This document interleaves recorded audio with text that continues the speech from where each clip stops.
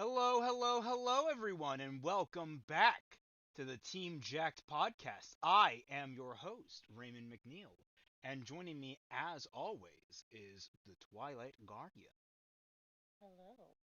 as well as the. Oh, a minute, the adjective generator isn't up. You didn't call me wonderful this time. What did I do? Oh, I'm sorry. I am. Well, I was like, my brain was like, oh, the generator's not up, and so I was like, oh no, I gotta get that up. I gotta introduce. No. No, she is still very much wonderful. Okay, here we go. All right, Kaiser, since I screwed this up, you get to choose. Choose a number between 1 and 5. The overjoyed Kaiser Shonen. Other options were offbeat, squealing, maniacal, and chief.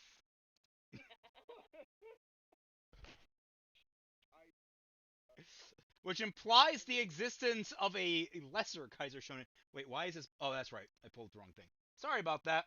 Uh, briefly pulled up my other tab in my window and it covered up Discord, so you guys went black for a moment. Don't worry.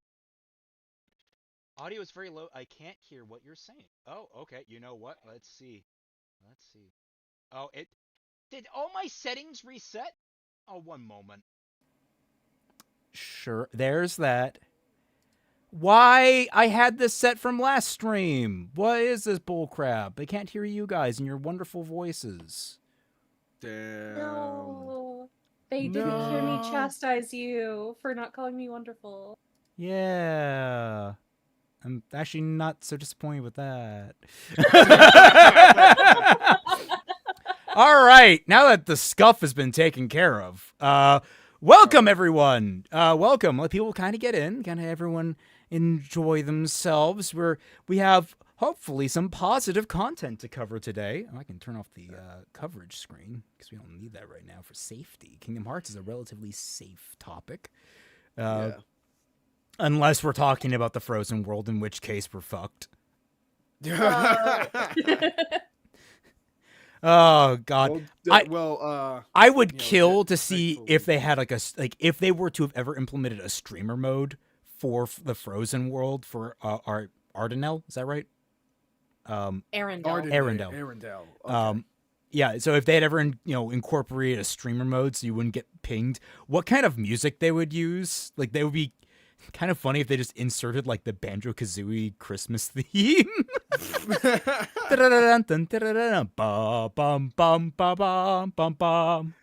Who cares? Frozen sucks. I don't get. Look. Just be. Look, I've not seen it, but from everything I hear, it's a genuinely good film. Like it's not. The only thing bad about it is that a catchy bop that all the kids really loved, and that just made it annoying for everyone. And also the twist villain. Yeah, also the twist villain, which I didn't actually mind. Which Kingdom Hearts rectified by giving him all of like 2 seconds of screen time. Sora Heart finally Kingdom Hearts stream. Talk. I've been waiting. I know this is, I think, the first time we formally talked about Kingdom Hearts on Jack. Yeah. I don't think we've ever covered it before, aside from random tangents that go on for probably far too long. That I don't think Critter has ever forgiven us for. You mean haven't forgiven you for? You're the one who brings them up. I was so bored. Come on. Robert Glendinning sent 10 gifted memberships. Thank you so much, and congratulations to everyone that got caught in the blast, except Dedarex. Oh, damn. Free Dedarex, bro. Celestial Warlock, who I believe has also made it onto, was it Sparrow Twin Talon, the 3rd tier? Congratulations on 7 months. While it's a day late, happy Veterans Day. I did not realize it was Veterans Day yesterday. Yeah. It was Remembrance Day. Yeah. Mystic Master. Sup, guys? What I love about KH3 is how they use the unique aspects of the Disney worlds, like using the surplus screams from Monsters, Inc.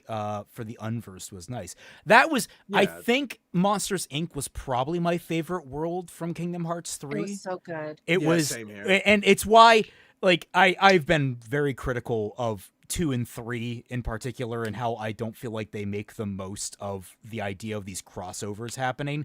Monsters 2 Inc. and 3. Yeah, 2 especially. 3 did a little bit better.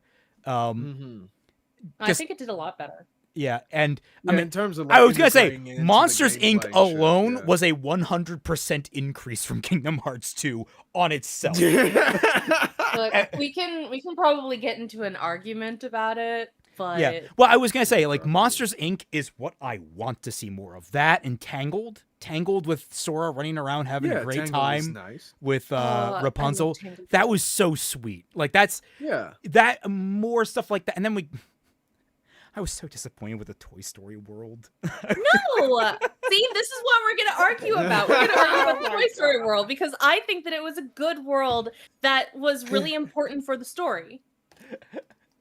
I mean, the importance is not what we're talking about. We were talking about like more so like how it the world is like integrated with the gameplay, right? Sora stealing Rapunzel right in front of Eugene, insane levels of disrespect. Okay, look, cut Sora some slack, all right? His romantic pairing is Kairi.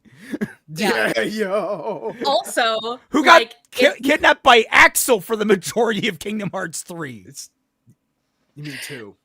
No, 2 and 3. I was gonna say, like, I Well- used the word kidnap, but she was just training with him off. Oh screen yeah, the okay, entire time. yeah. There's that. Well, she was also literally kidnapped by Axel for the majority of Kingdom Hearts 2, and then she was just with Axel again for the majority of The Kingdom Hearts irony 3. being is she was more plot relevant getting kidnapped in Kingdom Hearts 2 than she was in Kingdom Hearts 3.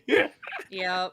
Which, in fairness, we've discussed this, me and Twy, does make her still a strict upgrade from Keiko from Yu Yu Hakusho. So Oh Yes. my fucking god, man. Yes. I will never not Keiko harp on Just that. getting all the strays, man.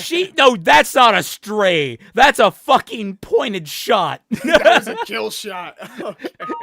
Oh god, Keiko, she's now being phased out of the narrative. I mean, she's been that way for a while, but like it's even worse now. Okay. Sky Slasher, Kingdom Hearts can't be that confusion. You got Disney, you got Final Fantasy OCs, and people with big keys fighting each other. What else is there?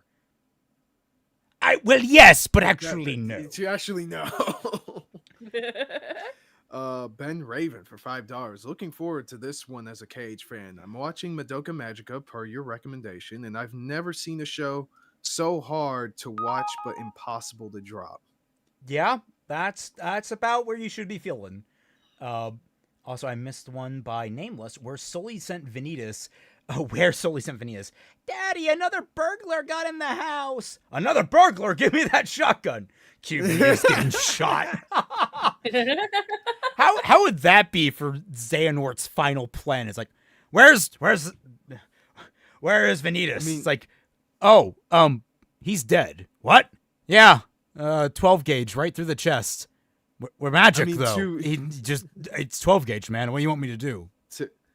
Also, to be fair, he did have the extras, that being, Marluxia and a couple of the others. Yeah, again, I guess you're right. He did have the, he had the spares.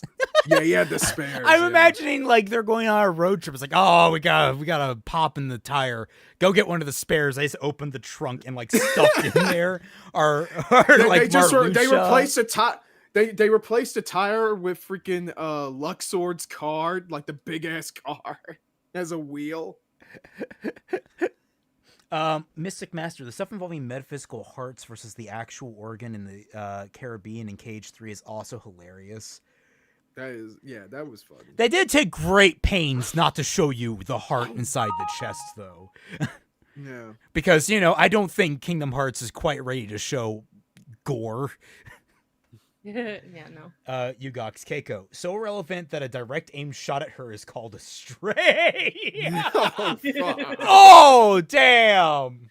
Ah, shit. Oh, also, we got told to check Discord. Guess we Already? start. Yeah. I Jinx, you think owe me a so. soda?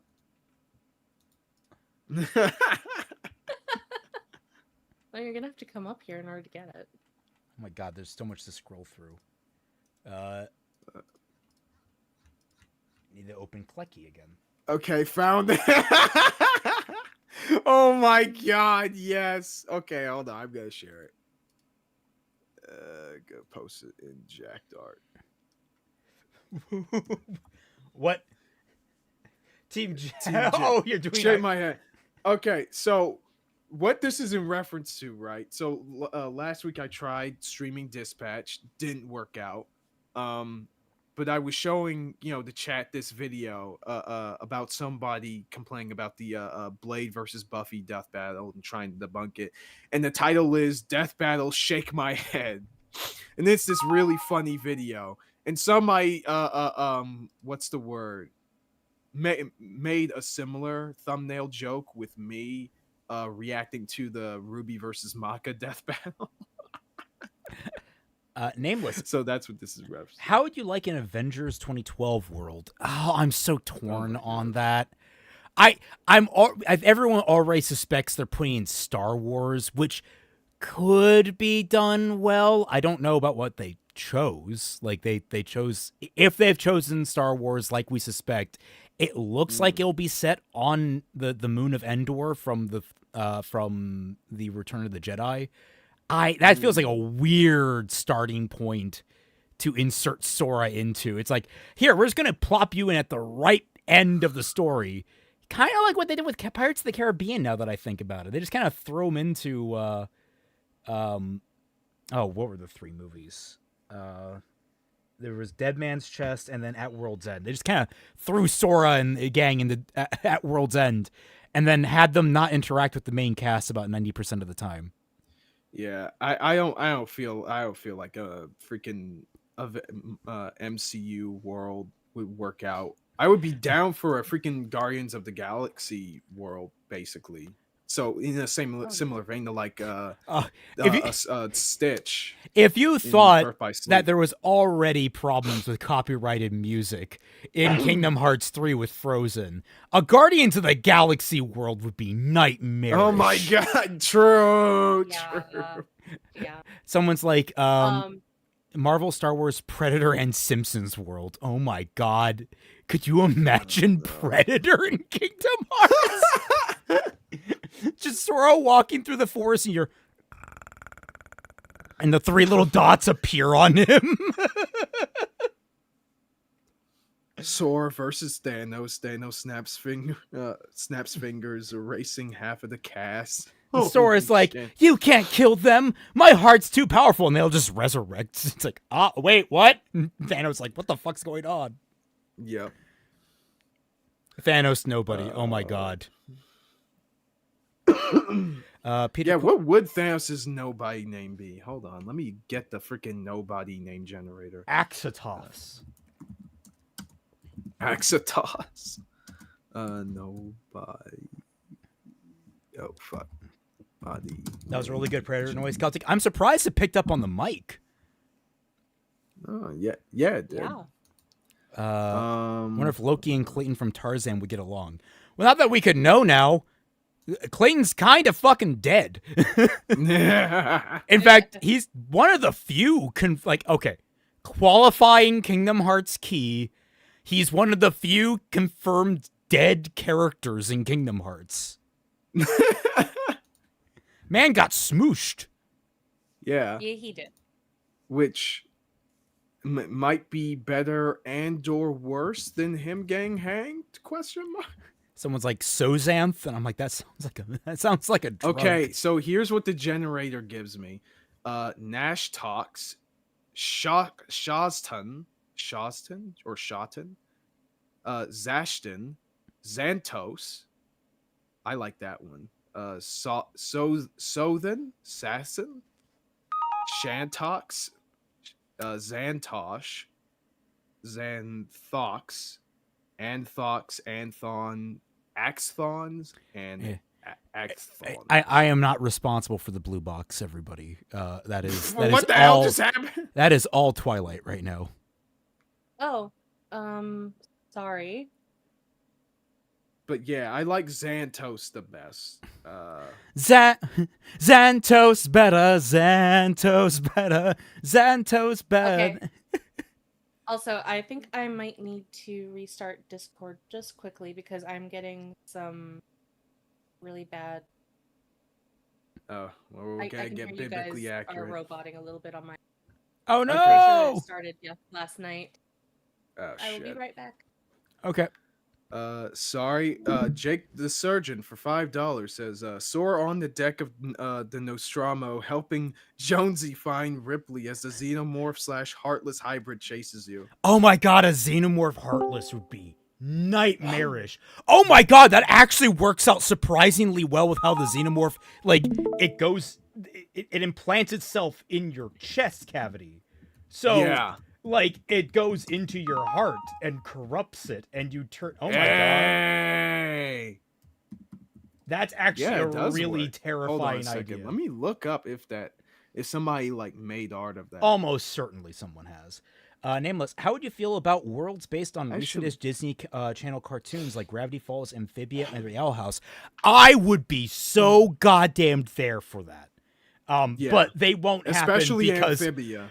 because I'm pretty sure all those creators burned their bridges with Disney. Unfortunately, yeah. Like I know that. Is it Dana Terrace that made the Owl House? Is that what I'm thinking of, or is she? I'm thinking Rebecca Sugar that remember. made what's her Steven Universe. Steven But- Universe. Yeah.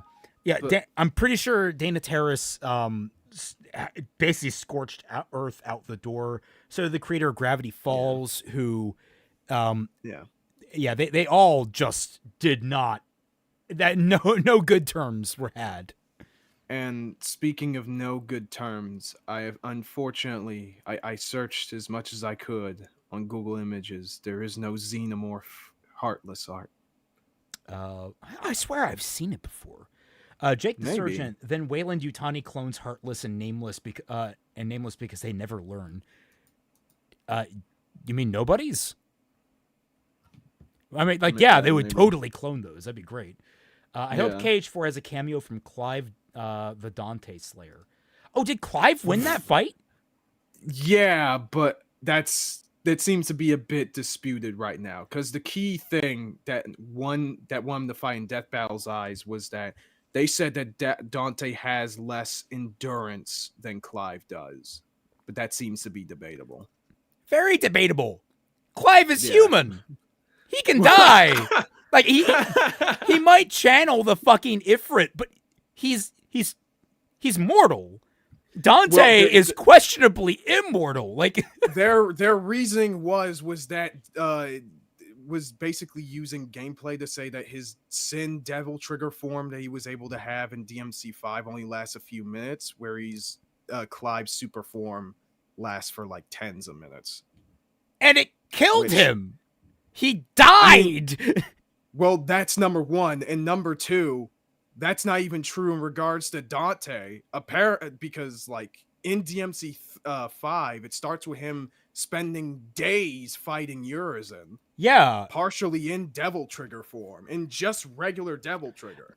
I don't even like I didn't realize I had a fucking bone in this fight. What the fuck? I thought it was going to be clear that Dante would just take Clive to the cleaners. Not that it wouldn't be an uninteresting fight, but apparently not. didn't Clive punch God to death? Didn't Dante do that every other game? I was about to say, they gave him a higher feat than that from like the DMC2 manga and novels. Oh Christ. Yeah. And yet they still said that like their stats were the same, their abilities cancel each other out. It's the endurance that was the deciding factor. To also address the actual super chat, I would not expect to see Clive in any Kingdom Hearts game. The Final Fantasy characters you see in Kingdom Hearts are all characters designed by Nomura. Like that is the requisite to get in. It must be a Final Fantasy character designed by Nomura, which I believe he only did Final Fantasy 7, 8. Yeah, so he did 7, 8, 10. I thought he worked on 9, but I don't know what he did. 9 would probably be Vivi. Yes. He brought in Setzer from 6. And I think that's it. Yeah. Vivi was the only exception because he was pressured to put Vivi in there. Which is a good fucking call, because Vivi is awesome. Yeah. Yeah. But he did not want to do it. That's why like Vivi doesn't really have Well, no, I wouldn't say that he doesn't have much to do with the prologue for KH2 because he was kind of vital. But Yeah, he like, was like a virus program or something like that. yeah. So like, it's not something that he wanted to do because he feels that using a character that he had no involvement in creating was disrespectful. So that's why only select characters appear. Yeah, and I believe the only other exception. Oh wait, never mind. I thought Nomura didn't design Setzer from Final Fantasy VI, but he did. I just checked. Yeah, I was gonna say, like, I'm pretty sure they all, except maybe Vivi. Although I thought he did design Vivi. I don't think so. Characters from Final Fantasy. You are 9. you are hilariously more likely to see characters from The Bouncer in Kingdom Hearts than you are to see Yes. a non Nomura Final Nomura Fantasy Final- character. Also, no, he did not design the characters from 9. So yeah, Vivi's the only exception. Huh. Wow. Debugger, battle monster. Oh, Jake Oh, the Surgeon. He also $5. designed Disney Shadow also- from Final Fantasy VI. Sorry. Oh yeah, he did. Yeah, he helped out with him and Amano were credited for character design, I believe. Jake the Surgeon for $5 says Disney also owns ABC, I believe. So Sora crossover George Lopez. Oh my lord! You're It's all- a slow it's a rider. slow rider. Is it, or is it low rider? I've never, Oh, it's a low rider. My Yeah. bad. Yeah. Izanagi, honestly, I would love to see how Final Fantasy VII Remake series mechanics and version of characters will play and interact with Kingdom Hearts. That sounds fun. More so, Kingdom Hearts has its own version of those characters, separate from all versions of Final Fantasy VII. Well, they look, sound, and act very similar to all the versions of them from the original games. They are themselves different characters than the Final Yeah. Fantasy characters you know and love. Yeah. Yeah, so that's also, we have more art. Oh, already, guys, you're just spoiling us today. Jesus. Yeah. Holy. Kingdom Hearts brings all the fans to the yard as it always. Who is this guy? What? No Kingdom Hearts slander beyond this. What? Why is this a Mr. I have bones sticking out of your head? What? I don't. I think it's in reaction to you and Twy arguing. Oh, it's about Titan the Executor. Toy Story. It's himself. Okay. Oh, never mind. Jake the Surgeon. Sora, I got this. All right. Well, on to the topic of the day, because we've done this. Yes. It's been a nice little warm up, get people in. We Yeah. have a video here by Echo Bizarre. He's actually a smaller YouTuber channel than us, which is a rarity here, who is covering Kingdom Hearts is Not Confusing. And the thumbnail, as you'll note, calls it the wickification of art, which is an interesting topic. Yeah. Sora Hart. And based off of that, I imagine what kind of discussion will be had there, and I think we will all agree. Actually, I had that discussion with Yui just last night, actually, specifically about. Well, I was going to say, you were talking with Yui for 14 hours, so I mean... No, I came into the chat at hour 3. Okay, Thank you very 11 hours. Fair. Sora Hart, right now I'm in the Toy Story world, but getting my butt kicked by the doll boss doing the premium menu. It's hard, but I'm determined to finish it. Gambate, my friend. Skill issue. Embate. What?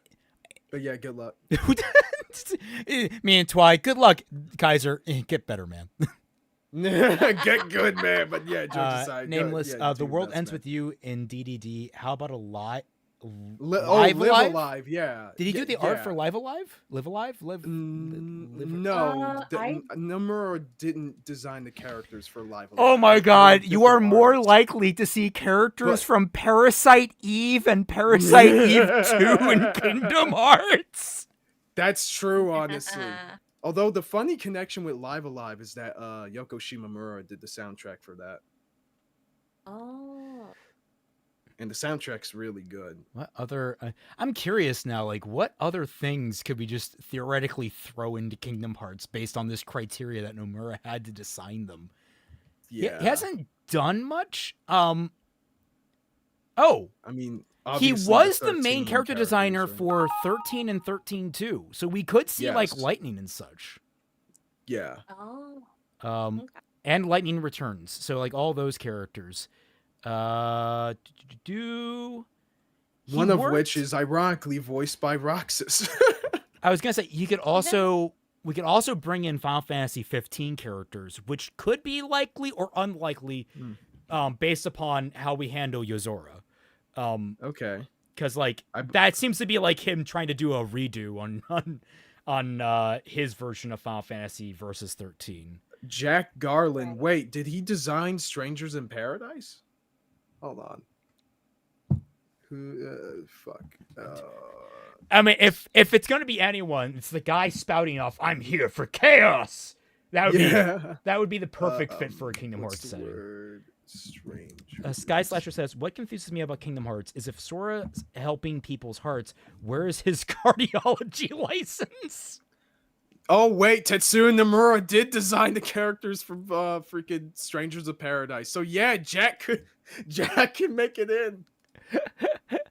Oh, that's great.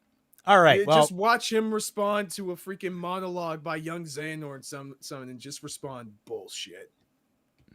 okay. Well, Just let's play Limp Bizkit. move But yeah, let's into move the on. actual topic of the video. It's 48 minutes, but considering that we probably agree with most of his points, though there's possible room for disagreement, this will probably go pretty quickly, all things considered. But I have been wrong before, Yes. and this could turn into like nightmarishly bad. Kingdom this Hearts is could a franchise either be a really infamous boring for its stream or really confusing, bad. overcomplicated story and lore, but I think this is highly exaggerated and mostly the result of three things. 1. The inevitable buildup of things to keep track of the longer any fantastical series goes on that nevertheless makes enough sense to those who have been keeping up with it. 2. Yep. The increasing tendency of people to experience art purely secondhand through wikis, summaries, and YouTube videos instead of interacting with the art directly and personally. Yeah. Actually, I'm going to contest that a little bit because I think a lot of the problem with Kingdom Hearts is that people aren't doing any digging. Like, it's more so that people are hearing about the story of Kingdom Hearts by secondhand experience. Like, they're hearing it from friends and tweets and, like, not even that from might be- reviews. That might be his third point. Oh, yeah, no, I'm just Oh, yeah, saying, might like, if it is, that'd be great. Like, I'm just saying, like... Well, like I have met people who have gone on wiki walks for Kingdom Hearts instead of Chet Manley. and then they find it confusing. Jack Oh, Garland, aka the walking skip cutscene button, perfect for Kingdom Hearts. you just skip the cut. You just press the skip cut scene button, and you just see a green screen of him being like, "I don't give a fuck who you are." Izanagi, holy crap, is he actually getting to the point? Yeah. Oh my god, isn't it refreshing that we've already had a rough thesis statement? he's Yeah, see, it's that easy, guys. First 30 seconds. It's so refreshing. And 3. The fact that Kingdom Hearts Dream Drop Distance did actually make things quite a bit messier, but the reputation... Ah. I'm looking over at Well, you now, Twy. What do you mean? You're like, maybe that's his third point. It's like, maybe it is. Maybe it is. I turn to you. I thought It was he not his mentioned- third point. I thought he mentioned the second-hand thing in the first. That was his first. I don't think he didn't say. Oh, sorry. Twy. Yeah, no. He said getting it through secondhand, didn't he? Yeah, I'm pretty sure that was to already those his who first. have been keeping up with it. 2. The increasing tendency of people to experience art purely secondhand through wikis, summaries, and YouTube videos and with the art directly and personally. My caveat was it's more it's less about them going out to search for information as those examples portray, and more people hearing secondhand from someone they know or they're interacting with directly online. So he is in the same we're in the same ballpark. I just think that more so it's heavily on the peer-to-peer aspect. I think that it doesn't matter. Like if you're experiencing the story secondhand, it doesn't really matter if it's a person, if it's a wiki, YouTube video. It's still second. still the same category. Yeah. Well, Go ahead. Yeah, I was gonna guess say it my depends on only what thing specific... is I would have added that caveat. That's just me though. Great. You're Great just bar. quibbling over. If we talking Over Souls. on needing a wiki to understand a game story, does that count like the Souls title? Yeah, that's where like I mean, I get kind of because people love the Souls games, and while they call the story convoluted, people love searching for the lore. So it's yeah. I mean, most Souls games are sort of the way that they present their stories is fundamentally different from how most games do it. Also, I would have probably added a fourth point here that I think is honestly the biggest fault, and it's one that they have rectified, but the earned reputation has stuck with them, is the diverse number of consoles and ports that you required in order to keep track of every single game in the franchise. Which I still argue against because because it's not as much as people think, and I have argued that. Well, yeah, and they have largely rectified it with all the collections that bring everything together. God damn you fuckers! Remake 358 over 2 days. Come on, give me the actual game. Sorry. I don't care about remaking 358. What I care about is remaking Union Cross. We can do both. We can do both. Yeah, why not both? Why not both? Yeah. But like, it really is. That can add to like people's confusion. I can understand, even if it's like not all that big of a deal in my opinion. Yeah, either. The thing is, like, it's more so just people go into one of the games thinking, "Oh, I never got this is a popular franchise, and this game came out on the PS2. I don't have one of those, but I do have a PSP, so I'll get this Birth by Sleep game." And it's just like, I mean, I'm kind of following what's going on, but like, there's a lot going on here that's kind of weird and wonky. And maybe that's the only Kingdom Hearts game they played. And so they then just hear about this other stuff going on. Like, what the fuck happened? Like, I get where a lot of where the initial moment of that kind of stuff came from. And it has unfortunately clung to it like cigarette smoke. But it has, again, been largely addressed thanks to all the available collections on every available system now. So it's one of those things that, like, it's just... It unfortunately lingers and will be cleaned up with time, I think. Like, look, my guys, if you are confused because in Raymond's scenario, you picked up Birth by Sleep as your first game and you were so confused that you didn't know what was going on, that you can't follow what is technically at that time the earliest installment of the game and thus had its own separate continuity that barely featured all of the stuff from the earlier games, you have more problems. Cameron, you just activated Twilight's trap card. I was confused because I made the mistake of playing Kingdom Hearts 2 first. Thought Roxas was the MC who replaced Sora and the organization was trying to rescue him. Make of that what you will. Okay, so we've actually had a very similar experience. Kingdom Hearts 2 was also my first experience with Kingdom Hearts. I did not have the same thought process as you, but I did, like, I mostly knew Kingdom Hearts through fandom osmosis online. Like, I knew people talking about Kingdom Hearts. I knew of the fan art. I knew of people doing a lot of Kingdom Hearts roleplays on Gaia Online back in the day. There were so many of them. I really wanted to have that experience of knowing what Kingdom Hearts was, but I just never knew how to get into the games. So when I bought my PS2 and my mother bought me Kingdom Hearts 1 and 2 as a gift, as long as I finished my homework that would help me to graduate from high school. I finished one of the modules. She gave me Kingdom Hearts 2 first. Oh, nice. She would not give me Kingdom Hearts 1 when I realized that, the story is kind of important. And, like, the order was kind of important. So I was stuck with Kingdom Hearts 2. I was very disappointed when I booted up the game and I had to play as Roxas. I'm like, where's Sora? I thought Sora was the main character of the game. Yeah. Someone was I, asking. But- I, I was I was confused in a similar way because I think I told this story before, but me and my brother were playing Kingdom Hearts 1 when it first came out.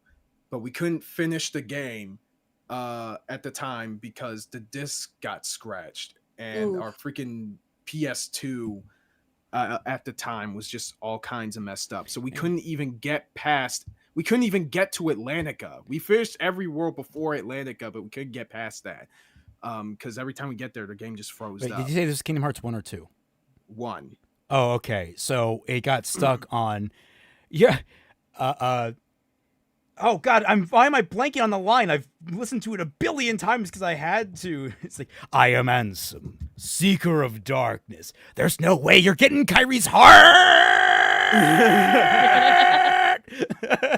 And then like I don't think either of us like finished Chain of Memories. I knew he had a copy of like the Game Boy Advance version because of his a friend of his, but I don't Oh my think we God, ever really Datarex. finished it because I don't think we ever finished it because you know that we couldn't get around the system, so we just went into Kingdom Hearts 2 and we had no idea what the fuck was going on. Kaiser, look at the art. Oh, hold on. Reaction commands are back. Wait a second.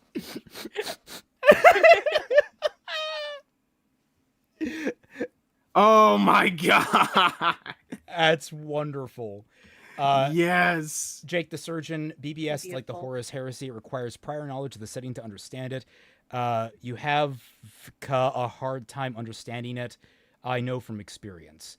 I mean, Birth by Sleep has a few things that like they just presume you know, like keyblades and Yeah. such. But like on the whole, you get, oh, these kids are students of Master Ericus. You've got this new guy showing up with a new student thing. Wait, no, sorry. It depends on which story you start with, but like, you know, you can learn the story of how Ventus wound up at the school and all that kind of stuff.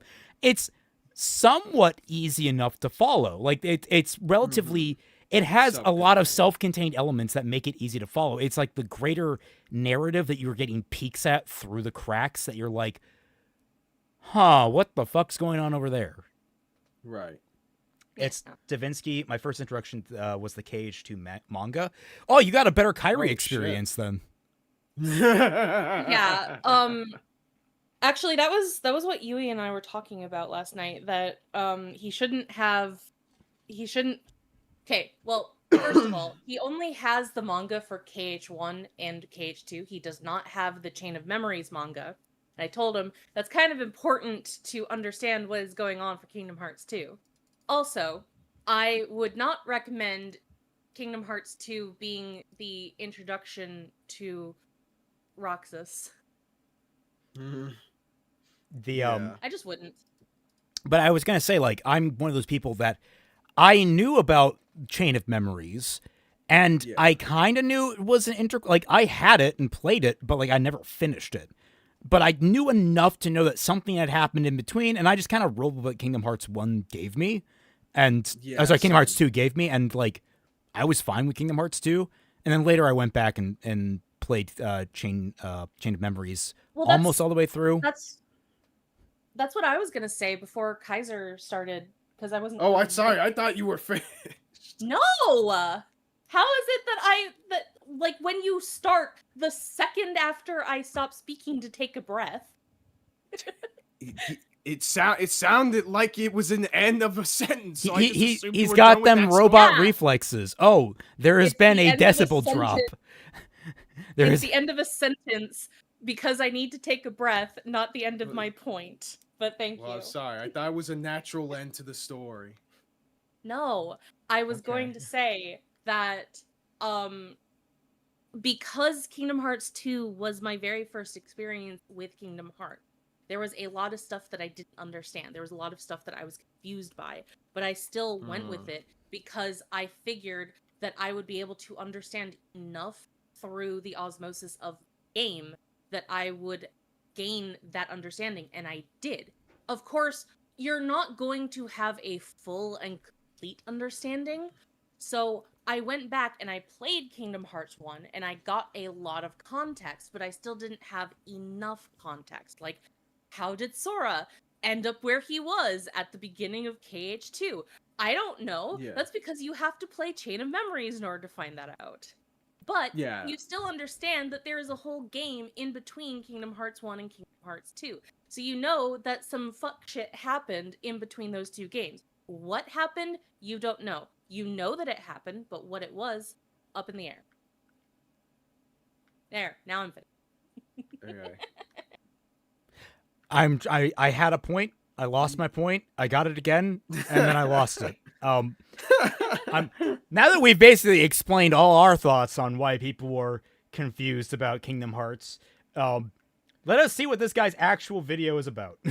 And Yeah. 3. Well, the art I think that directly most and people are personally. confused because And they 3. just don't The play fact the that Kingdom other Hearts games that Dream are Drop page Distance 1, did actually make things quite a bit messier, but the reputation had already been established by then, so you can't pin all the blame on Xehanort's time travel and Nording and Dream Worlds as much as I might want to. And besides, I don't think the problem is actually that Dream Drop gets more confusing, and more that it messes with the stakes and consequences of the series up to that point, which is a more fundamental problem unrelated to how easy or hard it is to follow along. So I pin the blame for No, the I don't reputation more on factors external to the Kingdom Hearts games themselves. Kingdom Hearts 2 was the first RPG of any kind I ever played all the way through. I remember first hearing about it from two of my friends in elementary school raving about how cool it was, and then one of them showed me the strategy guide when I went over to his house. I then noticed the manga offered in those Scholastic Book Fair catalogs. Is that even a thing anymore? Anyway, I bought question. the manga book in that catalog, Yeah, which good cover the question. first 2/3 of the Roxas prologue, and I knew I had to play this game.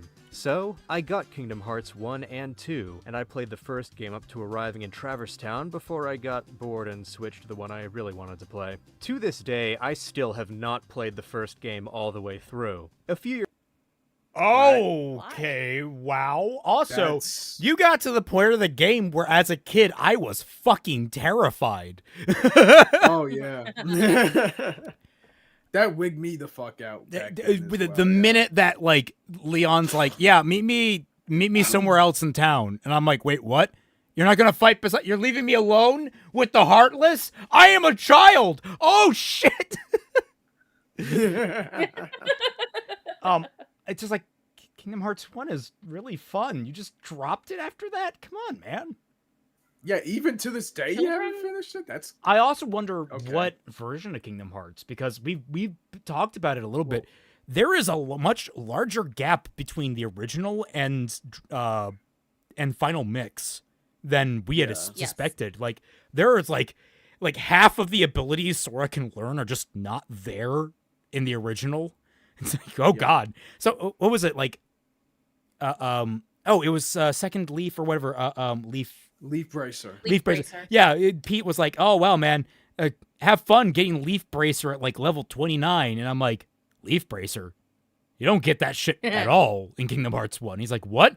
Yeah, let's look at this." And I went down the list. Yeah, you get Bonk, you get Dodge Roll, and then you don't get shit for like 30 levels.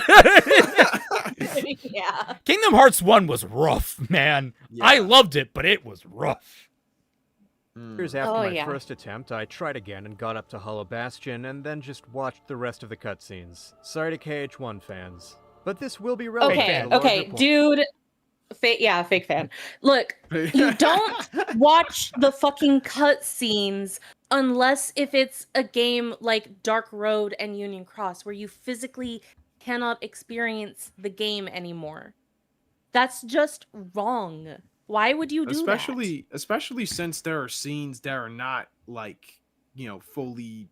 I'm not gonna say fully rendered, but not like scenes like they're- the ones we're seeing on screen that like are also important. Well, no, like there are scenes that aren't cutscenes, and it's just dialogue between characters in Yeah, the that's what world I when you're mean. talking to them. Yeah, like that, Yeah. Yeah. like talking to Aerith and Squall in the library and such, and talking about Okay. all the different lore and such. Like just getting at least a little bit of a peek at behind the curtain. I mean, as someone Yeah. who played Kingdom Hearts 1 since release, that was such an interesting little tidbit of like things I wouldn't even know what would come. Right. And of course, also like you're missing out just by the fact that you played other games first. One of the things you're missing out on is the twist about Ansem, which blew me the fuck away as a kid. Because like I'm sitting here, I'm getting these Ansem reports. I'm not really reading them, but I keep getting them. I keep making note. It's like I should maybe read those occasionally at some point. Never did because I had other things I wanted to do in the game. Right.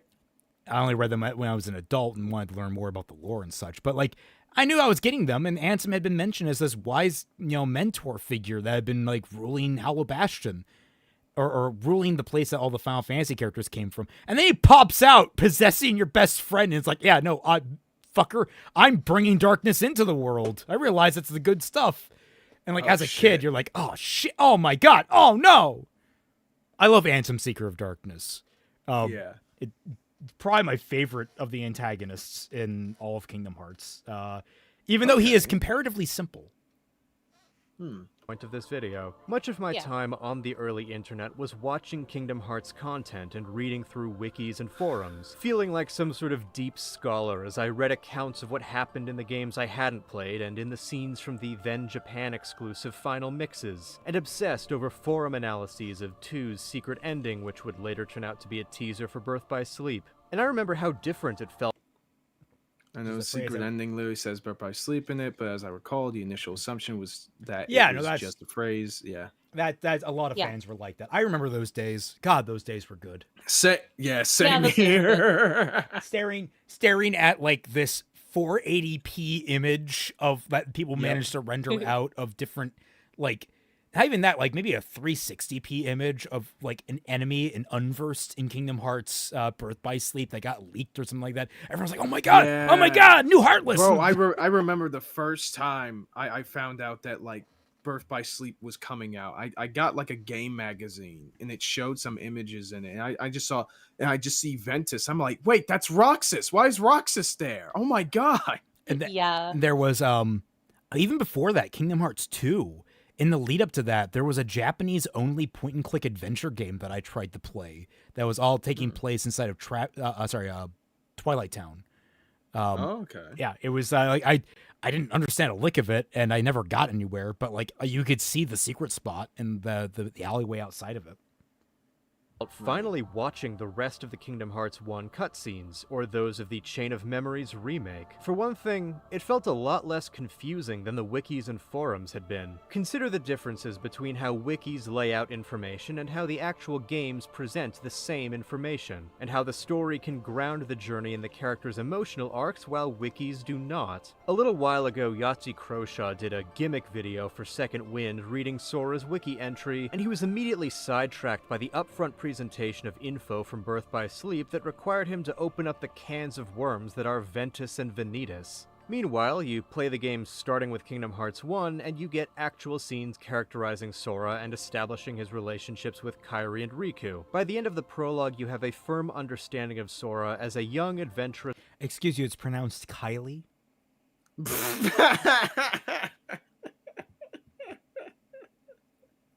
I can't tell if Twy is either did not hear that joke or if she is laughing uncontrollably and cutting out.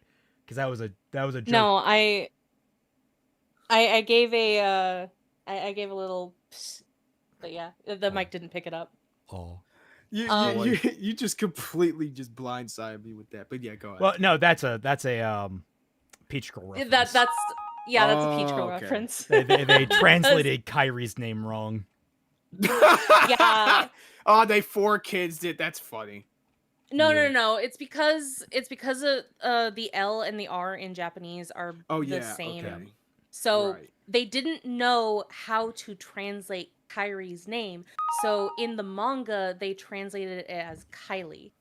See, if KH isn't confusing, you've got way less of an excuse to hate on Blaze Blue. Son. Blue. Okay. All right. Well, listen. Wait a second. Let me. All right. Let me pull a Woody right now. Okay. Let me cook. As someone who has played through 2, technically 3 Blaze Blue stories, that is untrue. I was gonna say, it's not incomprehensible, but Kingdom Hearts' stories is much less complicated. Kingdom Hearts' opening dream sequences make more sense than the opening narration that is trying to directly tell me what the hell is going on in the BlazBlue game I tried to load up. All right? That should tell you something, that a completely unmonologued dream sequence is more straightforward. Silver-haired freak. It's actually pronounced Carrie. Thank you very much. He's an Uggy. No, trust me, BlazBlue doesn't make it easy for itself due to the terminology mix, the weird time looping and whatnot. Yeah. Yeah, exactly. And the fact that like different character routes are like take place in different lengths of time, but they're debatably even canon at the same time it's crazy. And this is all on top of the fact that it's a fighting game franchise, and all of those stories are just typically messes anyway. So yeah. Who wants to be with his friends and will fight darkness to save them. Whatever new terms and eventually weird magic the game throws at you after that, this fundamental aspect of Sora's character is a constant truth that remains simple. Kingdom Hearts, the whole series, is fundamentally about the value of friendship, how it can bridge great distances, both physical and emotional, ease the passage into maturity, and be a shield against despair. Everything else is effectively window dressing around that core idea and the main characters who convey it. It's true that there's a lot of weird magic rules that don't conform at all to how real life works. If you try to apply the logic of real medical hearts to the game's magical metaphorical hearts, you would get confused, but hey, it's fantasy magic, so that one's kind of on you. The emotional stakes and goals of Sora, Roxas, Riku, and the Wayfinder trio are all completely... I included it, but I guess you don't want me to or else. Fair. Yeah, Yes. 110%. clear throughout the series, even if the plans of their enemies are shrouded in mystery. And that clarity can anchor a player through every new I mean, okay, you're using Kingdom Hearts 2 for this, where literally Yen Sid is like, yeah, this is Organization 13, they're trying to summon Kingdom Hearts, go around the world and try to stop them. It's like, okay. Yeah, that seems... that's pretty straightforward. Yeah. Yeah, it's pretty straightforward. The thing that was the most confusing to me when I was a kid and was watching my older brother play Kingdom Hearts 2 was just this understanding of like, wait, they're called 13, but like some of them aren't around, and then you get these reports of these other characters like Marluxia and Larxene and shit. I'm like, where the fuck are they? What happened to them? I wish that there was a little bit in Kingdom Hearts 2 to more directly like address that. I mean, admittedly, maybe there's a cutscene in Final Mix that does, like, 'cause I know Final Mix adds quite a few little cutscenes. It does add a few. Because I mean, in the original version, there was no reference to what happened to all the other members of Organization 13, and having played what I did of Chain of Memories, I just assumed, like, I guess they all died there, and I wasn't wrong, but I didn't really know for sure what happened to them. Yeah, like I said, we didn't finish Chain of Memories back then. And of course, I played and finished all the games later on. But yeah. So one thing I was going to note here is, like, one reason that I very much prefer the story of Kingdom Hearts 1 over 2 is I actually really like the kind of mysterious aspect to Kingdom Hearts 1. You do know it's the Disney villains that are doing their own machinations in the background, but you're not entirely sure what their ultimate goal is until about the full scope of it. And then once you like built up to beating Maleficent, by that point there's another hook of like, wait, there's something more going on here, and it's finally revealed that it's Ansem and the Heartless you've been fighting this whole time aren't just like point and click monsters sent by the villains of the Disney worlds, but like there is an intelligence behind them doing its own thing that even they didn't anticipate. And I really like that like escalation and threat as opposed to Kingdom Hearts, which literally Kingdom Hearts 2 where it's just like, organization, go kill them. Yeah, well, Jens no, I will argue against you on that, because as someone who played Kingdom Hearts 2 as their first and only Kingdom Hearts game at the time, there's quite a lot of mystery to it up until the very end.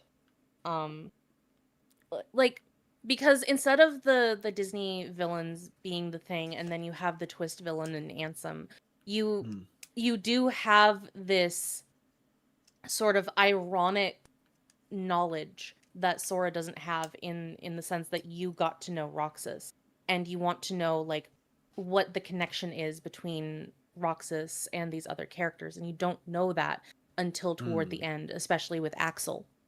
Oh, that's fair. Like it's elements. BRB. Yeah, Kingdom Hearts 2 thrives on the elements around the main plot line. I'm not going to try and diss that. I don't think Kingdom Hearts 2 is bad by any means. No, but I think that it's not fair to Kingdom Hearts 2 to say that there's no mystery to it. Well, I I'm think talking that's specifically just- the central narrative in terms of like the threat that you are directly dealing with. You know their goals, you know how they're going about it. There was more of a like it felt like Kingdom Hearts 2 just kind of wanted to be like, okay, here's all this like the main core plot stuff, we can do the side stuff now, like the cool like talking about Roxas and his relation with these different characters and such. We can learn about their But he is part of the personalities. main narrative. Yes, and what I always argue the strongest point of Kingdom Hearts 2 is that intro with Roxas, where the mystery was at its thickest. Yeah, but like the mystery doesn't fully go away just because he does. And that is the thing. But also like I think that they're different mysteries. And just because it's not presented in the same way that Kingdom Hearts 1 presents its mysteries doesn't mean that the mysteries are lesser. It just means that they're different. Did I say that it was lesser? I said that I prefer Kingdom Hearts 1. Like I Well, yeah, but like that is kind of inherently saying that it is lesser because of your preference. no. Yeah, I haven't. that's how preferences work. It just means one is attracting to me than the other. Preferences can or cannot be informed by like factual elements. Like, Uh-huh. why do I suddenly feel like I'm on trial here? Like, I prefer Kingdom Hearts 1. Full stop. And there are elements why like that. Because it has this mystery feature that you like, and implying that KH2 doesn't have that. And I'm arguing against it. I'm implying Kingdom Hearts 2 has different mystery features that I find not as engaging, or in certain ways differently engaging. It's differently apples to- engaging. I wouldn't say not engaging. Because they are still engaging. Or else you wouldn't like apples. Kingdom Hearts 2. Yeah, I like it. It's apples to oranges. It's more so like I prefer Kingdom Hearts 1. It's. No, I think you're being All right, silly. I'm back. Move on. I'll just. Okay. Okay, I guess I'll that's just the go thesis. then. I'll just go then. Goodbye. Gee, what the fuck happened while I was gone? Actually, what am I saying? This is my fucking airship. You get out. This is my server. You get out. I just back came that way. back and And in y'all the getting series' heyday, divorced. the new lore was Izanagi, we call this the trial of Twilight versus Raymond to order. Isa, I don't want you to be the fucking judge of that trial. Yeah, no. always added at a steady stream that allows a player to sit with each new major concept rather than get overwhelmed. And in some cases, like the most potentially confusing parts of Kingdom Hearts 2, the games sit you down and explain the same idea multiple times. Most of the concepts before Dream Drop weren't that No, they complicated can't. anyway. Heartless There's are no such introduced- thing as giving context in Kingdom Hearts. We know that. There's no there's no context in Boss Sing Se. yeah, there's no way that it recaps you in Kingdom Hearts. Media tells us that there's no recaps, so there Nah, can't be totally any. not. Never happens. It's pure fiction. That's why you're blue Yeah. boxing. Didn't happen. Why are you blue boxing? I know. I'm sorry. I'm doing a thing. I'm changing my sprite. Give me a minute, Jesus. Just as simple monsters the fuck first, is my with downloads? explanations and complications in the differences between Emblem and Pureblood Heartless coming later, and not actually being that important. The fact that people falling to darkness and becoming heartless can also produce a nobody is not brought up until the second game, after the baseline understanding of what heartless are has been well and truly established. If you ask a Kingdom Hearts fan to explain the lore and you get heartless and nobody thrown at you and defined within a sentence or two, you're a lot less likely to retain what those creatures are. And you might get an inaccurate sense that understanding the emblem pureblood distinction is important to understanding the story, when it's really just a fun extra detail. Yes, there are a lot of characters and concepts that the series has built up over time, and boiling the experience down to those details to present them all at once makes you sound insane. But is that really so different from asking an MCU fan to explain the plot of the Infinity Saga to someone who hasn't seen any of it and Or explaining comic books in freaking general? Like, I'm Yeah. sorry, Doc. I will say, I mean, like, I don't know if this is a fair equivalence. I guess it is a fair equivalence because, like, you can go into an Infinity War and follow what's happening for the most part. I mean, there are a lot of elements you're gonna be like, I guess that's a thing. It's gonna be a higher ask more so than confusion. Twilight, what is going on over there?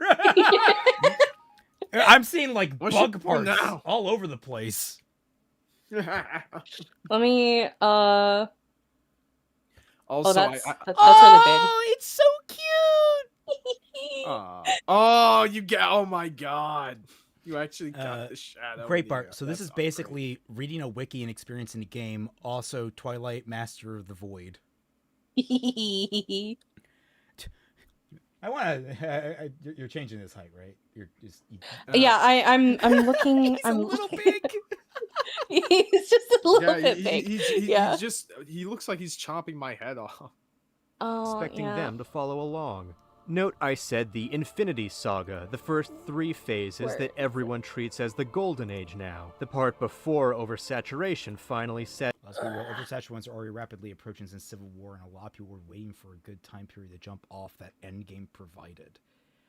I don't agree with Debatable. that. I don't agree with that. Nah. I think it's really just been a degrade in quality. People are getting like they're not getting as nourished by the stories being told No, as they used to be. no, I disagree with that because people have been complaining about the game or the movies for quite a while. They started complaining about the films after the first Avengers. Oh yeah, People To were a lot- looking for a way to get off. To a of large the- extent, though. Like after the first Avengers movie. Yeah, they Okay, did. yeah. All right, that's new. That's new to me. I mean, I know, I definitely know that people were speculating about superhero fatigue for the longest time. However, those conversations only ever came up, at least in any direct way, when it was a movie that failed. That was like a lot of the DC movies, like, you know, Superman versus Batman, that sort of thing. When those movies did not do well, there was huge push by by either big fans of that series or even potentially studios saying there is a superhero fatigue that's setting in. That's why it didn't do very well. And potentially it's just it just failed on its own merits, like that sort of thing. Yeah. Because people can't imagine people could not imagine a Superman Batman film tag team combo not doing well. And Right. I'm pretty sure it's today considered a pretty big failure. Meanwhile, that was still how many years before the Infinity War and such, and it was people were only getting more and more into the Marvel films. Then Endgame happened, and people did hop off, but people were really excited for what was going to happen after Endgame. People were so hyped for WandaVision, and then Falcon and the Winter Soldier. And then, what was after that? Loki. People were hyped for those things, but you notice that after each of those, the hype died down a little bit more, and a little bit more, and it's because the quality of those, there wasn't as much to. It was a bite rapid into. decline. Yeah. Yeah. Jake the Surgeon, $5. The issue is that Phase 4 onwards, the cinematic equivalent of a rotting elephant bile. Yeah, that's a TLDR on that. Yep. in. Yep. Getting introduced to Iron Man, Captain America, Thor, Hulk, Black Widow, and Hawkeye over the course of the Phase 1 movies building up to the Avengers is quite different from getting a crash course explanation from They're a everywhere! wiki or a fan. Kingdom Hearts is the Oh my god! Oh, I'm looking at the stream through my phone. What the fuck, sorry. Twilight? Ah! Ah! There. I was trying We're to getting- fix. Oh my was god! trying to So, fix it. Raymond, play Sinister Shadows in the background. We're having a Thousand Heartless battle. same way. That's not to say there isn't clunky writing or a wealth of strange story choices throughout the series, but I don't think these moments are confusing or hard to follow, just unnecessary or dumb. I suppose in that sense convoluted might still be a fair word to use because certain things are more complicated than they strictly need to be to tell the same story, but hardly too complicated to follow. Like, okay, the Heartless are actually the hearts of people outside of their bodies, and the Nobodies are actually the bodies of people without their hearts, so the names are the opposite of what they logically should be. Weird, counterintuitive, and ultimately irrelevant. Once a fine jumping off point for amusing jokes, and now just tired observations and never points that a player of one of the games couldn't easily shrug off after realizing it. Similarly, the reveal that consider this a blanket spoiler warning for Kingdom Hearts 1 through Dream Drop Distance, if you care. Thanks. So Zero can consider watch the this, then. reveal that the Ansem fought in Kingdom Hearts No, that's actually kind of. Someone tell Zero he can actually watch us, I guess. Oh, awesome! Ah. All right. 1 was actually the heartless form of a young man named Xehanort, who overthrew the real Ansem and stole his name. I get that from the outside looking in, hearing the name Ansem for the first time in the context of this is Ansem but he isn't really Ansem but he's still called Ansem even after everyone finds out he isn't the real Ansem is confusing and stupid. But when playing the game, there's a whole back and forth where Mickey Mouse sits Sora down and explains it unambiguously. This guy assumed this other guy's name. Okay, fine. Simple. It's a common story trope. All plot twists involve changing a character or situation from what it is first presented as, and describing the twist not by all of them presenting involves the Mickey before Mouse, and which makes after it better. scenarios at the same Agreed. time is always going to create at least some form of whiplash. The twist can feel unnecessary since the story of Xehanort's betrayal of Ansem the Wise could easily be told without it, but it is there. So does it add anything meaningful? Well, its presence subtly characterizes Xehanort as ambitious but insecure, trying to style himself as a scientist king like his mentor without feeling that he can actually stand on his own name and achievements. There may also be motivation from his amnesia, as by assuming Ansem's name he can adopt the past of another as his own to fill the void that is his history. It's not characterization that matches up with who the character ends up being by the end of Dream Drop Distance, and I think the developments from that game change the character for the worse, but again, I would not use the word confusing to make this criticism. Hang on. I don't That's- agree. I don't even agree with that. Like, I have my bone to pick with DDD, but like it's certainly not the change of character. Like, he got Yeah, I his was about to memories say, back what? at some point. Like, and Also, he kept on the what- facade. So Also, how what is it- changes to his characterization are you even talking about in Dream Drop Distance? If anything, that's just maintaining what he's already been trying to do. The only Yeah. difference is that he has foresight because of, time shenanigans. So like, hang on. If what I'm getting at is true from what he is saying, he's saying that you can speculate his reasons and motivations for taking on Wise's name because darkness, Yeah, heartless, right. it would be these things. However, once he gets his memory back, his motivations change. Therefore, it invalidates the earlier speculation and headcanon that you have as to his reason. Which, even then, I don't really think so because, again, by his own admission, that version of Xehanort had amnesia anyway, as did Ansem Seeker of Darkness. and it's even implied in Birth by Sleep, I thought, that he actually had some of his memories potentially. And like, yeah, that was that whole sly little conversation between him and Braig. Was like That's Yes. also true. Braig yeah. kind of testing the waters and like, you really don't remember a thing? And he's just, I can't remember exactly his reaction, but I know Braig was a little bit like, oh, this will be fun type thing. Yeah. It's kind of mixed from my understanding. I believe he had like some of his memories, but like not all of it. Remember when Raymond Yeah. said this stream would be short? I mean, we're 8 minutes into the video. That's pretty good time, honestly. Yeah, that's good time for Team It is Jacked. good. Anyway. Once upon a time, it was fair to call the series hard to follow in a non-textual sense, because all the handheld games are just as important to the plot as the numbered entries, except maybe coded. But we're on different... No, surprise, buddy! Nope! Oh, Coded, it turns out to apparently be fucking vital. Yeah. The only game that is not important is Melody of Memory, and that's because there is literally nothing in there that is important except for the last half an hour of story. Of which could be mentioned in like 4 sentences by one character at some point in a future game. Yes, exactly. So like and with the track record of how Kingdom Hearts does a lot of things, you're probably going to see what happens in Melody of Memory anyway. So I was it is about to Also, say- wait, skippable wait, game. no, I'm sorry. What do you mean Coded's not important? Coded sets up Dream Drop Distance. Not There's only also that, Coded sets up Union Cross. Yeah. Damn. Like, the first time that we hear Maleficent talk about the Book of Prophecies or anyone talk about the Book of Prophecies, is Maleficent talking about it in Coded, which came out in 2009. And Kingdom Hearts Key comes out in 2015. And then Unchained Key, which is the iPhone version of that game, comes out in 2016. We don't hear about the Book of Prophecies until 2015. And then we learn why Maleficent went back. Is he going to mention Key? I don't know. Because he hasn't used any footage from it last I checked, so maybe he doesn't acknowledge Key. When was this video How made? old is this? Yeah, how old is this? But I thought it was very recent.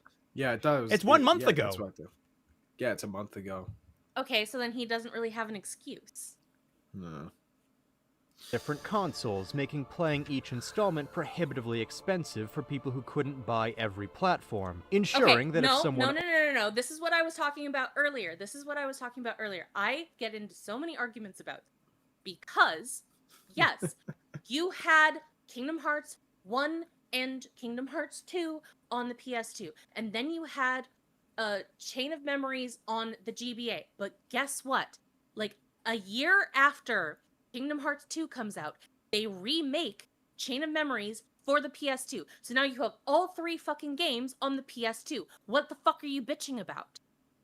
And there's also the fact that, like, yes, well, you know, a lot of the side games are in other consoles. Fact of the matter is, they were in consoles like several goddamn years apart from each other.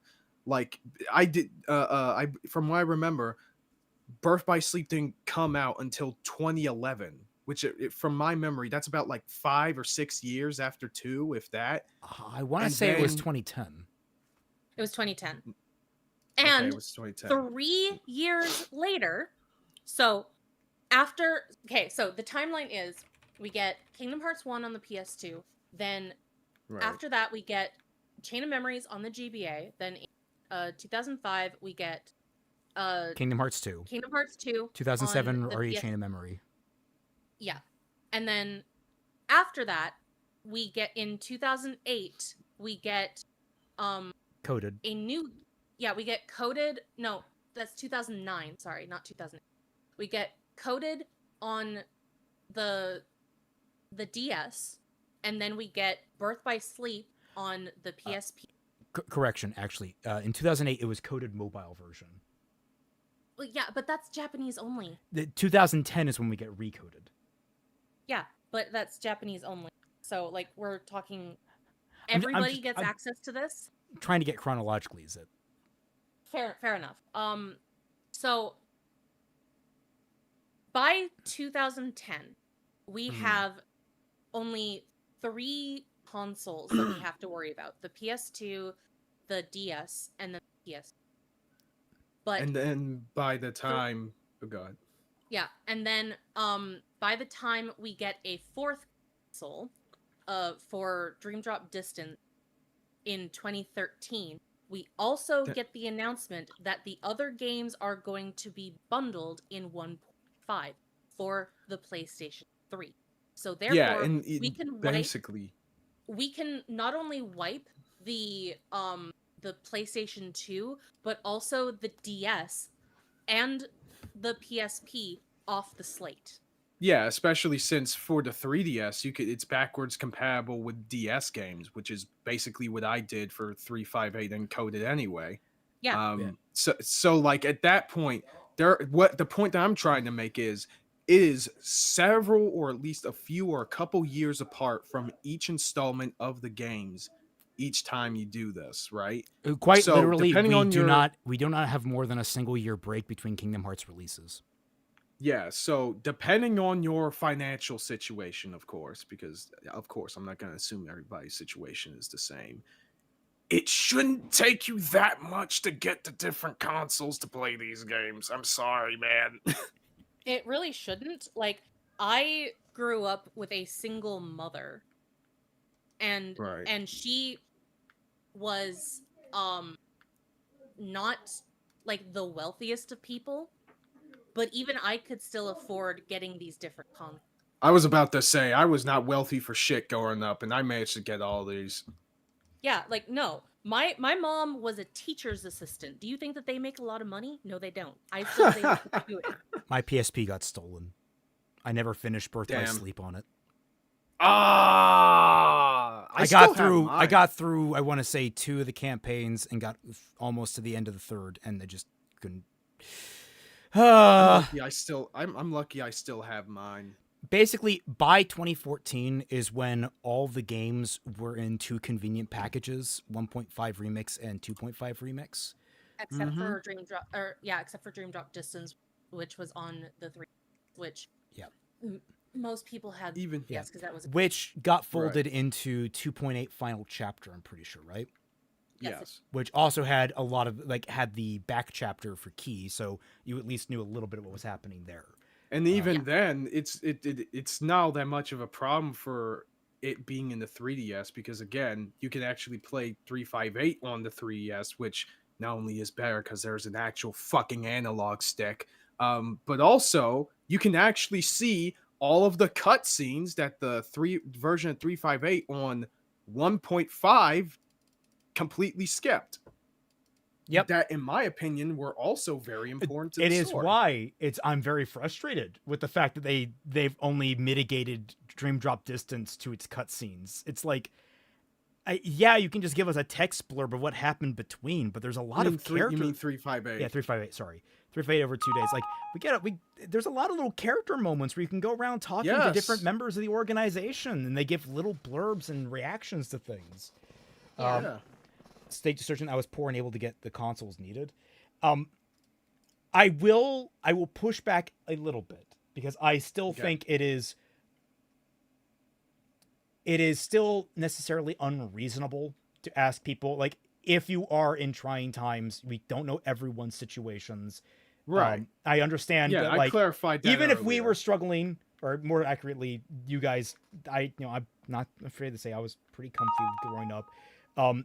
Even, if the family, if we have people that were struggling, that were managing to get them, not everyone could. And, or maybe they didn't even know where the newest game was, because that could also, we didn't have as deep an internet culture as we did today. So I understand, again, where a lot of people were coming from in the initial surge. The minute those collections started coming out and they were widely available and people had much more connection, the minute I started getting, I would get more annoyed with, like, oh, guys, it's all right there. Yeah, it's not that hard anymore. Yeah, and by now the collections have been out for nearly as long as 2013. It's been over 10 years. You can't complain about this anymore. And if you are still complaining about how, 10 years ago when I was 5 years old, I couldn't do this thing, shut the fuck up. Okay? Like just My do it. old correction. 2014 is when 2.5 remix came out, which Okay.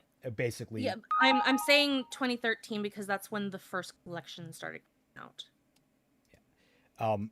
But even then, when did the story so far come out? That was like right That would before have Kingdom to Hearts be- 3, I thought. Yes. Yeah. That would have to be like around 2019. 2019, yeah. Yeah, so it has been 6 years of that being out. And also, I need to amend a statement that I made earlier. It has been 4 years since we have gotten. No, sorry, it's been 5 years now since we have gotten a Kingdom Hearts release. Yes, it has been. That is And that the is- largest gap we've had so far. And that is partially due to Square Enix for canceling Missing Link. Fuck you. I Yeah. will never forgive you.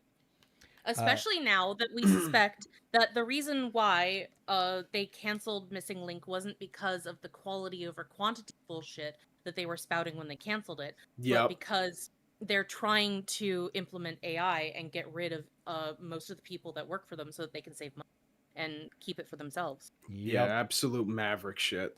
Sora Hart, I borrow my friend's copy of RE Chain, and I let all my friends borrow a copy of Birth by Sleep, so that's another option. That's another thing people could do, yes. That is also, sharing yeah. games. Like that, again, to add to that, there was also back in the day you go to a video rental place and you could borrow consoles to rent out, and as well as the games. Mhm. So there were a lot of options for you to go and have the experiences that you wanted or needed without having to fully purchase these things.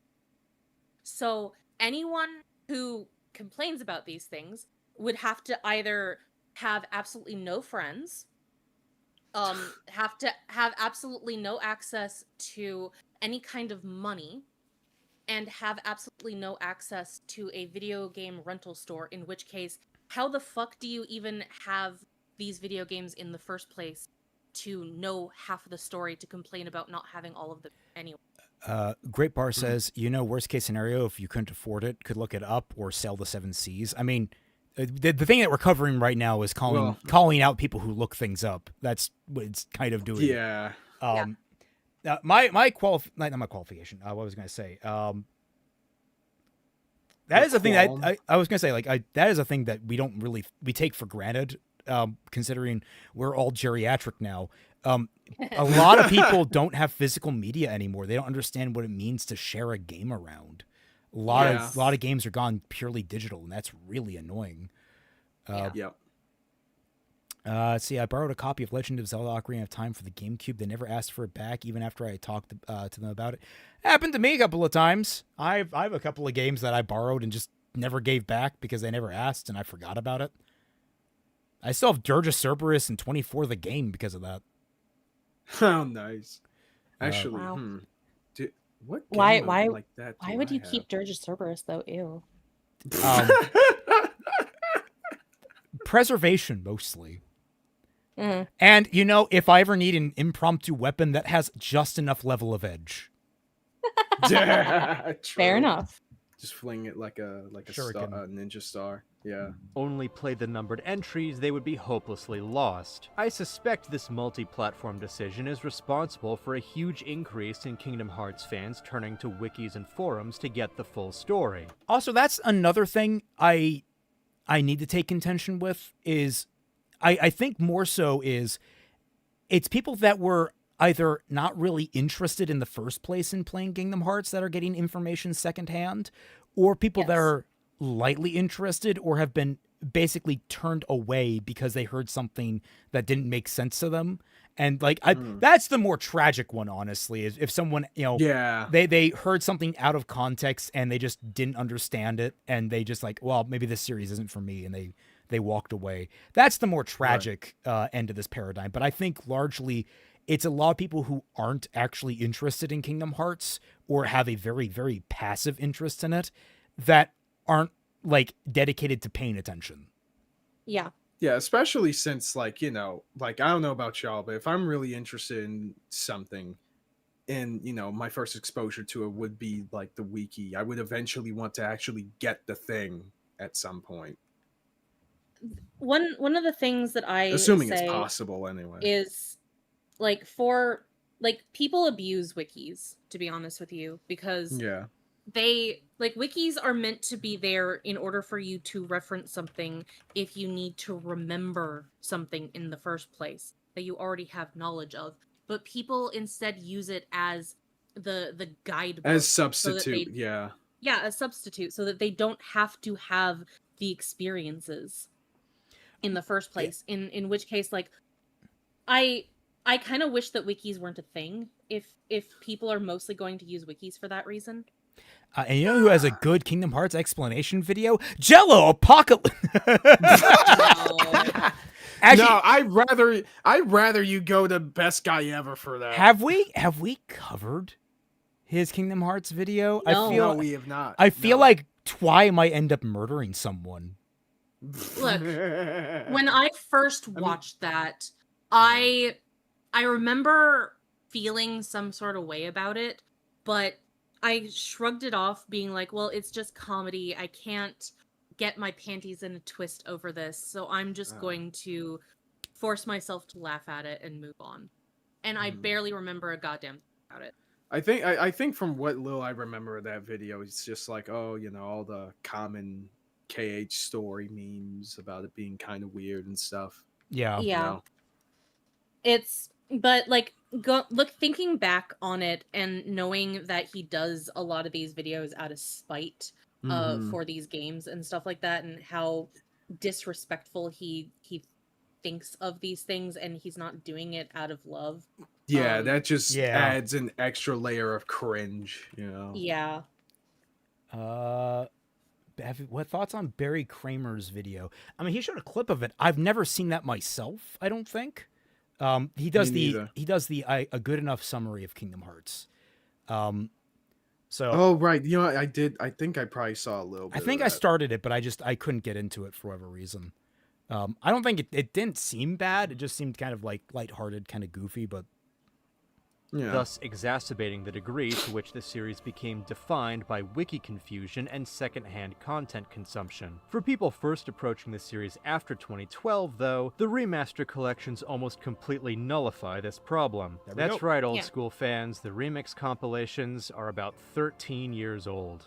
The games can all be experienced on one platform now, old! listed mostly in release order, which is always the correct order to experience any series for the first time, in case that even needed to alternate viewing playthrough orders or for after your first time, of course. Once you've gone through everything, once you go now. Yeah, I mean that's Yeah, absolutely.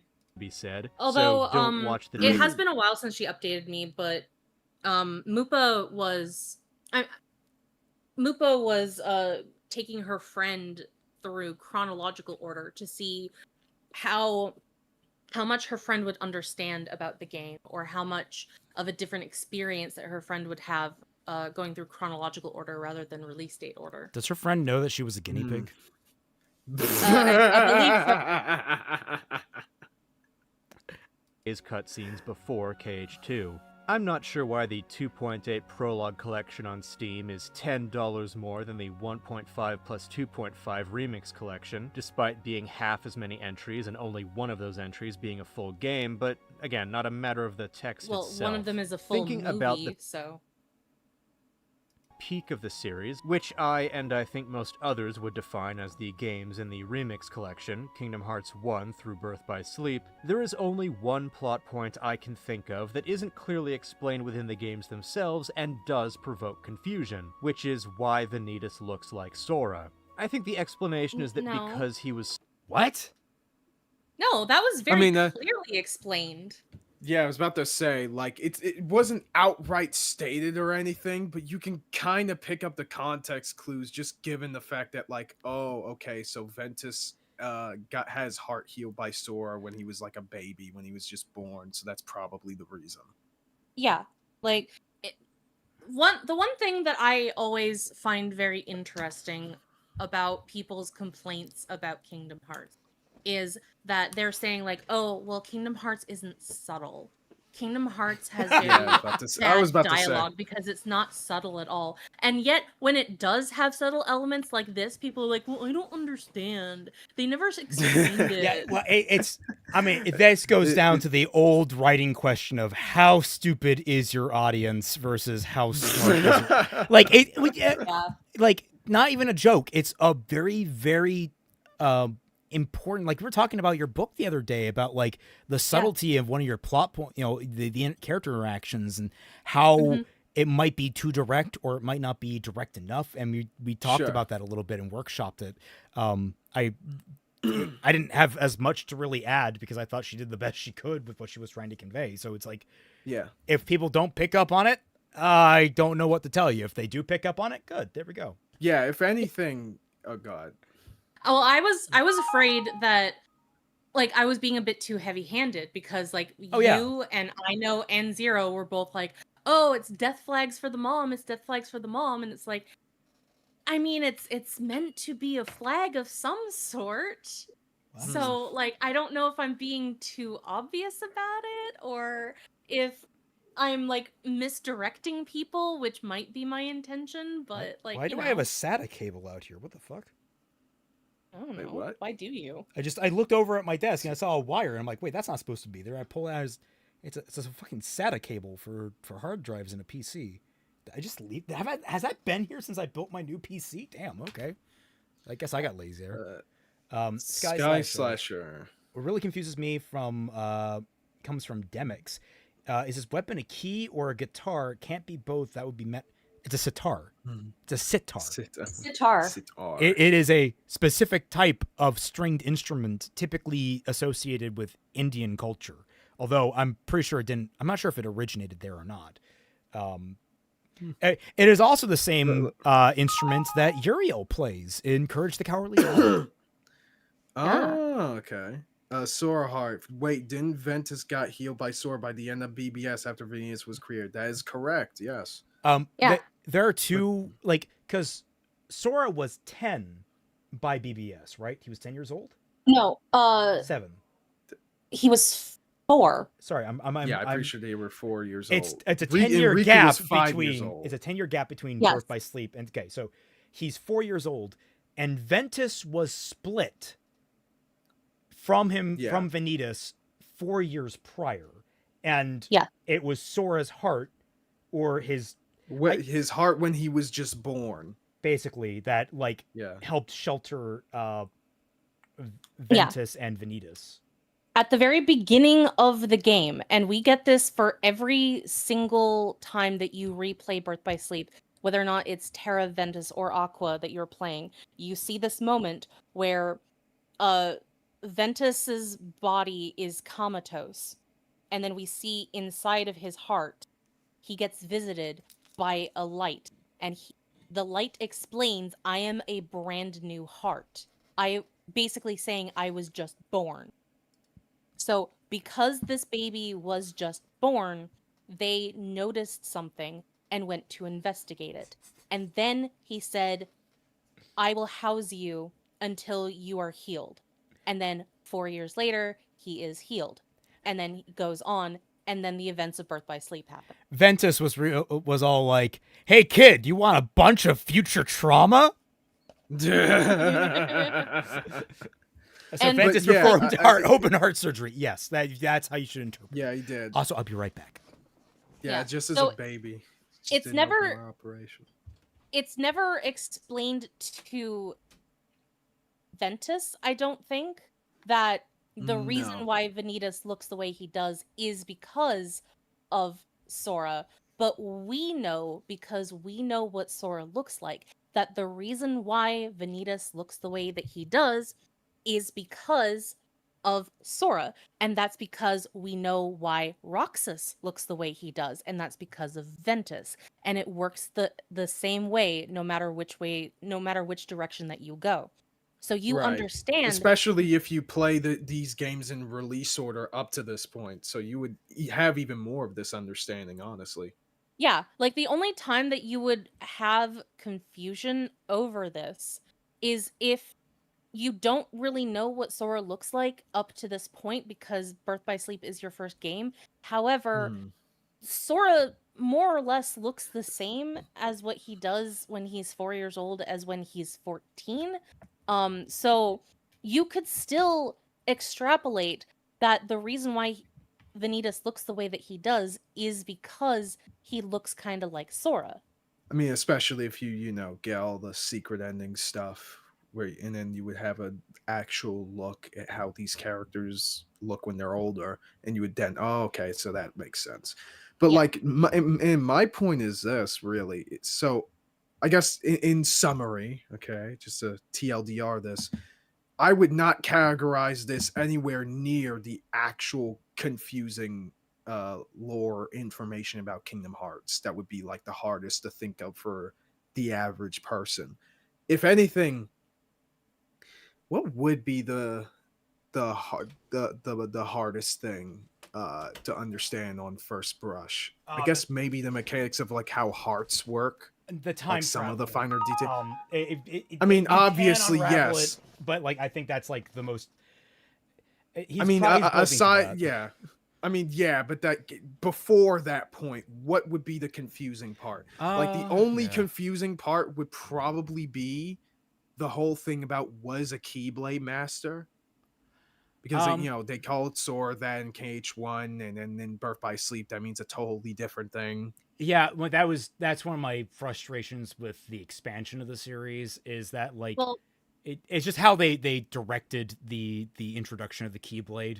Mm-hmm. yeah, but also you could chalk that up to these characters who don't really know much about the Keyblade in the first place because it is shrouded in mystery, Yeah, having a misunderstanding about what a Keyblade master is in the first place. it could Yeah, also which is be totally fair. like Go ahead. it could also be a mistranslation. Now that I'm really thinking about it, because Yes. they don't have Oh, I see. articles like the and a in Japanese. Japanese. They don't distinguish between singular and plural. You have to pick it up from context. So it could easily be just a misunderstanding and translation between you're the wielder of the Keyblade as opposed to you're a wielder of a Keyblade.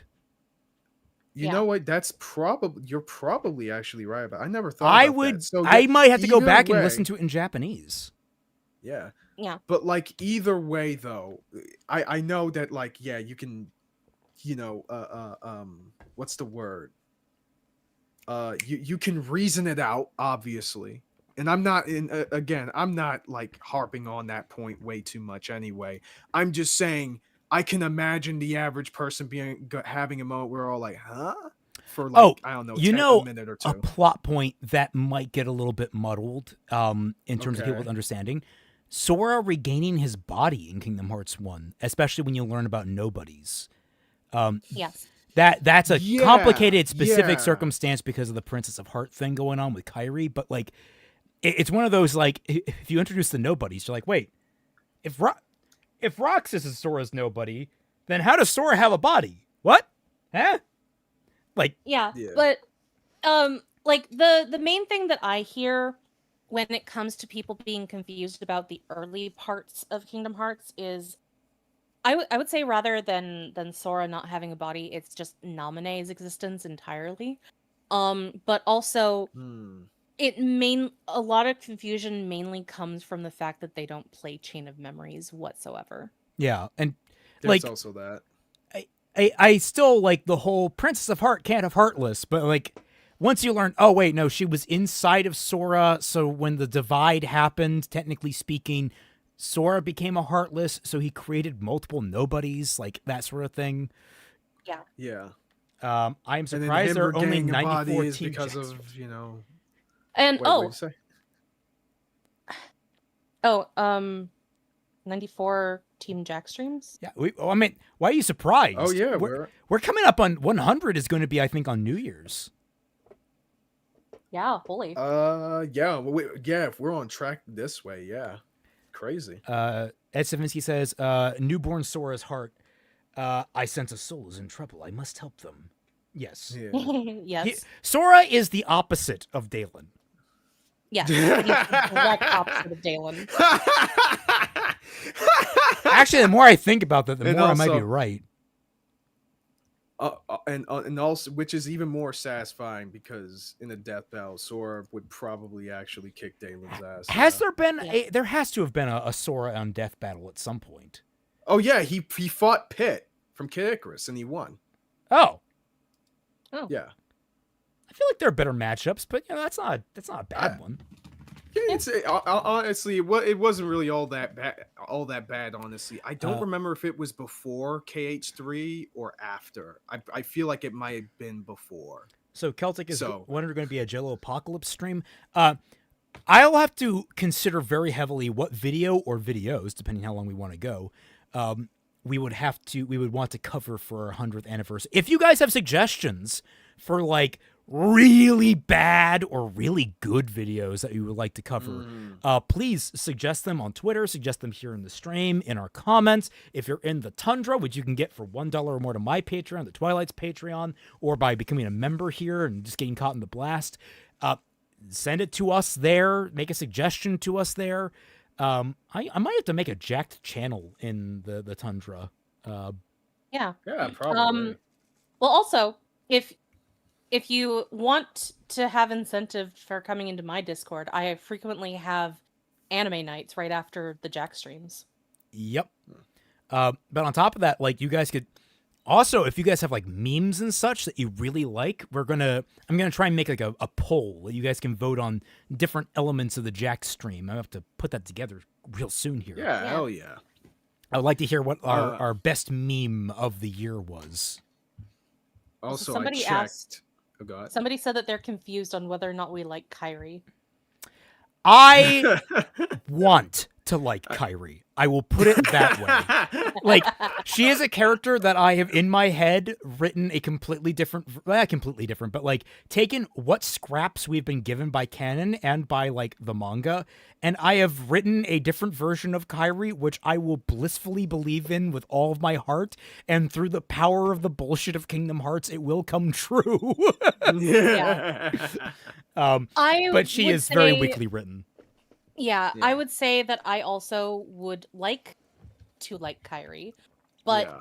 realistically, she is really nothing of a character. Like, she's more of a character than Keiko from Yu Yu Hakusho, Oh my but- God.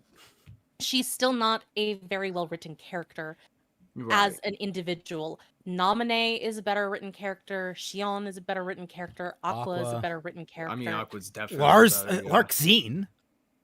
Larxene Yeah, is a Holy better shit, written Larxene. character. That's by virtue of Um, being an antagonist. Yeah. Look, Well, no, even because we get to see Larxene as her somebody form.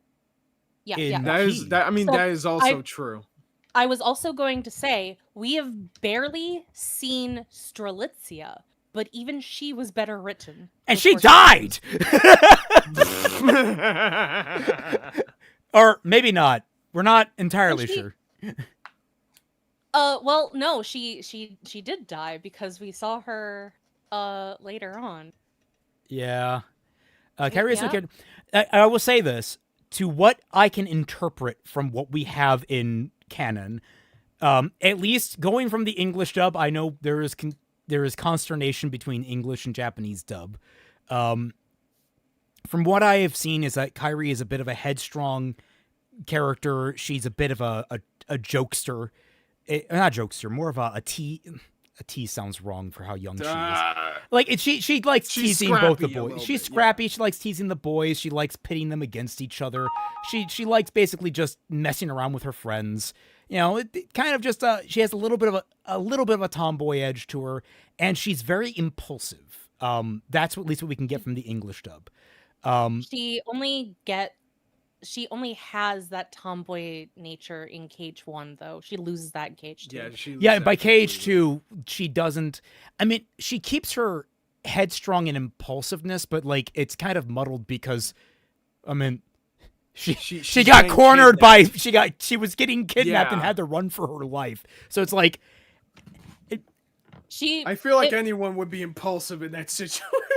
Well, it makes her come off as really stupid because she's acting like she has any kind of strength when she doesn't, but she's facing down these enemies that probably want to kill her. She doesn't know, but like I don't know. Like I understand the vision for what they want to do in that Obviously.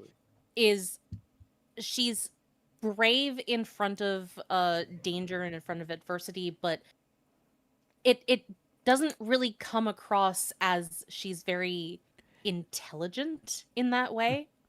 It's like it comes off to me as you telling somebody that they have a tiny dick when they're pointing a gun at your face. Which, I mean, impulsiveness to the point of stupidity. Yeah, I get. The thing is, there are like little moments in the manga which I've only seen a little bit of, but like she has a bit of a goofball streak too that I really like, at least in the manga interpretation of her. About that too. My favorite moment being when she's captured by Organization 13 and she like learns to communicate with the Dusks through wiggling, and they just they have like this silent wiggling conversation, and I think it's Syx that sees this and he's like, what the fuck? it's like I'm seeing her, I'm like, why don't we get that in the games? Give us more of Kairi. Yeah. I will still forever be pissed. Like, I want to do a fixing of Kingdom Hearts 3 where you just like, when you go to different worlds, you're accompanied not just by Donald and Goofy, but by different members of the Seven Lights. Like, different members of, and so you can get more of Kairi, more of Riku and Sora actually hanging out as friends, more of Mickey Mouse. Like, you get more of these characters actually interacting with one another in the worlds, and on top of that, that helps them further interact with the worlds themselves. Like, it's like you could snowball it. But yeah, that's probably never going to happen because I have bigger fixings to do, like Yu Yu Hakusho. I mean, yeah. No, oh my god! Oh, you're playing a fixing of Yu Yu Hakusho? Yeah, I mean, I'm very seriously considering it. Like, AO, Eureka 7 AO is abominably bad, and like that's heavy workload. But Yu Yu Hakusho, it has a very strong spine to it, and like it's just a lot of things, especially early on, are either not well arranged or lacking any depth. Hi, Keiko. So that, and also well, Koenma we would a little say bit. Yeah, we would say mostly what needs to be fixed is the very early beginning of Yu Yu Hakusho, because I'm pretty sure that you have almost no complaints about the Chapter Black saga. Chapter Black so far, like, well, it's over now, but like the Chapter Black saga is fantastic. I think the only thing that would need to be really changed in that is maybe the suggested mini arc in the demon world, and maybe and giving something for Keiko and Shizuru to do. Yeah. Instead of just sitting around. But also, definitely, you got a lot of things you would probably need to fix in the last arc. I'll just say that. We'll see. We're in the end game now, so that's gonna be like 2-3 weeks, something like that. We are technically one episode away from starting the Three Kings saga. So. Yep. Maybe probably get mayhaps more hate than Fruby. I don't know. Yu Yu Hakusho is such like I haven't seen any of the Yu Yu Hakusho fan base, but it's been such a long time. I can't imagine there are any major diehards out there that's going to come after me. Yeah, I was about to say, like, one thing you people need to understand is that fixings for series have been around for a while, especially on fucking YouTube. There are fixings for Naruto, there are fixings for Bleach, there's even fixings for Kingdom fucking Hearts, and you don't see people going at crying bloody murder over any of that shit. It's almost always just the Ruby community that complain about this. They're dead? No, you need to understand. A fandom does not die unless it is killed. If the series ends, the fandom persists forever. It simply goes dormant. Yes. Yeah. That is typically how it goes, because you can, if you have a revitalization in something like, I don't know, so for example, Trigun, the fandom comes out of the fucking woodwork. Yeah, absolutely. Oh, yeah. In fact, I was gonna, with you saying that, the only circumstance I can see you getting a bunch of hate for, like, Yu Yu Hakusho is if, like, it got picked up very, very quickly on the algorithm. That's the only way I can imagine that happening. Sky Slasher, people hate Fruby just because John is in it. People hate Fruby for a number of reasons, but mostly because I tackle their golden calf. Silver-haired freak. It's kind of hard to have strong feelings over a character that doesn't have a character. Yeah.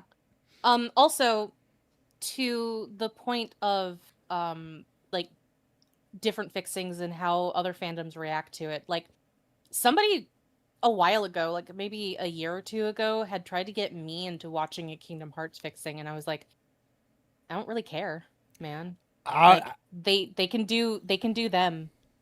Yeah, Like, I which don't is have to fair watch enough. it. Well, I was gonna say, like, that might actually be interesting coverage for JYCT. Like, in the sense if we Yeah, maybe. watch it and we just comment on, like, oh yeah, this was a good idea, or I don't know if that really works quite as well. That sort of thing. There's a series of fixings for Kingdom Hearts that like I like, even though I don't necessarily agree with with a lot of the changes that are interesting.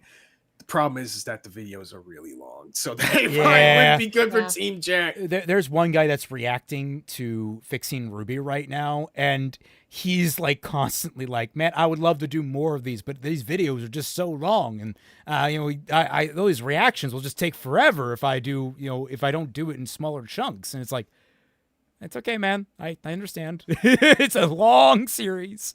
Yeah. But like the point is that like nobody really has as much visceral attachment to a lot of these series in the way that Ruby fans do. Like they make it their whole personality, yeah. whereas I always go back to that it's because of the nature of what Rooster Teeth was. It's that whole parasocial element that really got its claws in everyone. They feel like because the fandom was so integral in the first 2 volumes to the growth of the series, and like, you had the fan contests and such, there is this fandom feeling of ownership over the series. Yeah, which I think is kind of gross. Absolutely. I would imagine if like somebody, and maybe somebody already did do like a fixing of, let's say, Hell of a Boss or Has Been Hotel, that you would have like a similar reaction to the fandom for a very similar reason. I mean, I know, doesn't Critter get a lot of hate over her criticism of Has Been? Yes. Yeah, so like from what I hear anyway. Yeah, it's unless the fandom comes to unanimously think that something has become shit, like say late game Red versus Blue, they're not going to take well to someone criticizing their favorite show. Okay, well, back with the video. Anyway, split from Van, Critter and who had already manga common connected and with the heart sarcastic of Baby chorus. Sora Okay. years earlier. Thanks, Vanitas is somehow resonating with the future form of this other heart his other self is connected to. Of everything in this series pre-Dream Drop, this is the one bit that seems excessively convoluted to the point of causing a problem, instead of naturally evolving out of character dynamics and decisions and a logically expanding cosmology. It seems like a result of the desire for the evil Sora My only contention, and not really a contention, is just more of a, how does this work mechanically? Which, doesn't have to be elaborated on, but like, how did Ven's heart come into contact with Sora's? Like, just, I guess, in the aether of reality? I'm trying to remember that exactly. I mean, from what I explained remember, it earlier. They were... Ventus was in a comatose state. He was inside his own heart. And then it was Sora who sought him out. Because he said he saw a bright light. It's important to note, especially during that cutscene, you see Xehanort and Ventus' comatose body in Destiny Island. Oh, right. He was about to abandon Ventus on Destiny Island, wasn't he? All right. Yes. Okay. All right. Problem solved. You see, it's just something I forgot. And that's actually the thing that I use the wikis for. I forget things. I go check wiki. Oh, I remember now. Yeah, that's what you're supposed to use a wiki for.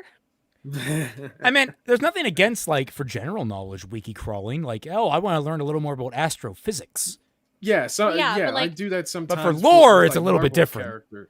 Yeah, you're not supposed to do that for lore of an established series. Yeah, sometimes I just wiki crawl to check. I will say, like, Marvel characters or things like that. There is, because they seem funny. There is actually a caveat there, and it goes down to the nature of spoilers. And I learned about this because, obviously I was diagnosed with ADHD and looking into it. A lot of people with ADHD, I'm not sure if it applies to autism, but a lot of people with ADHD will actually like look up spoilers intentionally because radical changes and surprises are absolute mood killers. Like, I'm not opposed to being surprised, but like horror movies, I typically look up summaries of more so than I watch them. And I do then watch them typically to some degree. It's like pre-gaming the brain for things that might disrupt the viewing experience mentally. It's a weird phenomenon. I'm trying to remember. There's a name for it. The only time that I've ever done that was with Game of Thrones, but that's because I only watched Game of Thrones to have an actual example of how to do fantasy politics. I did not watch Game of Thrones to watch Game of Thrones. So like the intention was not to watch it for the story's sake. So I did not want to have all of these jump scares or these feelings of tension and anxiety. Yeah. So I looked up the episode prior to watching it so that I would be able to concentrate on what I wanted to focus on. Right. Serial Navigator. Oh, so if Raymond does it, it's fine. But if Nomura does it, it's indicative that he's a bad writer of a convoluted series of... What? Yeah. What did I do? What? Do what? Yeah, I'm trying to remember what point of the conversation he would say. I do it, but only out of curiosity, usually for a specific character. What? Oh, looking up the wiki. Oh, okay. Oh, right. Oh, no.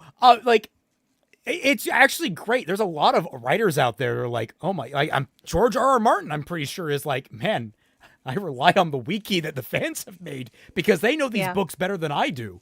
Like, that happens to writers, that you will have fans, super diehard fans that know the lore inside and out better than you. And if I ever get fans like that when my book comes out, I will appreciate them so fucking much.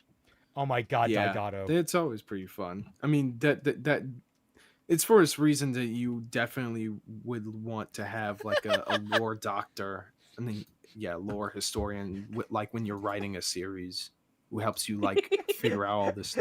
Also, what the fuck? I'm not helping. This is the worst court case I've ever been to. I have the Dirge of Cerberus there to defend myself. Why am I have Nikes? Why am I getting drop kicked by a shadow? The writer of Andor said he used Wikipedia for so much stuff. It's a good thing. Yeah, no, like, especially for someone that's a writer coming into a new series with no real familiarity beyond, like, the most commonly accepted things. That man, Tony Gilroy, I think his name was, that did Andor. People revere him for the fact that he actually went to Wikipedia and did a lot of research on the world of Star Wars before he wrote Andor. And it's why a lot of people really like Andor, is that, oh, it's actually taking this really fucking seriously, and it's not just shoving shit in for no reason. Oh yeah, like, that kind of stuff I would say is definitely a good way to use a wiki and stuff like that, but again, you're doing dedicated research in order to understand. Yeah. I would still personally say that it is a better idea to experience a lot of the things that you are going onto Wikipedia for, at least the movies, at the very least. Yeah. If you're going to do expanded universe stuff, then yeah, sure, the wiki would be just fine. But sure. Like, it's gonna be like, there's going to be layers and levels to it. Yeah, it's not a zero-sum game in terms of Twi with the Digiglock. Oh my god, guys. Yeah. Also, speaking of Twi, oh my goodness, chat. Is this the first time we have an adjacent Star Wars conversation and Twi didn't have a schizo moment? It's because you guys weren't talking about that one fucking movie. That's why. Fair. So anyway, The Last Jedi. All right. And to be fair, we only talked about that for like 3 minutes. I'm pretty sure.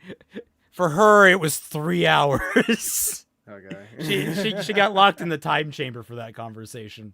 Visual without really caring about why such a character would exist. It also doesn't end up having much bearing on the plot, being more for the audience than the characters. but maybe I'm missing something, so let me know in the comments if you have a reading on the thematic significance of Vanitas looking like Sora. I guess mechanically it's Um, not necessary, but like it is a nice little connective thread for people. Yeah, Well, I would say also- thematically. Oh, go ahead. Like, thematics are just as important to Kingdom Hearts' story, which again is why wiki walking is very unhelpful when it comes to Kingdom Hearts in specific. Because Yeah. whenever I show Kingdom Hearts to any friends who don't know about it, the first thing that I ask them is what do they think about what Kingdom Hearts is about.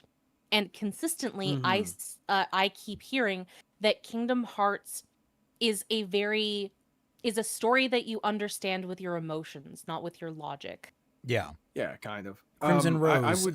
hey, just joined in. What torture is this today? It's not really torture. It's a good conversation setter, more so. Yeah. Yeah. Yeah, so far this video isn't that bad. But like freaking by my reading of like the thematic significance of Vanitas looking like Sora, I feel like the significance is very apparent with the fact that in Xehanort splitting apart Ventus in order to, create his version of the Keyblade, he, as a byproduct, kind of corrupted the very force that made Ventus into who he is today and allowed him the opportunity to actually, save him and his friends, but what also kept them apart. You can also have it read it on that level. Yeah, I should clarify. I do think you lose something if you were to remove Vanitas looking like Sora. I'm saying just from a raw mechanical storytelling level, it's not necessary. However, by adding it, you have enriched the story. Yeah, that's my thing. I was just the difference That's between why- a skeleton and meat, more so. Yeah. That's why I say that it is important for the thematics, because you experience Kingdom Hearts emotionally, not necessarily logically. Like, the logic is still there, but the important thing is how it makes you feel and how these characters are connected to each other emotionally or through their connections with one another. So by having Vanitas look like someone else or like their own person instead of looking like Sora, you lose that connection that is the thematic of what makes Kingdom Hearts, which is all about connection and about friendship and about bonds with other people. So it is incredibly important that Vanitas look like Sora.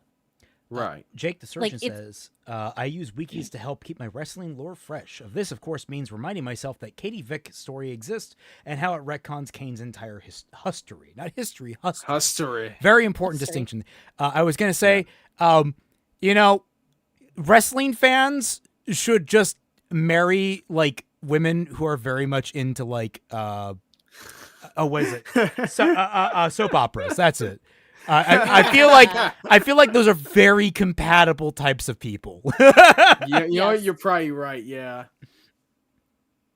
But also, like, I kind of wonder why this guy is getting up Vanitas's butt about looking like Sora, but not Roxas for looking like Ventus. I suppose it's the same. I guess in his mind, that's a lot more intuitive.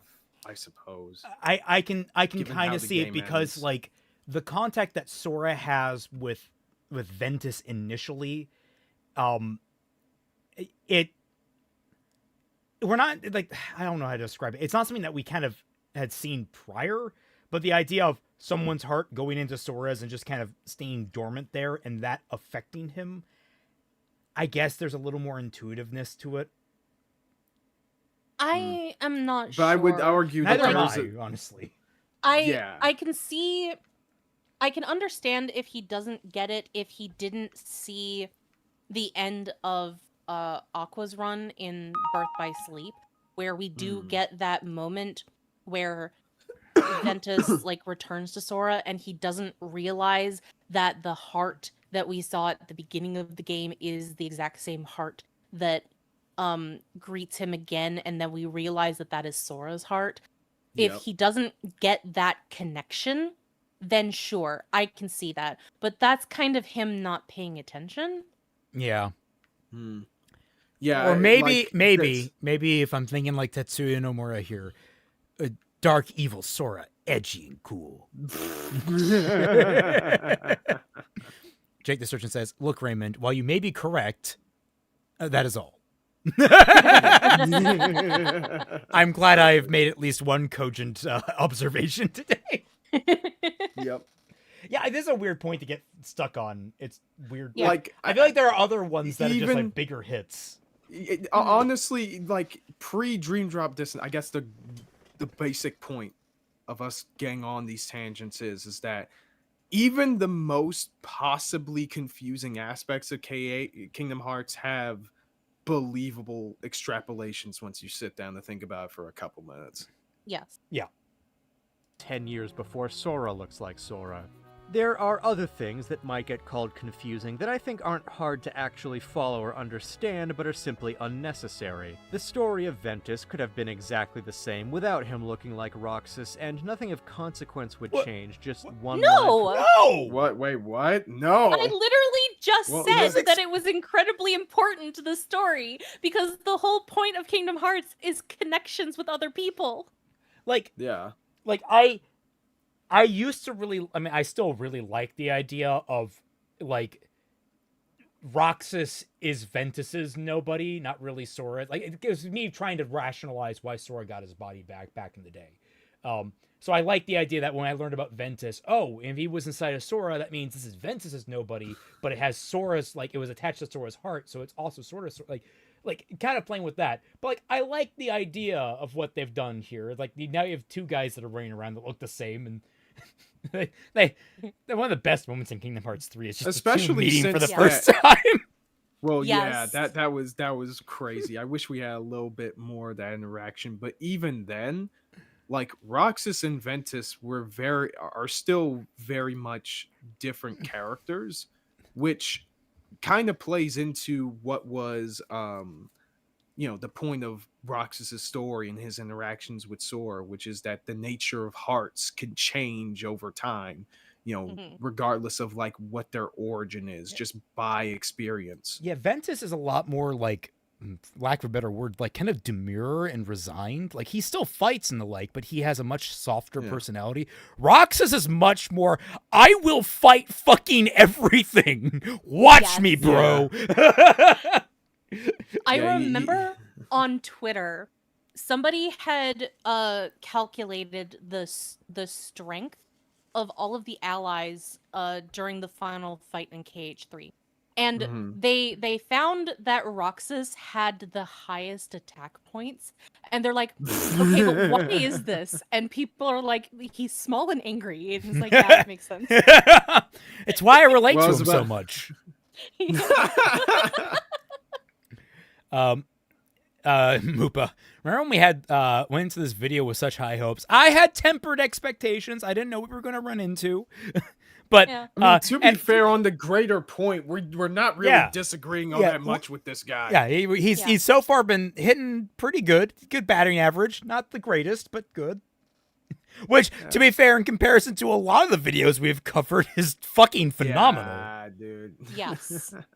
Zigbar in 358 Days Over 2, and Axel joking about it in 3. But at least the causality of Ventus's heart took refuge within Sora's and so Roxas looks like him is consistent with how, time works, as opposed to Vanitas taking on the appearance of Sora's future self. Sure, Ven looking like Roxas is yet another example of a detail that an outsider is going to rightfully be baffled by, out of context, but in context, it's not hard to wrap your head around, it's just silly. The exact metaphysics of how Naminé exists don't fully line up with what we know about how nobodies work, but she's hand-waved as a special case because Kairi is a princess of heart, and the important thing is her personal journey and chain of memories in 2 anyway, not the precise mechanics of how I'm she pretty came sure the to reason be. why she is a blonde in the first place is because of Ventus anyway. Yeah. Yeah, so she's got. I was going to say, for all you DNA. shippers out there, you got to be a little bit careful. I kind of treat Yeah, I was about to say. Naminé and Ventus are kind of like brother and sister a little bit. That is the exact same reason why I'm not into shipping Wait, Roxas. it does kind of Shion. suck because like I did kind of ship them initially in Kingdom Hearts 2, but by the end of it I was like, oh no, I've been Kagali and Kira, no. No. And then they introduce Shion, who is legally distinct legally because she's a clone. but So still, I'm more into that ship. So I think that's still weird. Like, Also- the female clone of Roxas's dad with the memories of his mom? I don't know, man. Also, like, maybe it's just me because of the things that I have experienced, but like I don't think that this is as complicated or convoluted as something seemingly more simplistic, like Tsubasa Reservoir Chronicles, which holy fucking shit. I dropped that for a reason. maybe I wonder if there's any content about Reservoir Chronicles out there that we could cover. That'd be great. What's I Reservoir wonder, but- Chronicles? It's another Clamp story where it takes a lot of characters from their previous works, like mainly Cardcaptor Sakura, and revamps them in an alternate universe setting. So the main character is Sakura from Cardcaptor Sakura. Well, no, sorry. The main character is Shaoran from Cardcaptor Sakura, and the deuteragonist is Sakura from Cardcaptor Sakura. And they live in this fantasy kingdom, and they're kind of in love with each other. And then something happens to Sakura where she loses all of her memories. And the only way to get them back is to have a crossover with another of their series called XXX Holic. Or however the fuck you pronounce it. I don't know. I never read the thing. I But guess all It's the pronounced X's are silent. Geeholic. Geeholic. yeah, but they need to go to the dimension witch that lives in that universe in order to be able to travel to other alternate universes and dimensions in order to look for Sakura's memories. But in order to do that, it requires a sacrifice. For Shaoran's case, it's his relationship with Sakura, I believe it is. And for Sakura, because her body needs to also go, it's her memories of Shaoran. So when she wakes up, she will have no memory of who he is. Only this aching feeling that something is missing. Something really important is missing. But the thing that makes Tsubasa really convoluted in the stupid way, whereas I don't think Kingdom Hearts is convoluted, is that it makes no fucking sense. Because like about a quarter of the way through the story, we learn that the Shaoran that we've been following is actually a clone of the real Shaoran. And that the Shaoran and then our Shaoran that we've been following this whole time becomes like a bad guy who wants to fight the real Shaoran, who is now a different character, and we're having to follow him now. I had no idea what the fuck was going on. But then later on, we learned that Sakura is also a clone, and that the real Sakura has been somewhere else the entire time. And then we learn that Shaoran is the child. It is not actually named Shaoran. He has a different name. He takes on the name of his father, and everyone initially thought, oh, Shaoran is actually the child of Sakura and Shaoran from Card Captors. And somehow he made it into this different universe, and people were all fucking excited. But no, that's not the case, because that would make too much fucking sense. You know what he actually is? Shaoran is the child of his own clone and the clone of his girlfriend. You know, when people were trying to cancel me yesterday on Twitter because I wrote, you know, sultry and or like evil seeming things, whatever you want to call it, controversial topics. We'll say that. Since I wrote controversial topics, they never heard of Clamp. These people don't know Yeah, no. jack shit. Like, I'm just like, you mentioned Clamp, and I'm just like, okay, we have this going on with these series. Like, Jesus Christ. But I'm also thinking about, oh yeah, in Cardcaptor Sakura, there was like, what, a 9-year-old engaged to like Her teacher. her teacher who was like a 20-year-old or something like that. Like, Yes. and that wasn't seen as like bad or anything. That was just a thing that was like good, I think, quote unquote. Yeah. Like And we never thing- mentioned that Sailor I Moon would showed her probably and her say that. long-term boyfriend sleeping together when she was still 15. Wait, what? Oh, you don't know? At the very Wait, end of the manga shows her and Mamoru in bed together. And she was, I think, either 15 or well, 16 by the end of the manga. Oh, well, He was in his don't know about 20s, I'm that, pretty but I sure would by that point. imagine, most people. Yeah, no, don't he's read the manga. 4.5 years older than her. So he's about the same it's about the same age gap as Amu and Ikto. Celtic, did you lay this egg? Okay, No, well, I probably. didn't. It is an unrelated egg. Oh God. Long story She finds short, these Sora- things outside and brings them in. I don't know. Ed Stevens, skew. For $5. Long story short, Sora had twins and a clone baby a month later. Yeah, basically. Wait, like I'm trying to like, because Shion is a clone of Sora, right? Yes. Okay, making sure that I'm keeping that straight. Riku, regaining his own form after Ansem's machine explodes in KH2, is waved away as Ansem the Wise said anything could happen when he blew up and no other explanation is given. And sure, that's a cop-out, but also unimportant when considering a the cop-out? symbolic meaning of Riku no longer... Well, not even just symbolically, but like Kingdom Hearts has led people to a world of darkness before anyway. I think more so it's just it's a character within the narrative giving the writer narrative grace for anything to happen. Like it's I want something to happen. This thing explodes. No one knows what's going to happen, so I'll make what I want to happen happen. I can have the narrative go from there. That's I don't- how leeway to- writing works. I'm just explaining where I know, that's I'm coming from. yelling at him. I'm yelling at him. I think more so to the point, it's how direct it is. It's like, instead of like trying to hide that, it's just him turning to the audience like, all right, guys, look, some weird shit's about to happen. Roll with me. yeah. Well, now, it's like, oh, here's some leeway in case I come back in any of the sequels. Well, no, like, I think that it's not really Nomura giving himself leeway because, like, Ansem's whole thing is that he was trying to be a very stereotypical scientist in media, where it's like, oh, well, I'm trying to understand these things, but some things can fundamentally not be understood, which is not fucking true, but, I digress. So it's like, I am a fool because I didn't not know that some things cannot fundamentally be understood at the face of it. So I'm just going to say fuck it, and anything can happen. And even then, like I said, like the ending of the first game with Ansem's, Kingdom Hearts, that was able to lead to the world of darkness, essentially. So Yeah. it would Darkness. only make sense. Darkness. Anyway, it would only make sense that he's trying to make this he's trying to condense this faux version of it and digitize it.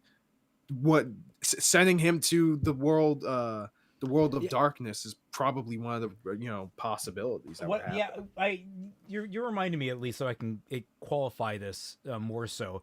Well, I do think it's a bit of a anything can happen audience role deal.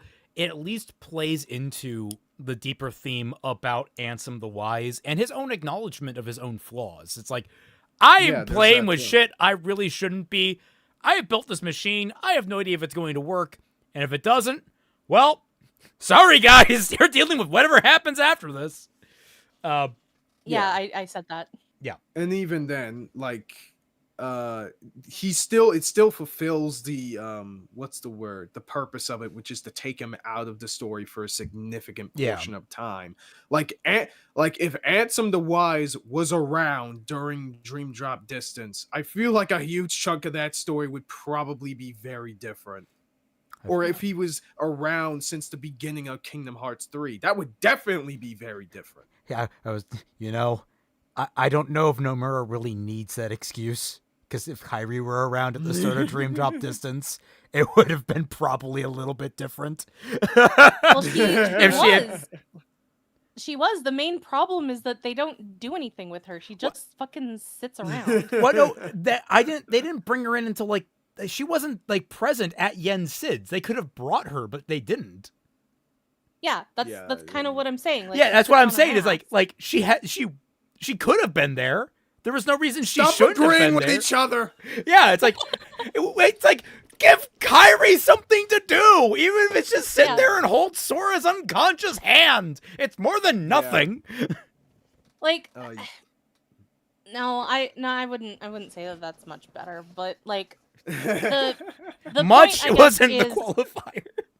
yeah, the point is more so that like, even if he was there the whole time, that doesn't mean necessarily that he would do something. Necessarily, he could be like a Kyrie, where he just sits on his thumbs all day. But Kyrie and a DD, DDD is a secret cutscene. You can, dude, that's setting up things to say that she'll be important in the next game. And the next game came out, and her most important thing was literally ceasing to exist. Like it's for £5. like Meanwhile, the whole Angel. Oh god. the whole point about Kyrie is that she is a damsel in distress for Sora to save. She is the object that Sora needs to save from the trash can. Basically. common Kyrie Udox W.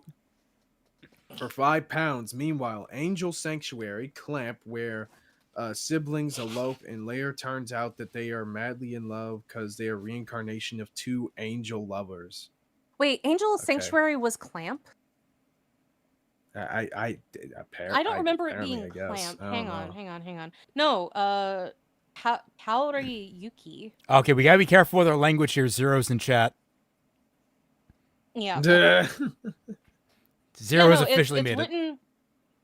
It's written by somebody else. But yeah, I remember Angel Sanctuary being really fucked up. That's the reason why I dropped it.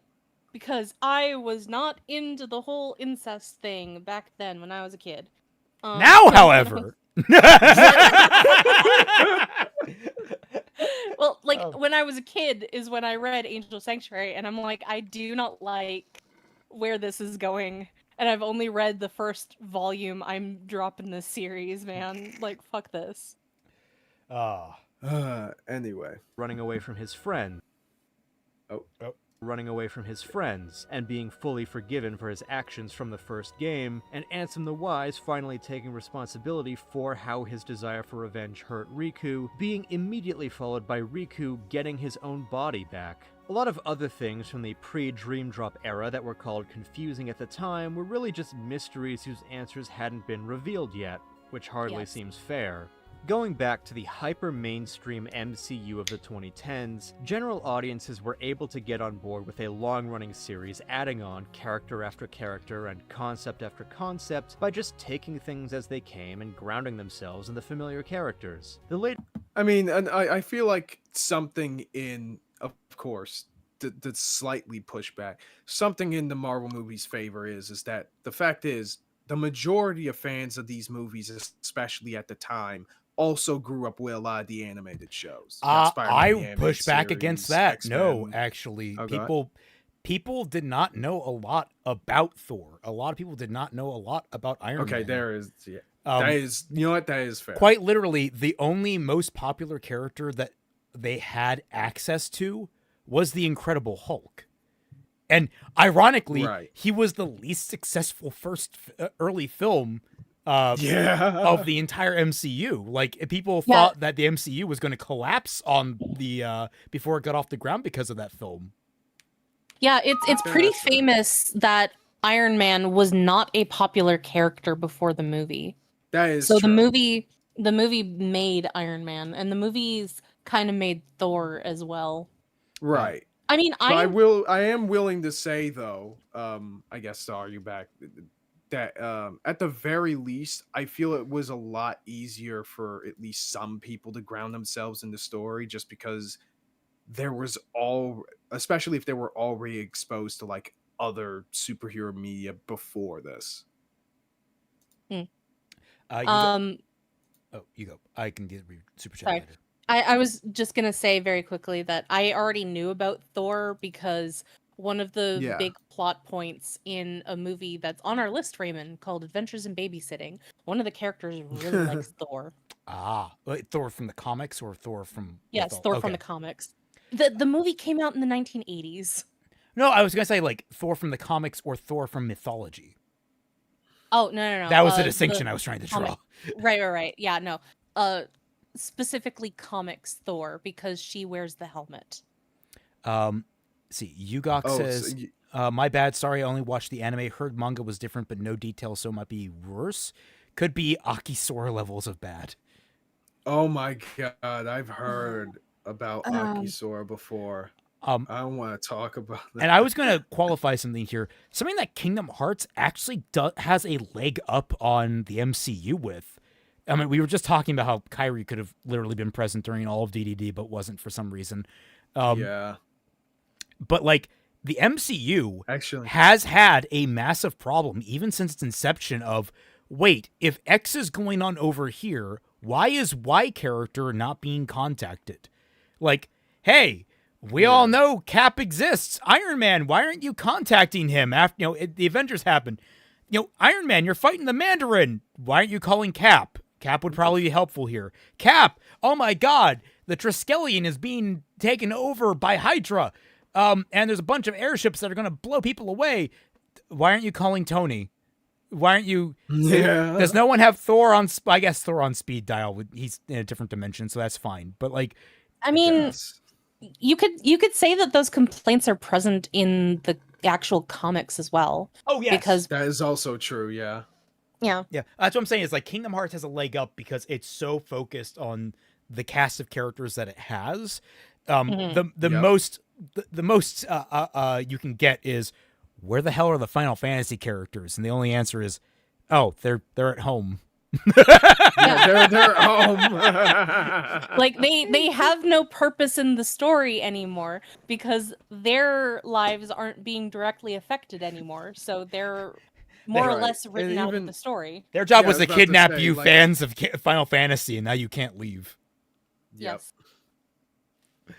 Oh, man. Later phases only got hard to follow if you stopped keeping up with the main parts of it, which is a perfectly fair and understandable decision, or tried to jump into a late entry without any context, which is not. There are so many characters with their own stories to keep track of and relationships to remember, and wiki-diving the MCU to prepare for, say, Infinity War and Endgame would have just been overwhelming, but enough people watched the movies through as intended to remember enough to make Endgame the apocalyptic box office smash hit that it was. And because the MCU during this decade wasn't actually following any plan beyond the very loose, let's build up to Thanos by making our random artifacts of power the Infinity Stones in otherwise unrelated movies, which itself wasn't even considered until making the first Avengers, we get continuity errors and things that don't line up all over the place. Like, why would Thanos give away the Mind Stone to a lackey he doesn't know or trust and then send that guy after the Space Stone? Seems pretty obvious Loki's scepter was not originally meant to have the Mind Stone in it. And for that matter, I doubt the Tesseract was supposed to have the Space Stone in it the whole time either, since in the comics the Cosmic Cube is a different artifact altogether. And then there's the snare of the Infinity Gauntlet being in Asgard's vault, but also in Thanos' vault. So then the Asgard one was called a fake, but then also I guess the real one wasn't created until right before Infinity War, even though Thanos had it in Age of Ultron, since when Peter Dinklage asks why Asgard didn't protect the dwarves from Thanos forcing them to make the gauntlet, Thor talks about Asgard's destruction, which happened in Thor Ragnarok, which was after Age of Ultron. So something isn't adding up, but also it doesn't matter because this is an incidental nitpick that doesn't affect any of the characters' personal journeys or the emotional stakes or the themes of the films, and general audiences just rolled with it because all the other probably didn't even think about it. Yeah, well, I was gonna say, like, it's more people didn't think about it because at the very least, like, the Thanos one, why would he give away the stone to Loki? Yeah, I'm sorry. Knowing Thanos's motives and all that such is like, yeah, that's actually a good question. I would need No, some. he didn't. He didn't Look. give the stone to Loki. He gave it to one of his lackeys in order to get a different stone from Loki. Wasn't that what was being said? I'm trying to remember. Oh yeah, I'm trying to remember. And I don't want to scroll back through all of that again. Yeah, we just heard it, but we can't remember. Like, he just kept on going. Yeah. But I mean, like at the same time, it's like, why would he trust someone else with those stones? Yeah. Like the only thing that I could think of is that he has something on this character that either isn't important or like it's just known that this character is completely loyal to Thanos and will definitely upon like threat or just loyalty give the stone back without question. Oh yeah. Stuff is what matters, and that's what Kingdom Hearts was able to consistently deliver on in its golden age. It is not until Dream Drop Distance that Kingdom Hearts' narrative actually starts to fall apart, in my view. No. Well, You're just wrong. Well, let's let him clarify his terms. But Well, I just had the epiphany of, guys, I think Kingdom Hearts is a more consistently better written series than the MCU on the whole. Yeah. Oh Like, no, that's not even then- a hot take. That even than the MC, like even Really, like really the Infinity Saga, like Really? Okay. yeah, no, I am excluding phases 4 and 5. You know what? Honestly, even the MCU, even like the Infinity Saga, had much lower lows story wise than I would say Kingdom Hearts did. Like, Yeah. where's the Ant-Man equivalent for Kingdom Hearts? Recoded, I guess. Yeah, probably. Yeah, probably. But even then, And that's like one game, and they had like several movies. Actually, that that's were actually a around the pretty same good equivalent quality. because Ant-Man's PIM technology becomes like fucking pivotal in Endgame. So Yeah. well, hang on. So does that mean that the second half of the Ant-Man movie like really fucking slap? Because the second half of Recoded was really good. Yeah. I mean, it's the heist. So yeah, it's actually. I mean, Ant-Man is a really good film. Like people downplay it, but it's a fun film. It's got Oh, yeah, a no, lot of heart. Okay. I've never I never really watched it. well, I've never actually heard people complain about Ant-Man. I've heard people complain about Ant-Man and the Wasp. That one the only gets thing more people- flack, but people like generally look at like the earlier MCU films and say Ant-Man's one of the weakest ones, and I disagree with that on the whole. Yeah, no, I Interesting. thought that the Ant-Man was pretty strong as a film. It's Okay. just that it's a heist movie, so it's going to be fundamentally different from the other ones. And I guess that makes it weaker. I don't know. Oh my God, Deaderex. But- Then again, Oh, what did he do? what did he do? Oh my god. hold on. Kaiser's just fucking dead. What the fuck? Oh, and I the love the freaking detail cubes that got the cubes got yeah, Twilight. the cubes got Twilight. Holy fuck! Wouldn't it Poor make more sense for the Patamon. cubes to get me too? Oh, you should have had the Tron Heartless for Kaiser. True, yeah. But I mean, I can understand him not doing that. Those are kind of complicated to draw. I imagine. Yeah. But yeah, this is great. That is such an amazing piece of art. Thank you so much. Yeah, thanks I a love lot. It. This correlates with Um, the introduction. What are you saying? Oh, what was I going to say though? Because I was going to say something and then I forgot. Ant-Man. Well, you were Sky Toucher says we were talking Ant-Man, about more like Ant-Man. Can't-Man, boom, got him. Ha. Eh. But you were talking about Ant-Man, and then all that started because this guy said, "Oh, you know, Dream Drop Distance is onward is probably where the story we left off the clip." But we haven't Yeah, got no. to his reasons why. I'm still gonna disagree with this man because he's fundamentally wrong. Okay. But yeah, no, that's one thing that I wish the MCU would do. I think actually people complain about the very end of Ant-Man because it turns into the same type of like Marvel, villain versus good guy battle at the very end, as opposed to kind of sticking with the whole heist angle. Mhm. that might be like, that's probably worth criticizing. Of Yeah. dream worlds and time travel and the early mentions of the power of waking. And I do feel like those begin to make the story convoluted in a more meaningful and substantial way. It doesn't help No, that it this is the doesn't. second version of time travel introduced in the series, and it works completely differently to the first. Wait, But what? my main criticism is less the Oh, he's convolution. probably talking about the Timeless River. Oh, right, the Timeless River. God, I keep forgetting Yeah. that exists. That's That's a fun world too. So like, I don't know why. I Well, just I'm not. my brain doesn't I'm not register that even- as time travel even. Yeah, I don't even know if that's necessarily time travel, because like it's more like a snapshot, like a miniature world that has the memory of the past. No, it has to be because the entire like caveat of it is the Right. destruction of the cornerstone. Right. So It has to be flat out time travel. okay, yeah. The majority Which- of Phase 1 through 3 is pretty weak. The You know- Solid and Ant-Man is one of the standouts, partially thanks to everything Edgar Wright did for it before he left the movie. Okay. Zero said in chat. I was gonna say, so yeah, Sora, could you maybe like write down all the things that are gonna happen and hand it to that mousy looking guy over there? Just like take a big book. Okay, here's a bunch of shit that's going to happen. Prep up for it. Actually, that'd be kind of hilarious if Sora was responsible for setting Mickey on the path that he did at the start of this. Like, that'd be kind of funny. Yeah. He Um, would be. Well, I guess, yeah, like it is technically true then there are two different types of time travel, although I do think that Timeless River is a bit of a special case. It's isn't it formed by the cornerstone, like the actual like root? It's like a whole. I believe Yes. so. Well, it's formed by the cornerstone through Merlin's magic, and also Pete was able to make one just on his own for whatever reason. That's actually a very good. Mm. Oh God, that kind who of makes gave me, who gave Pete access to time travel? that actually had always made me wonder if all of the cartoon characters had the ability to make their own doors.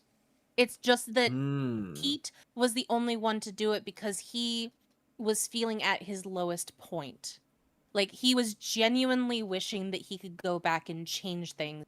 And so through cartoon logic, a door opened into the past so that he could go change it. And instead, he did the dumb thing and informed Maleficent. Pete used the power of nostalgia. Everyone, I'm the nostalgia critic. I remember it, Oh so my you don't have God. Ugh. But This is no nostalgia critic November, Raymond. I do wonder if they're kind of dismissing it as cartoon logic, whereas of course the characters that actually do need to do time travel are not considered cartoon characters, so it wouldn't work the same way. Well, I was It's gonna say, like, its it own doesn't power matter awakening. if it's different. I mean, it is a relatively straightforward type of time travel. Yeah. It's just you go back and you're in the past. Like, it's pretty straightforward. It has a beginning point, like a beginning of the tunnel, end of the tunnel type deal. It's a time tunnel, as opposed to Yeah. the more complicated time travel featured in Dream Drop Distance, which, even though I know makes sense, is still something that I struggle to wrap my mind around sometimes. I don't know why you struggle, because I understand it perfectly fine. It's But- we'll see what I- his problems is, and we can dissect it from there. Well, yeah. I was going to say something about this though. Like, what Okay. makes these new elements make Kingdom Hearts particularly convoluted? That is the question that I have going forward, because this just seems like he's complaining that new game offers new lore aspects. In which case, why aren't you complaining about Kingdom Hearts 2? Why aren't you complaining about Birth by Sleep? Why aren't you complaining about literally every other Kingdom Hearts game that came out after Kingdom Hearts 1? Because they're adding new things that complicate the series. Like, the power of waking doesn't automatically make the story more convoluted. The fact that there are dream worlds, which I guess you could say Timeless River is technically more so than time travel a dream world. Um, I was gonna say, like, it Adding- is possible that, like, the nature of the cornerstone, it's not. It could be a snapshot of the past, and more so, you're right, a dream world for the cornerstone itself. yes. Okay. So like the reason why the cornerstone was being affected was because its dream world was being meddled with. So that makes sense. Now that we think about it. I would have to look back at that like whole story. I feel like Mm-hmm. because it's been a while since I thought feel like about that would not, like, I kind of feel like that's not intentional, but more so Yeah, like no. they intended it for it to be actual time travel, but I feel like given future information, it makes more sense retroactively to be a dream world. Yes. Okay, that's Yeah. But again, like saying that adding dream worlds makes it complex or makes it convoluted doesn't make as much sense as adding nobodies to Kingdom Hearts makes it convoluted. Like these are just more things added to the world. What makes them inherently more convoluted? Also, Titan Executor, Hmm. new art. You as the Oh. guide for him and Zero into the world of Kingdom Hearts. Ah. Oh, nice. Give you all the spiky hair too. Yeah. Yeah. The oh, what was I going to say with that? The I think Zero actually hit the nail on the head here. I had to go back to watch the DDD explanation of time travel just because it's a lot of information at once, and I wanted to make sure I got it all.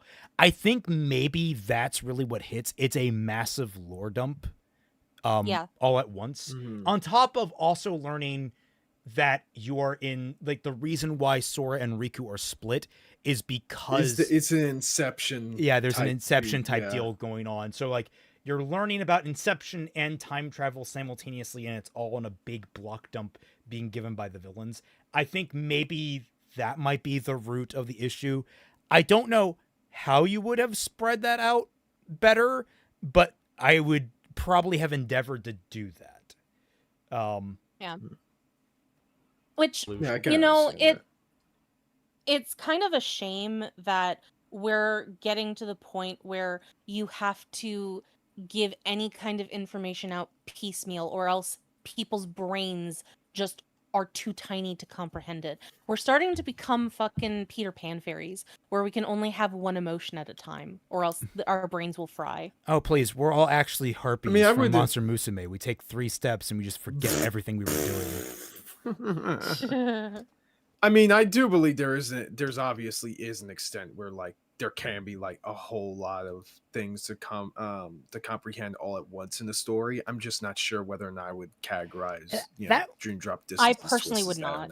I would actually be interested in studying that. Like, how much is too much for an exposition dump? Expedition 33. But like, it's just how. At what point is it too much for a general audience member to comprehend everything that's happening and being said to them? That'd be an interesting. Obviously, it's a very subjective metric. But I so it'd be interesting to suppose- say, like, what if there's a general upper and lower end. Yeah, And I yeah. suppose it's even more complicated because, you know, audiences' tastes and tolerance for such things change over time. Yeah, that too. I mean, like, when you consider, like, how 1950s movies used to have long-winded explanations of, like, oh, I'm a scientist, and I will now explain the properties of this thing that I am doing, and here's all the rules of it, and here's how, and, like, very, very obviously, like, oh, what if this thing goes wrong? Ah, it won't go wrong, you see, because of this thing over, like, all right, I get it. Yeah, I think that that's what people mean when they say that people these days don't have as much stamina as people used to back in the day because people just had a lot more tolerance for shit like that. And we don't anymore for very arbitrary reasons. And Zero, I don't disagree. I actually think- quite remember liking, at the very least, the emotional tone of the cutscene because the nature of Yeah. bombarding Sora at that point with all this information is to make him emotionally unstable. Yeah. Yeah. So you're at the very least, you know, regardless of any of its other elements and whether or not you agree with them or not, it does succeed in putting you in the exact same space as Sora. Yeah. I think part of like audiences how they like come to grips with information. It also has to do with the fact that like, well, you know what? No, that's its own conversation. We can just move on. Yeah. Never mind. Yeah.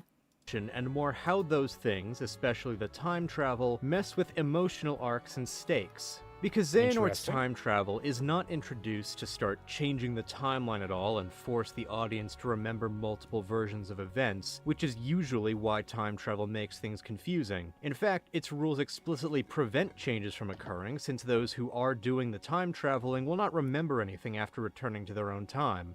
The purpose of the time travel is functionally an excuse to bring back old characters whose roles in the story were over already, or at least those characters whose roles were over and didn't get brought back anyway because of the killing a heartless and a nobody brings the original back rule. It's an unnecessarily roundabout way to bring dead characters back, so it is convoluted, but also is deceptively simple in its narrative function. It's just resurrection with extra steps. The actual issue is that suddenly Kingdom Hearts falls into the comic book problem of death being impermanent, tragedy always coming with an asterisk and expiration date, and the stakes of Kingdom the Hearts- conflict feeling Kingdom Hearts has always been a universe where death wasn't actually a thing that exists, though. Yeah, I was That has about been- to say, dog. Do we have to play the original game again?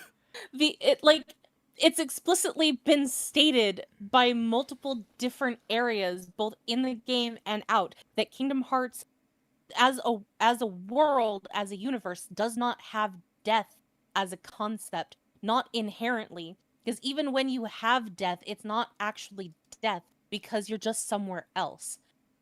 How is this Unless you're the Clayton. how is this only- complicated, especially if Yeah, you're unless religious? you're Clayton. Especially like in the case of the only up to this point character that remained dead aside from antagonists in the series, I suppose, is the fact that like Ericus died the way that he did. But no, he came prior back. to Dream Drop Distance. Yeah, he came back. Yeah, he came back. I said prior to Dream Drop Distance. Okay, prior to Kingdom Hearts 3 and prior to that point, he was Well, like that's- one of the very few. Oh, we characters that gotta be came- careful that- with Zero here. Oh, okay. Yeah. No, like the whole thing. Well, no, because like was- you see that in that one cutscene in Birth by Sleep, or something. I think it was like in the after credits. Oh, no, For I Birth by think Sleep. it was in the secret ending thing after Yeah. you basically went. Oh, 100% right, again right, because and you had stuff, where there was everybody was calling out to Sora in different areas Yeah. and stuff. Well, Yeah. we'll get to the Dark time. Road, Mupa. But I was gonna say Well, he Zero will have to leave for Dark Road, but also he gets like mentioned directly because Xehanort calls his fucking shit out, like inside of Terra's body. He's like, Ericus, There's also You sly that. Yeah, I fox. forgot about you that. sly fox. I am Yeah. practicing my Xehanort voice. I'm not very good at it. but yeah, no, like Okay, so I forgot about that. Yeah, never mind Death- then. death has always been a thing that has never been permanent in Kingdom Hearts. So I don't know Yeah. what this guy means. Especially since the resurrection is on both sides for both like the protagonist and the antagonist as well. Yes. Like, So like usually in these types of stories, it's usually like a huge problem if like, oh man, the main character dies. Well, I guess they just get brought back anyway. But the bad guys dying gives a whole new meaning to the ball game, in my opinion. I will guess. say it does frustrate me that the stakes feel like they are lower than they could be with death almost completely off the table. That said, I am at peace with the way that they want to direct the series. So it's not that like it's not so much as a criticism as much as you could really push the boundaries, but you're not going to, and that's you're fine with that. I'm fine with that. I'm on board for this package. Well, like yeah, basically. I would also say, like, people have complained about that. It's like, oh, well, like I shall return. Roxas and Naminé, their tragic endings at the end of KH2 mean nothing because now the story is all about trying to get them back and all this kind of stuff. And it's like that I don't I mean- believe that actually undersells or undercuts the tragedy of what happened to them. I mean, Because it shouldn't especially have happened in the first place. well, especially given the fact that like it wasn't exactly easy to get them back anyway. Yeah, but You know, also I also don't think that it was necessarily meant to be seen as tragic, because the whole thing was that Naminé and Roxas could still be together, but they're now just together as Sora and Kairi. So it was sort of it was meant to be a happy moment. It's just that people Yeah, it's a bittersweet one. yeah, it's a bittersweet who, one. Who interpreted that as like them dying? They didn't die. They were just they were a part of Sora and Kairi. It's like, that's great. You guys are having everyone's great. I've seen a lot of people on Reddit and on Yeah, YouTube both mention these things I about was them about being to say. tragedies. And that having What? like it was a complaint about the fact that Kingdom Hearts continued after KH2 at all, because they did not want the perfect ending of Kingdom Hearts 2 to be sullied by a continuation. I'm just sitting here. I'm like, guys, Naminé being part of Kairi means that we can apply by by transitive property that Kairi has at least some level of Naminé's personality. You are actively trying to take away personality from Kairi. Don't do that. She doesn't have enough as it is. This is a stretch Christ. enough as it is. I'm trying here. Don't take away more from her. No, we don't give credit to Kairi for somebody else's accomplishments. Also, let's be honest. Most of that personality is thanks to the Sora and Ventus's genes. Let's be honest. Yes. Why do you think Riku likes her? There you go. Anyway.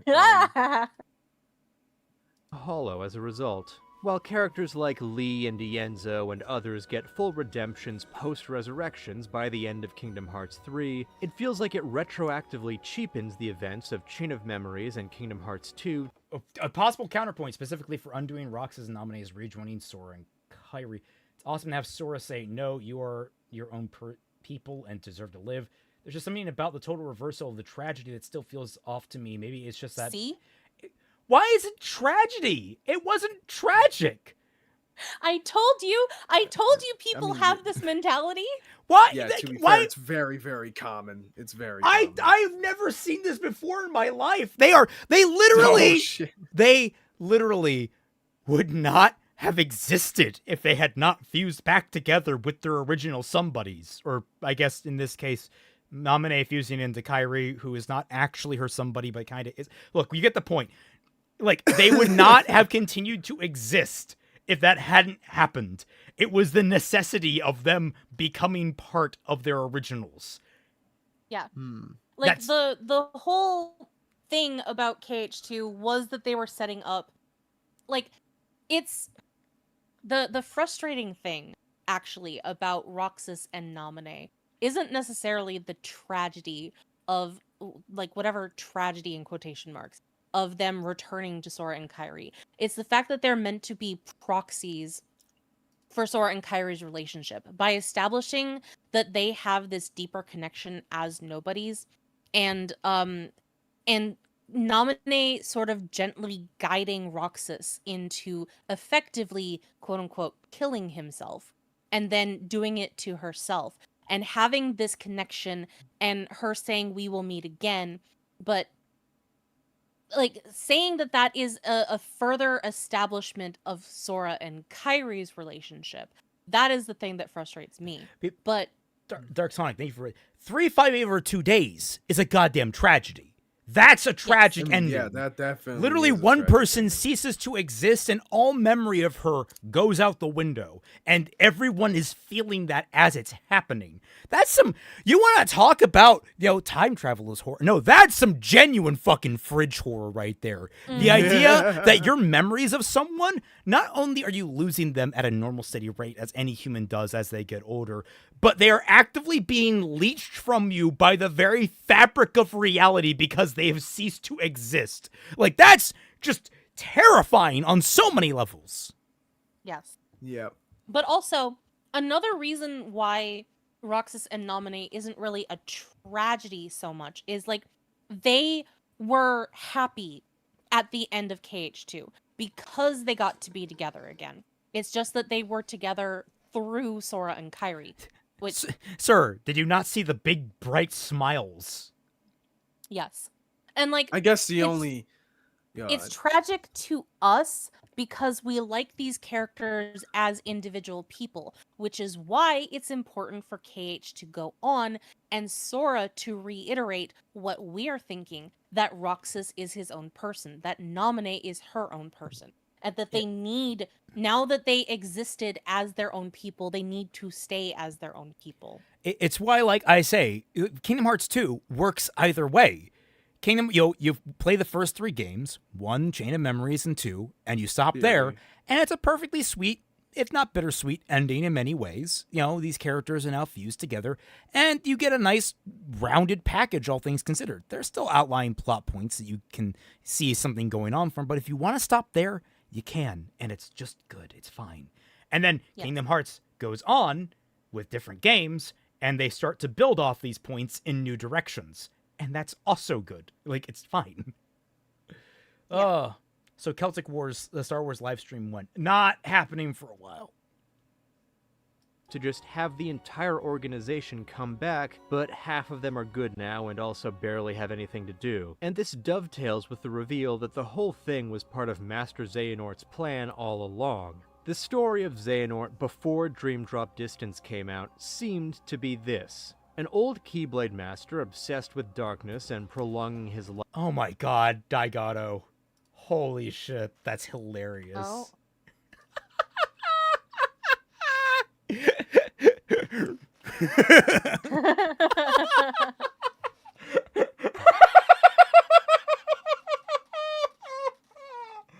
Oh god, now I'm imagining fucking Pete doing Melvin, brother of the Joker.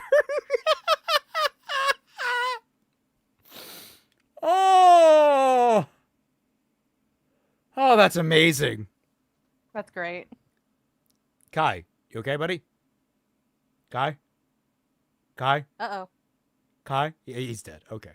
The Heartless got Oh him. no! No! Don't worry, no one's ever really gone. Wait, shit. Yeah. Life Okay, for the sake so of more. is he going to talk about the fact that so this is a thing that kind of Lily Orchard was talking about, and a lot of other people talk about when it comes to Xehanort. And this also does kind of go into how the dub for Kingdom Hearts was translated, especially for Kingdom Hearts 3. But like, if you read the secret reports for Birth by Sleep, you kind of get an understanding that his motivation isn't entirely what it seems to be in the first place.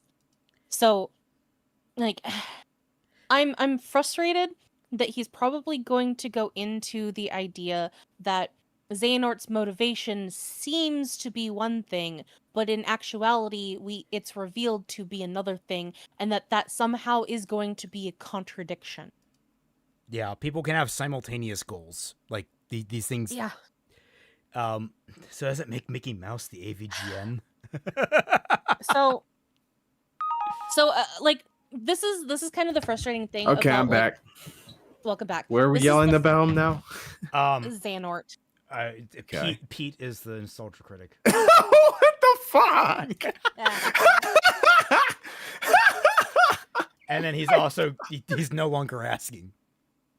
I don't know why you drew this Oh one. fuck. And No, because the power of nostalgia thing that I mentioned. And in chat. thank you for the suggestion, Crimson Rose. It worked. Quick, turn him off and turn him back on again. Yeah. Yeah. Also, like, this is kind of why I really have been wanting to get you to watch the Dark Road cutscenes, because again, it's all about Xehanort and his motivations, and it makes a lot more sense when you actually understand what goes on in Dark Road. So, like, it makes a lot more sense when you actually know this information. So, like he said before, it is just a matter of you aren't given the information yet. So why are you complaining that you haven't gotten the information yet? Let's see what he has to say. Yeah. Yeah, go. I kind of miss some of those. Don't worry, but, it's you know, fine. it's fine. Darkness experiments chose to groom Terra into being a prime vessel for possession, so he could double his lifespan in a younger body, only for Terra fighting from within and Aqua defeating him in battle to wipe his memories and create the brand new persona, Apprentice Xehanort. He became a broken man with an aching loneliness, grasping at the fragments of Master Xehanort's old ambitions mixed with bits of memories of Terra's friends, and ended up sundering himself to further his efforts to fill the void within himself. He betrayed the man who'd taken him in and cared for him, partly out of Master Xehanort's extreme lack of research ethics, and partly out of Terra's issues with father figures and inadequacy being in someone else's shadow. He then manipulated his fellow apprentices into their heartless experiments, and as Xemnas, he used and betrayed them further in Organization 13, becoming a foil to Sora by rejecting true friendship in favor of gathering followers. He deceives them to regain the heart he cast aside to his ambitions in the first place, ending up lonelier than ever while chatting to Aqua's empty armor in secret. He's a tragic villain, driven to evil by his own flaws and choices, but also the circumstances of his creation he could not control, so he is still pitiable. Xemnas. That's actually a really good explanation for Xemnas. Yeah. It's actually, yeah, damn. I never heard it put so eloquently. So yeah, that's good. Yeah. Yeah, it Kudos works. to you, man, guy. Yugux reminded me that Expedition 33 punishes you for carrying is an actual vid on YouTube perfectly showing how people will ignore plot points cause emotional. Jake the Searchant, the Oh. game is a pile of heartless rectal discharge. Ha ha. What? What? Wait, well, which game? Trying to. I don't know. The first one made sense. That second, what? Okay. Jake, which game are you talking about? Oh. Hmm? It's the Mickey Mouse is the AVGN joke. That's what it was. Oh, got it. This game is a pile of heartless rectal discharge. There, that's it. Okay. I've never really watched AVGN, so I wouldn't have gotten that. Fair. There's more to a heart than just anger or hate. It's full of all kinds of feelings. Don't you remember? No. Unfortunately, I don't. While his loneliness as Ansem and Xemnas is continued in Kingdom Hearts 3, the power of that narrative I just laid out is significantly undercut when it turns out in Dream Drop Distance that he was still working according to Master Xehanort's plans the entire time. It's uncertain how much of those plans Ansem and Xemnas were consciously aware of in their own times. Do you remember now, or... Wait. Did you never lose your memory? But regardless, my point is that before I don't think Brake's guess that the amnesia was fake the whole time is true, but he does have to remember some kind of stuff in it for his Heartless to go back in time to pick up his younger Xehanort incarnation for 3DS and 3, and for Xemnas' real goal with the Organization 13 to have been finding vessels for his complete self. You know, we discussed this earlier that we didn't think that he had regained all of his memories, but Yeah, no. At some point he did. Yeah, at some point he did, but I also don't think that that negates Xemnas's desires. It's just that he's forced to still go through the motions, but he is still having his own internal struggles that he is trying to deal with simultaneously. I was gonna say, like, yeah, doesn't especially this... since he didn't really know about any of this greater plans and the 13 Darknesses stuff in Kingdom Hearts 2 anyway. Yeah, he's literally an unwitting pawn, which makes him all the more tragic. Yeah, because In like a way, yeah. it's established that all of these characters, when they return, Zero, just plug your ears for a second. It's established in Kingdom Hearts 3 that the reason why these characters are at the points that they are in is because they come into the future right before the point in which they cease to be in their original timelines. So the moment right before they technically die, they go into KH3, and then when time is up, they go back to their original times. So, like, how could and they have without known? any memory, of Yeah. what happened in the Yeah. future anyway, because Yeah. you know it's a closed time loop basically. Yeah. All right. So like you still have all of those elements of Xemnas and by extension Xehanort's story up to that point. It's just that, you know, after Xehanort gets reconstituted after killing both his Heartless and, you know, Nobody Self, that's when things really got to motion. Yeah. I'm going to tell Zero he can listen again. Okay. Okay. I wonder how many sleeper agents. I actually just woke up realizing I'm the only agent here. What? Guys made a point that your emotional investment is rendered moot because of later developments. All points actually contradicted by the game directly telling you why those points are wrong in verse. Oh yeah, I think he's agreeing with us, and I it's just English is hard. Zero. I just typed in chat that you can turn your volume back up. Everyone yell at Zero. He can turn his volume back up. Make sure to tag him and make it extra obnoxious. Yeah. Oh, but what I was thinking about while I was gone is also like the tension isn't just from, you know, the death of these characters. I mean, it's also tension can come from a variety of things. Like, yes, even if you can resurrect X and Y character at a certain point, it wouldn't really matter if the bad guys are able to succeed at their greater plan, which would be much more permanent anyway. You know, for as like an example. Oh my god. Wait, what happened? Sorry, what? Oh my god! What are you spamming in chat? I'm telling Zero. Okay, good. He heard. Good. All right.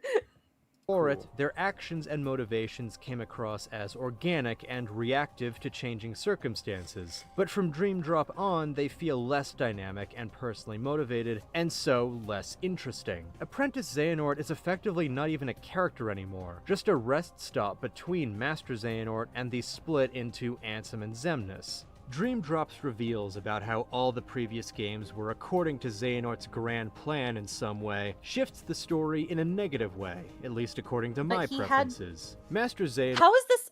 Hang on. How is this a rest stop between, like, who he was before and who he is after when, like, it's established and you even pointed out that he either regained his memories or never lost them in the first place. So how is it a rest stop? Like, it is according to Xehanort's plan. Like, that was the whole point. He got into the younger body so that he wouldn't die before he got to see his plans finished. And that came with complications, but he had seen to that and then made plans to enact all of this shit. Yugok says, no, I was continuing my super chat. Did I miss something? Only watching... Reminded that expression. What did you mean you were continuing? What? No, the part that we were confused about that he typed in chat. Oh. Follow first, Kaiser. Well, someone had to answer him. There was a joke there. I lost the window for it. Anyway. As a villain, acquires Jigsaw-esque absurd omniscience, which makes the struggles of the series' best games matter a lot less. That's not entirely fair. You could point to certain things that have... All still meant something to their own personal growth, at least, which shouldn't be just written off as insignificant. Fair? I mean, at least you're being fair to that. Robert Glendinning, 5 gifted memberships. Thank you. Thank you. Acquires Jigsaw-esque absurd omniscience, which makes the struggles of the series' best games matter a lot less. That's not entirely fair. You could point to certain things that have set him back in minor ways, but that is the main impression we get.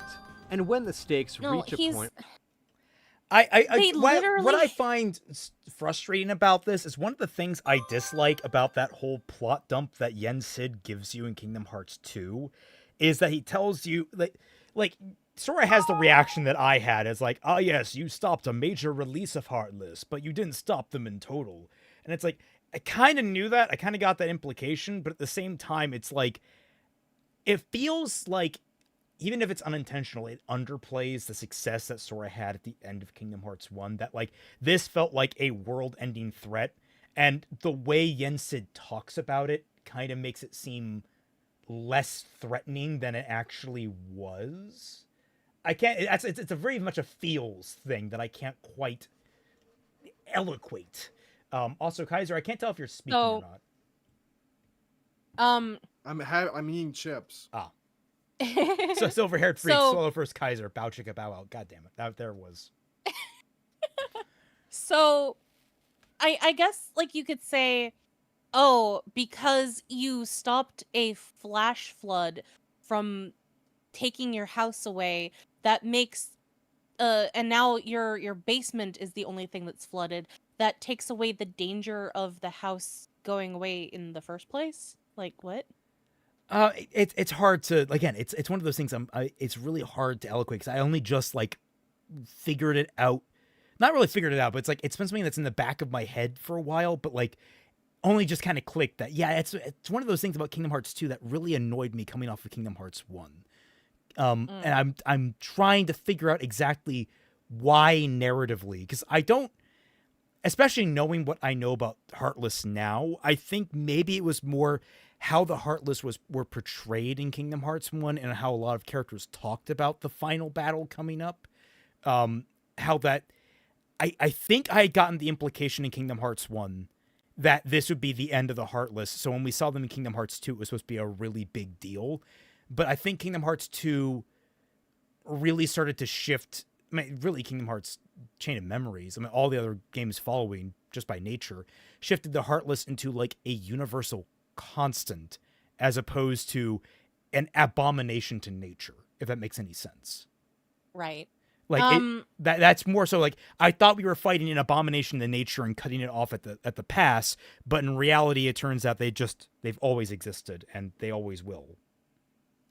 Yeah. I guess because of the nature of how I got into the games, like obviously I never was able to think of it that way. So I guess that's kind of interesting. Yeah, in that way. it's one of those things that like, especially knowing the larger scale of this series and where it's gone so far, it was one of those things that like as a kid kind of annoyed me. I had the same reaction as Sora, as like, what the fuck? We went through all that work for nothing. It's like, oh no, you did stop something, and it kind of felt like, thanks for the silver medal. Well, again, it's like complaining that because you stopped your house from getting totally destroyed, you think that the basement flooding means it's a total loss. Oh, I would probably more equate it because you stopped a flash flood means that you stopped like a tsunami, like Yeah, that sort of thing. Well, yeah, like it's not solely a narrative thing. it- It's a way of downplay all the gameplay you just went through in Kingdom Hearts 1. All those hard-fought battles against the Heartless now feel like it was all in vain. It kind I of. wouldn't agree, but yeah. But like to say that Kingdom Hearts hasn't recontextualized prior stakes before is untrue. Like this is just another Yeah, that's level on top absolutely of what's untrue. already happened. I mean, already back in Birth by Sleep, we got introduced to Xehanort, who put so much in motion for Kingdom Hearts as a whole that we didn't know about prior. Certainly, you know, I guess the only two games that didn't recontextualize the growing threat of things were Chain of Memories and 358 Over 2 Days, but that's because those are much more personal stories. Yeah. But even then, like there's for Chain of Memories, you can still see that there is now stuff going on in the background. I was about to because- say, it was the first game to introduce the organization. Yeah. So by that virtue, it would have to, you know, recontextualize some things, even though we didn't know the full nature of what they are, you know, at that point. Yeah. So like you could take away Chain of Memories in that sense, but like I guess recontextualizing what Organization 13 is between Chain of Memories and Kingdom Hearts 2. But then again, we never really understood what Organization 13 was because we mostly dealt with the attempted usurpers. Yeah. Mm-hmm. Where it feels like the villain is too powerful, we run into the White Walker problem, or the Mass Effect Reaper problem, where the villain is so omnipotent there's no way to make the hero's victory feel earned and satisfying. Master Xehanort The isn't Madara merely- Uchiha problem. Okay. I understand. I don't agree. I with don't this. agree. I don't I don't agree. agree. I just understand the concept. My guy, Xehanort is AFO, not whatever that is, like Not Madara, Madara. Uchiha, whatever. I would argue like he's a more narrow version of AFO. I mean, Yeah, he's a def- narrower version. definitely in shoulder width. But yeah, he's like he has a plan, and he basically has smaller contingencies along the way. If basically if the route gets diverted, I can go this way, as opposed to he's not casting out a billion different lines like AFO is and following the most promising ones. More Yeah. so, he's like, I'm going to push this car in motion and I'm going to steer it down the road. If there's a roadblock, I will steer around it. Like he's kind of like that Look, kind of mastermind, which is much more Look, traditional. my guy, they literally had the fucking metaphor of him playing chess at the beginning of Kingdom Hearts 3. How is that not hard? How is that difficult to understand that he is effectively playing chess? Because it is a well-known thing that you have to plan several steps ahead when you play chess. That was That actually is something. what he's doing. Speaking of, that's very interesting how like chess is one of those universal games that everyone around the globe, it's like the game around the globe that everyone recognizes. I remember that just being brought up in some talks about some of the puzzles in Silent Hill F. It's like, we have a bunch of these ones that are very Japan specific. Like not everyone knows what a sakura tree looks like. You can look it up, but not everyone knows that. But just about everyone understands at least some level of chess. Yeah. So I guess because like you have games like Go, which are very similar to chess. So like understanding what chess is isn't that hard of a concept when you have other games like Go that is already so similar to chess. Yeah, I was gonna say like it's a game that requires so little to actually play, like in terms of like equipment. Like you just need something to represent certain pieces, know how to distinguish them, and to create a rudimentary board. If you're trapped on an island somewhere, you can make a chess set with what's lying around. So basically, it's super easy in terms of entry. The rules are pretty straightforward. There are some weird, wonky things like castling, but time travel test. No, we do not talk about 5D chess here. All right. I've already lost my mind to it before. I'm not doing that again. God, I remember watching this anime called Kekai Sensen, where literally one episode, one of the main characters, every year he has to play this like 4D chess game or whatever with like an immortal vampire to keep them sealed away. But yeah, it's just an interesting anecdote. It's like, man, chess is pretty universal. It's kind of nice. Yeah. Bad about this as the white. Yeah, no, I was just gonna reiterate like how is this a fucking difficult concept to get that doesn't make him omnipotent just because he is intelligent enough to be able to plan ahead for contingencies. I guess it's still. I guess it's specifically the way he is able to plan ahead that he has an issue with. I suppose. Maybe, but like the fact that it requires that involves like resurrection and having foreknowledge of all of these events, like leading exactly the way he wants it. I'm trying to remember exactly now. I guess that's the way. Like, how is it that he planned all of this out exactly? Like he went back in time to himself to explain the plan. Is that right? Am I remembering that right? Yes, because It was Ansem that was on the island the whole time. Ansem was the one that was just sitting there on the island for like 50 years or whatever. And he talked to his teenage self before he even no, it's after he went to Scala. He returned, I think, briefly to Destiny Islands. I could be remembering that wrong because it has been a long time since I've seen Dark Road, but like the order of events of how he got there and all that kind of stuff, but he did explain to himself, and we see that in the other games that he talked to his younger self about this whole thing. So he had an idea in his mind about what was going on, and it was just subconscious. Who is the So- who is like the most who is the last or not oldest, youngest? Who is the last surviving Xehanort that isn't one of the time hoppers from Kingdom Hearts 3? Would that be Xemnas? Well, wasn't he a time hopper then?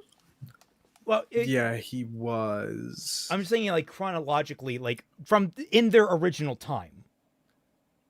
Oh. Who is the last I think it surviving would be Xemnas? I think it would be Xemnas, yeah. Yeah, I'm just curious. Yeah, it about would that. be Xemnas.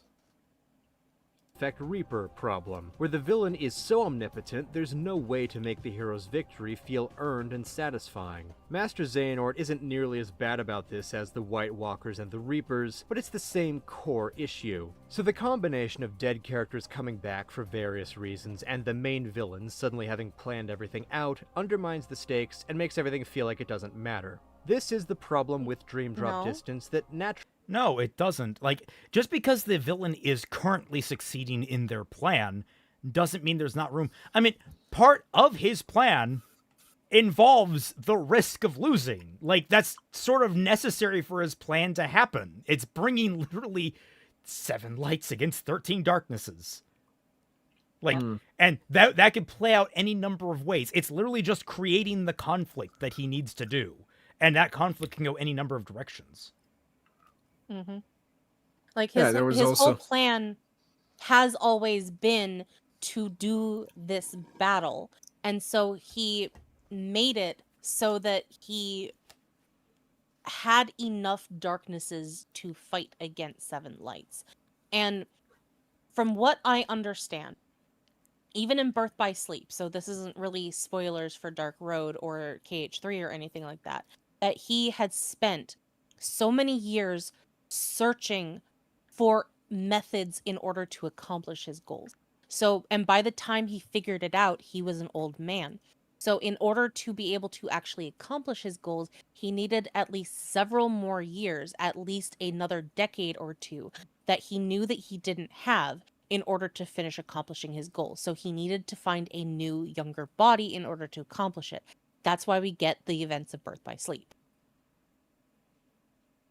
How is that complex or convoluted or whatever? He's got Well, that it's really specifically hardcore in a DHE way- thing.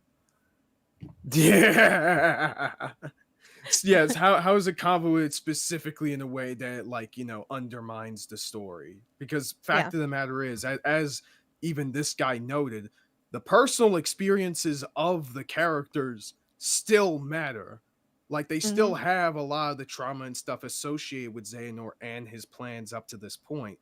And again, I have to reiterate, this is something that has been in favor of the villain becoming even more powerful, which brings up more of the stakes of, like, how are the characters going to beat them. Now, whether or not that aspect was done well, that's the debatable part. But I don't think this is inherently a problem. Yeah. carries through into Kingdom Hearts 3, and at no point am I expressing confusion about the lore or the story. It's all clear to me, I just don't like it. I mentioned the sleeping worlds and the Okay, but power that's of a you waking, problem, and my sure, guy. those I don't understand. And my lack of understanding of the latter becomes a problem when it gets extremely critical to the climax of Kingdom Hearts 3. But after alluding to how perceptions of these games as confusing is exaggerated by those who haven't played them and those who have filtered their experiences of the story through secondhand content like YouTube explainers and wikis and the like, I have a confession to make. I have never played Dream Drop Distance or Kingdom Hearts 3, or Coded or Melody of Memory, and I also never What? got very far in the Game Boy chain of memories, but that all seems less significant. If a fan of Dream... No, that is very That's significant. very, very, very significant. That is not the Maybe- flex you think that is.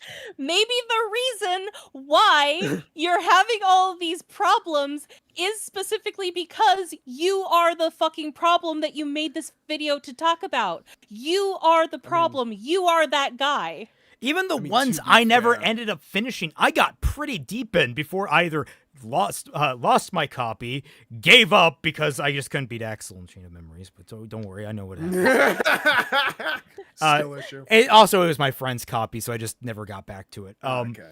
And then I one stolen from me, lost my copy, and then the other one was on the Game Boy Chain of Memories, and that one's just brutal. Twilight, did you see Nano Tyrannus is now a valid taxon? Oh, yeah. Yeah, that's awesome. Small Tyrannosaurus. Yeah.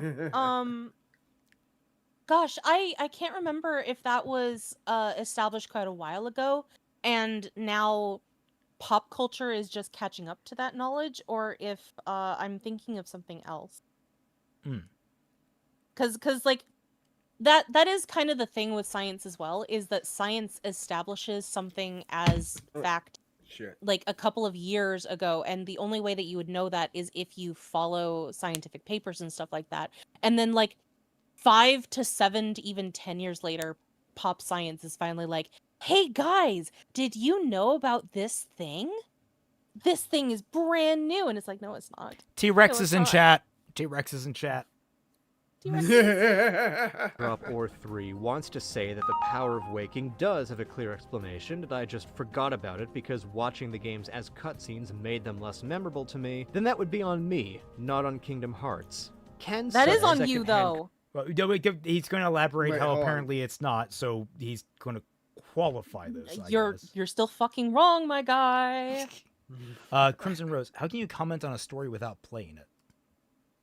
I mean, you can comment on a you story can. without playing You're it. just but risking. you're just risking risking yourself being Yeah. a bit uninformed. You can Good friend. really inform yourself on a story without having directly interacted with it through arduous amounts of research and bringing that evidence to bear. Like, you can do that. Yeah, It sure. it will increase the risk that you have missed something from an initial personal interaction with it. That other people wouldn't. Good example of this, I come to it. It's one of my favorite horror movies, but I also hate it. Tetsuo the Iron Man. It is, I don't really think all that great of a movie. It's actually, but it has phenomenal special effects for an indie film. It is absolutely a masterpiece in low budget horror. But it's not a very good narrative because it drags. I think it has like 3 paragraphs of description on Wikipedia, but it's an hour long, and that 3 paragraphs of description can be condensed down into like 2. It's one of those movies that is more. It is, the parts are more than the sum it creates, if that makes any sense. But you wouldn't be able to talk about it really without having seen it. Like, you need to actually see the film to understand even what the summary is trying to tell you. It's one of those kinds of things. But again, if you don't experience it firsthand, you're going to be at a disadvantage compared to other people who have, and it's very easy that you might slip and make a fool of yourself, as we might be seeing very shortly here. Well, I mean, we kind of already have been seeing it for the past 10 minutes of this video, because like he started off really strong and then he started slipping, and now we understand why he's slipping, because he only saw a lot of these games through cutscenes. So he doesn't understand. Like, it's very obvious. It's very evident that he didn't get any of the secret reports for like Birth by Sleep, anything like that, because he hasn't played the games by himself. He's only watched cutscenes on YouTube. Yep. Well, content ever meaningfully replicate a hands-on, direct experience with a work of art. And to be clear, for the purposes of this video, I'm using the term secondhand content to refer to content made by others about a core text. I'm not using secondhand to mean hand-me-down, like buying a used game, because if you do that, you're still playing the game yourself. I'm using first-hand and second-hand in an experiential context, not a purchasing context. But anyway, I struggled with this question when making my doubt critique anyone of would Rage. Really? I don't know if he gave us enough context. But yeah, I doubt people would really go that ape shit without that distinction. In fact, who the fuck would even make that? Anyway? He's talking to some low IQ viewers, if that's the case, unfortunately. Okay. Yeah. Because you just say secondary source. There. Problem solved. Yeah. Everyone knows what that is. That. Shadow Legends because I knew I was not going to actually download and play it, gross, but I also wanted to be fair as possible to Oh, its now I narrative remember this guy. I think I watched that video. Oh. Okay. Hey, Oh no, it's that killing video was Kaiser. good. My bad. No, it's no, but it wasn't a bad video from what I understand. As So, someone who never played Raid Shadow Legends, but yeah, but this is only for people who have never played these games. But it's coming from a guy who has never fucking played these games. So, I am asking, why the fuck are you making these videos in the first place? That is a very good question. well, this one anyway. I'm pretty sure you say did play Raid Shadow, but No, he whatever. specifically just said before Raymond paused, he was not going to download the game to play it. Gross. Yeah. That is what he said. So I'm my asking bad. him, if you are not playing Raid Shadow Legends, why the fuck are you making a lore video about it? If you have not played the majority of Kingdom Hearts games, why the fuck are you making a video about Kingdom Hearts lore? I mean, if you're going to make like a video on the lore, you got to make sure you're well read on the lore at the very least. Like, yeah, the wikification, like, which I thought you were going to be much harder on, but you're really outing yourself as abusing it. Yeah, no, he's complaining about people who do the exact same fucking thing that he did. He is the problem. this question when making my critique of Raid Shadow Legends because I knew I was not going to actually download and play it, gross, but I also wanted to be fair as possible to its narrative for the purposes of my analysis. So I made sure that said narrative was, in fact, separate from its gameplay, entirely in those slideshow cutscenes and not told through the auto-battler gameplay. And I made sure to watch those cutscenes myself, not read a wiki article about what happened in that campaign. As it turned out, the campaign itself had the same level of depth as a wiki article, it just had more stylish prose. But that was something I discovered through my direct engagement with the cutscenes, and I was able to analyze that shallowness as part of the text, which I could not have done limited to a wiki. If I felt I couldn't have had an equal experience with the narrative through this method, I would not have made the video at all. Even so... Okay, I like But his here's the thing. qualification here is that he's distinguishing that, if I'm understanding this correctly, there is no in-game lore actually being offered by the game. It is only being offered as a part of the cutscenes, which seem somewhat detached from the gameplay. Like there's no NPCs you walk up to and talk to. So if that is the case, then I suppose watching the cutscenes is getting just about all the lore. Yeah, but that's also not the case for Kingdom Hearts, and yet he's doing the exact same thing for Kingdom Hearts. That's where I'm waiting for the shoe to drop, because maybe he's going to address that, because he's making a qualifier here about that. Boy. So, I risked missing out on something that I never learned was there. Raid was a bit of an extreme example, but that's also how I enjoy the narratives of Kingdom Hearts Dream Drop Distance, and 3, and part of Union Cross until I stopped watching. Because, oh no, this story compilation is so long. Anyway, the point is, I watched the cutscenes because I never owned a 3DS. Okay, guy. There are different compilations. Yeah, he just highlighted how there was a newer one that was better.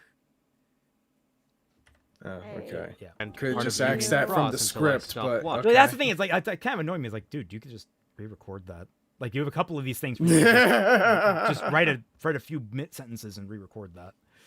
Because oh no, this story compilation is so long. Anyway, the point Yeah, is, here. I stumbled across this project while editing, and it seems extremely cool. Probably the best compilation for being across. Yep. There you go. All right. I watched Oh, completely voiced. Oh, that's nice.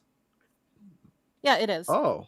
the All right, cutscenes cool. because I never owned a 3DS or a PS4, and I didn't want to get into a gacha game and didn't expect any of these games to come to PC. And I was confident that the cutscene-driven storytelling styles of all these games would allow me to authentically experience their narratives as YouTube cutscene compilations. But I would never claim to have authentically experienced the games in their entireties. I can't weigh in on But the also- gameplay, and Again, He you might- didn't, because there are a lot of things that are outside of those direct cutscenes. I'm wondering if that's going to be to his point, is that he's saying that, like, later I discovered how much lore was hidden in documentation and interaction, and I realized I had robbed myself by doing it this way. I wonder if that's where he's Hopefully. heading with this. I hope so, Maybe. because he's taken a really long ass time to get there. that I mean, also to be limits fair, my we're taking a lot of time too. Yeah, but we're having fun. Well, at least me and you are having fun. I don't know about Twi. She seems to be very frustrated with this video. Well, I don't know, yeah, because I love. have spent so. Go ahead. I was gonna say I love how we intentionally got this video to, like, you know, give you a nice fun thing to react to after all the messy videos we've reacted to recently, and now it's stressing you out even more than them. Also, Because I actually give a shit about this. That's why. we got Daigato art of Mickey as the AVGN. Oh my god! Of course, we had to go full circle. Yeah. Look, like, the reason why this is stressing me out is because these are the same complaints that I see of, like, idiots on Twitter complaining about why Kingdom Hearts is bad. And he is saying that Kingdom Hearts isn't bad, but it's still stupid because he's still doing the same things that those fuckwads on Twitter were doing. Crimson, You are still the problem. Crimson Road says, apply sand, we're slipping. Train joke. Robbie Hughes, looks like the next week will have to be the stress-free vid. Yeah, we're just going to be streaming cats, like cats in like a little cubby hole or something like that. Just cute little cuddly kittens. ability Yeah. to honestly evaluate how the stories are paced, since I'm skipping over all the narrative downtime the gameplay provides. Such downtime adds more of a breather between story beats to digest any complicated ideas, so a cutscene compilation skipping over that may potentially run into a lesser version of the Wikidive problem where concepts are introduced too quickly. Compilations Oh, sometimes that's actually a fair point I hadn't considered. include But game... also, like, is he now going to go into the fact that he is also, like, it's not just that he is skipping over the breathing time, which you get in the gameplay anyways, not just the, Well, the yeah. conversational aspects, but he is missing out other conversational aspects that aren't in the direct movie cutscenes. Yeah, I'm waiting for that shoe, and it looks like play compilations. bits if Like story the- relevant, like Yeah, I non-cutscene think the, dialogues or bits oh, of God. boss fights, but rarely Never mind, things go. like the reports. Funnily enough, Kingdom Hearts' own official releases demonstrate the limitations of a cutscene-only approach. The DS game 358 Days Over 2 was not remade for the remix collections in the vein of Chain of Memories. It was instead turned into a compilation of remade cutscenes with occasional text screens summarizing bits of gameplay. And many fans of the original release found that experiencing the story in this indirect way robs some of it of its power. I watched the cutscene collection before Quite I a went back few and of played it, Days yes. again for Yep. a review, and what I found is that the cutscene collection didn't affect me in nearly the same way playing the game did. Sure, it was sad, a lot of sad things were happening on screen, but I didn't cry like I did at the end of the actual game. I wasn't shaken when Axel screamed, "What's your problem?" Because I hadn't just spent 17 hours trying to keep this broken trio together, trying to stop the train from veering off the tracks, trying to hold on to the good. For some, though, the cutscene compilation was... I mean, it's also. Oh, sorry. yeah, I was also going to say that even without, having the actual gameplay, there were either A, important, or B, interesting dialogue between the characters that were also cut from the compilation movie for, you know, the remasters that really emphasize and characterize each of the trio. Yeah. Yeah. Like the I think the biggest example to me, and it sucks that this never got voice acted, is that conversation I think that Axel and Roxas had about girls. I don't remember exactly how that conversation went, but I remember loving that a lot. And I'm pissed that it never really got. I still to this day love Roxas. That's a stick. Yeah. Yeah. we needed that one voiced 100%. Absolutely. Yeah. I was gonna say, like, the reason why 358 over 2 days works so well is because it really used its limitation to its strength for not just gameplay but narrative reasons. The entire structure of the game is going out on daily missions as a part of the organization. You have a job. You have a 9 to 5. You go out, kill some Heartless, come back at the end of the day. And it made every single day, it got monotonous to some degree, but it played into the monotony, if that's anything gameplay-wise. Like, every day you would come back hoping to see another full cutscene of these three characters that we like interacting. It played on that these moments together with them are the brightest lights in your day as whoever, you know, when you're playing as Roxas. So when you go through that game over 17 hours and you get the ending that you get, it feels like your heart's getting ripped out because this was your only safety from the storm. It's one of those things that I need to really meditate on with Silent Hill F. Is like, at what point does gameplay need to be fun over thematic versus thematic over fun? Like, where is the balance in that necessarily? It's a very difficult thing to strike when you're trying to go for a particular tone. Well, also, like, there is a lot of busy work that a lot of people do willingly do for a lot of games, like grinding in Kingdom Hearts 1 in order to get the ultimate weapon and things like that. So, like, yeah, I think video game players aren't unused to doing really grindy and really monotonous things in order to have fun in games. Ironically enough. I think I was gonna say, and more so, I think like that could be alleviated quite a lot. I think if it got some sort of, like, it does actually. There is a very good fan port of 358. I heard about that. Yeah. I played it a little bit. I was on my old PC. I need to see if I can download it again. I think I sent it to Zero. He never played it. Oh, he tried to. I think it couldn't get to work. Regardless, if you improve the game flow of the actual minute-to-minute gameplay, I think Dream Drop Distance, if you give it like something more like Kingdom Hearts 2 level quality controls and speed. Well, I was going to say the only thing that I would probably fix in regards to like 358 is the freaking combat, not in the entirety of the combat, specifically like the combos that you do. Here's also the thing, though, and also like, the bosses. There are limitations to only watching the video cutscenes, sure, but like I will go for that other guy who said like he didn't cry and stuff watching the cutscene. I have seen people cry though just watching the cutscenes for the first time. They haven't played the games. They probably never will, but I was gonna like point out, like, well, there were reaction videos where that happened. I do agree with the guy's criticisms. However, I think there's also something he didn't. Maybe he did it in his full video, maybe not. But he didn't acknowledge that, hey, this is, you know, the billionth or whatever time I've seen this story, or, you know, maybe this is the second or third time, and it has a weakened effect because I am so familiar with it. Ed Sivinsky, then Celtic. Now I'm imagining Roxas and friends doing karaoke nights singing Dolly's 9 to 5 after work. And it is wholesome as fuck. Hold on to that idea. Actually, that's a good question for chat. Headcanon, which song each of the trio would sing in karaoke? Yeah.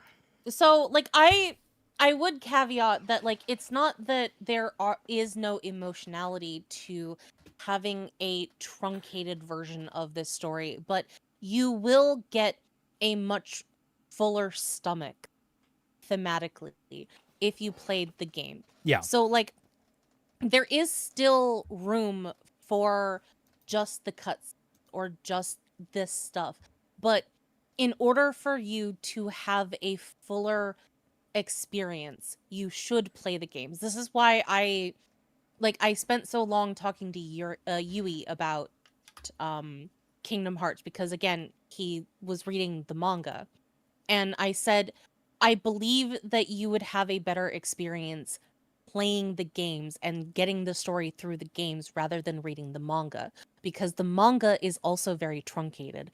We talked about the differences between the games and the manga and how it undercuts a lot of Sora's characterization, because he's not really a friendship guy in the manga as opposed to the Really? games.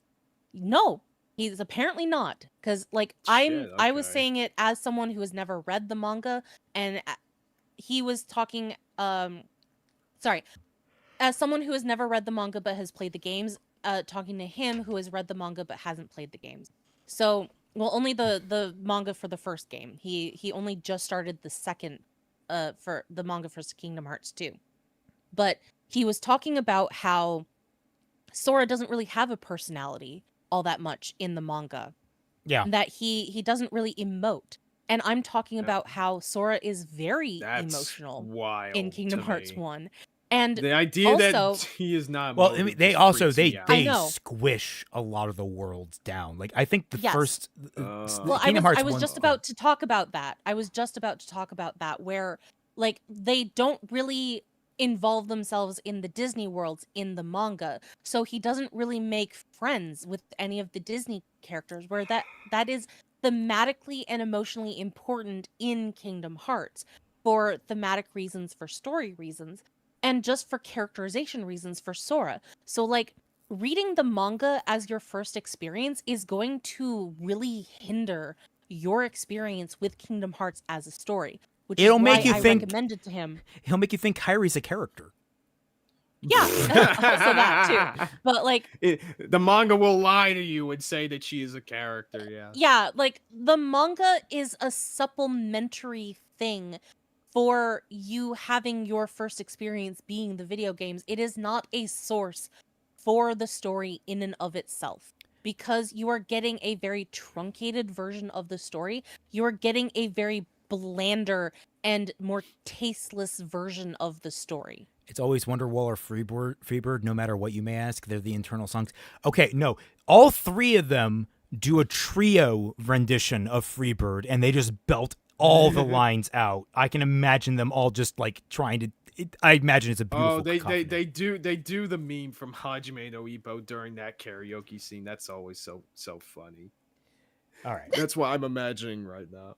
Worthy enough replacement, and at the very least watching it for yourself instead of reading a summary of it gives you a direct engagement with the story moments. So does watching cutscene compilations for other games that cleanly split their gameplay and narrative, like Last of Us 1 or Sony's Marvel's Spider. No. Whoa. No, those definitely do not. There's a lot of dialogue that happens during gameplay. Fucking hell! How many phone calls does Spider-Man have on the fly when he's swinging? How many times do Ellie and Joel talk about something that further helps characterize them, like Ellie inquiring about the past and Joel educating her about how things used to be? Like moments like that lost to time, like tears in the rain in these compilations. Yeah, many of the memes surrounding both of these games have to do with dialogue that happened in those sections, not in the cutscenes. Man, or, I don't know, Injustice 2. But there are a lot of games this doesn't work for. Games that use their mechanics in narrative ways, or games that are divergently reactive to player choice like most Western RPGs. When the game's story isn't driven by cutscenes and is instead built to incorporate gaming's interactivity into its events, the feasibility of watching a playthrough as a replacement dramatically diminishes. You can assemble the moments of discovery from Outer Wilds or Paradise Killer into some sort of story compilation, but way less of the Okay, you have created too wide of an expanse because you're going from very narrative-driven games that do involve their gameplay. They're not thematically gameplay, but the gameplay itself does have story content in it. To now you're going to Outer Wilds, which is a purely player-based, like purely like immersive experience where the gameplay, the exploration, the puzzle solving, all of that is supposed to be your own unique experience. It's not really a story so much as it's you experiencing a location, being an agent within it. You're not seeing someone else's story. This is your story. It's very different approaches to games. And now I don't like how you're drawing this sharp dichotomy here, because the games you listed earlier were still somewhere closer to this side of the line than you think you're saying. Yeah, I'm trying to predict the point that he's trying to get to here.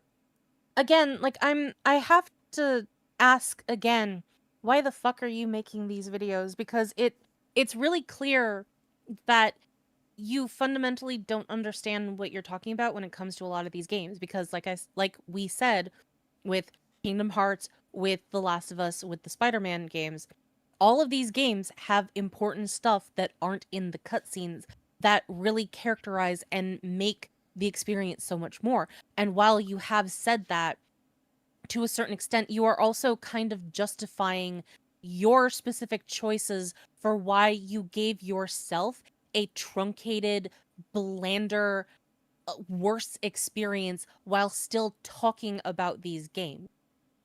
Yeah. It doesn't really seem like you have an interest in these games, but you still want to talk about them anyways. Why? Games about player choice doesn't use visual novels. True.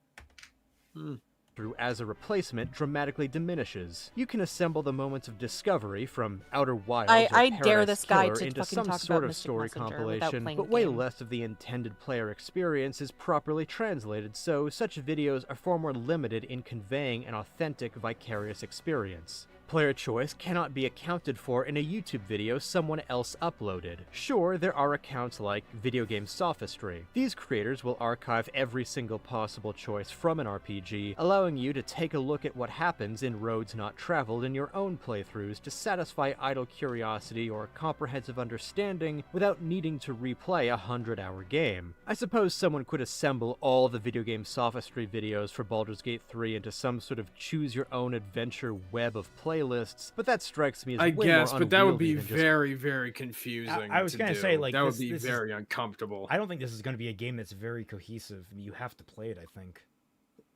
Yeah. Yeah. Yeah. playing the Which, game yourself. granted, is With his all of point, that I'm said, guessing. this form of secondhand content is at least an attempt to engage with the material directly. Maybe you don't own consoles to play a console-exclusive game, or you just can't afford to play the latest installment of your favorite series, or the story interests you but the gameplay sucks like, allegedly, Drakengard. But you still You know, I've definitely heard that. People. But, Yeah, same here. again, I'll say this. Thematically, that's sort of supposed to be the point of Drakengard, is that killing is a mind-numbing and pointless act in Drakengard. Every one of the characters that you're playing as is a bloodthirsty asshole. You're not the good guy in Drakengard, and you're not supposed to feel good about the gameplay in Drakengard. So already it Definitely feels like not. you're missing something thematic by overlooking what Drakengard was going for. Even if it is a shit experience to play, it's along that spectrum of games that, like, yeah, but it has a point to it. No. want to experience as much as you can. The barrier of vicariousness is thinned as much as possible, even if it cannot be dissolved. But sometimes there's a thicker barrier, like in a Let's Play or live stream. And to be clear, I have nothing against Let's Players or live streamers as a category, and I have nothing against people using Let's Plays and Wait, what streams did of he say games there? they've never He was basically saying I have nothing against Snapcube. He was the example he was using.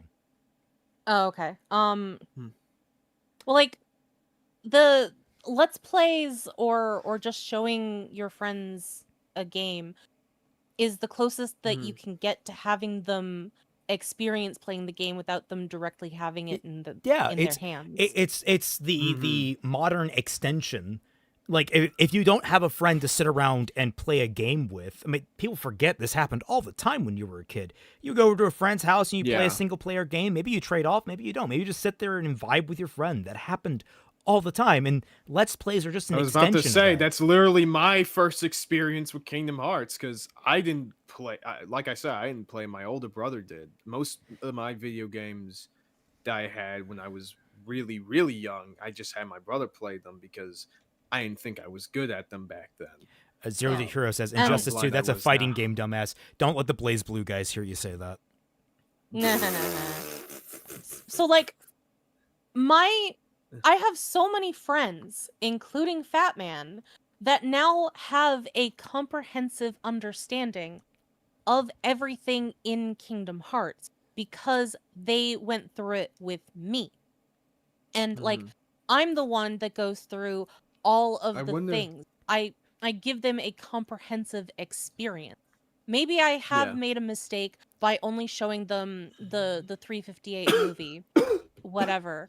But like to that extent, I do my best to make sure that they have as full of an experience with Kingdom Hearts without directly having the controller in their hand. Yeah, I wonder if what this is building up to, because he's been building up for quite some time in this section of the video, which is disappointing. I wonder if the point that he is building up to is that, you know, he, even though he didn't play Dream Drop in Kingdom Hearts 3, he watched like Let's Plays of those in that sort of like, even with the information given, you know, directly as equivalent to playing those games as possible, he didn't like the direction the story went.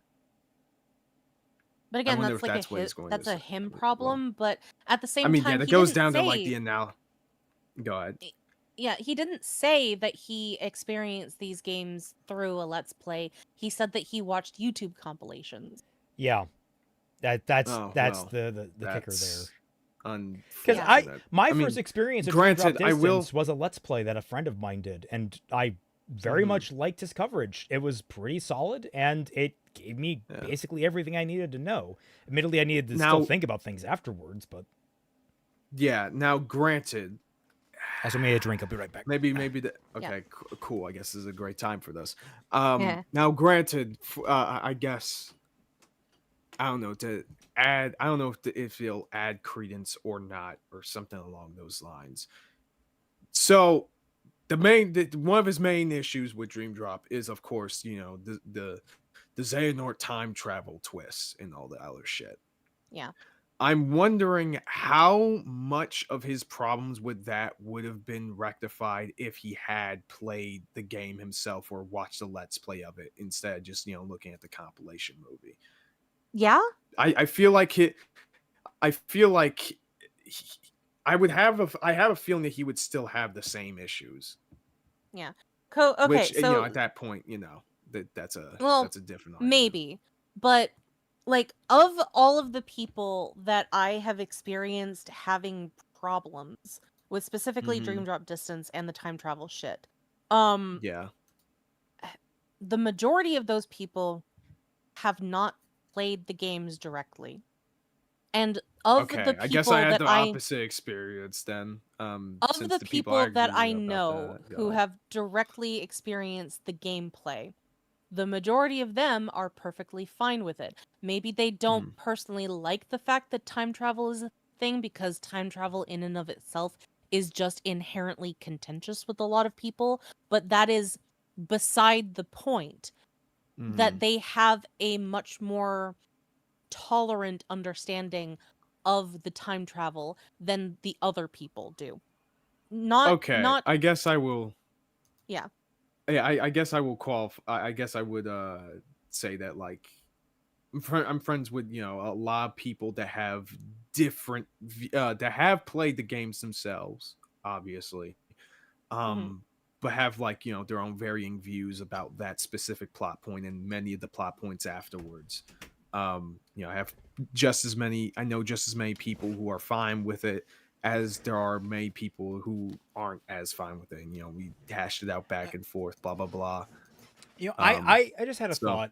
Well, I was going to get my drink. I wonder what Kingdom Hearts' reputation would be like if it hadn't released so disparately. Like, if you had, like, imagining a world where Kingdom Hearts 1, Chain of Memories, 2, 358 over 2 days, Birth by Sleep, if all of those, I mean, I guess Coded was somewhere in there, all of those released on, say, the PS2 in subsequence, and they all had conventional names to the degree that they would indicate what order they go in, like Kingdom Hearts 1, Kingdom Hearts 2, Chain of Memories, Kingdom Hearts 3, whatever you would subtitle Kingdom Hearts 2 actually, Kingdom Hearts 4, the in-between times, or something like that, which would be 35, stupid names like that, whatever. Point of the matter is, I wonder if it had been released in a conventional method, how much much of the general confusion would generally be like much more diluted. Like, oh my god, it's fixing Ruby all over again. No. Fixing. No. It's more just like I'm curious to see that alternate world and get a peek in to see what the zeitgeist is like around the game in that way, as opposed to what we have now. I'm curious to see how that would change things, if at all. Also, it would give me 3.8 of 2 days on PS5s, PS2. So I mean, I'd be happy with that. But yeah, Honestly, I don't know.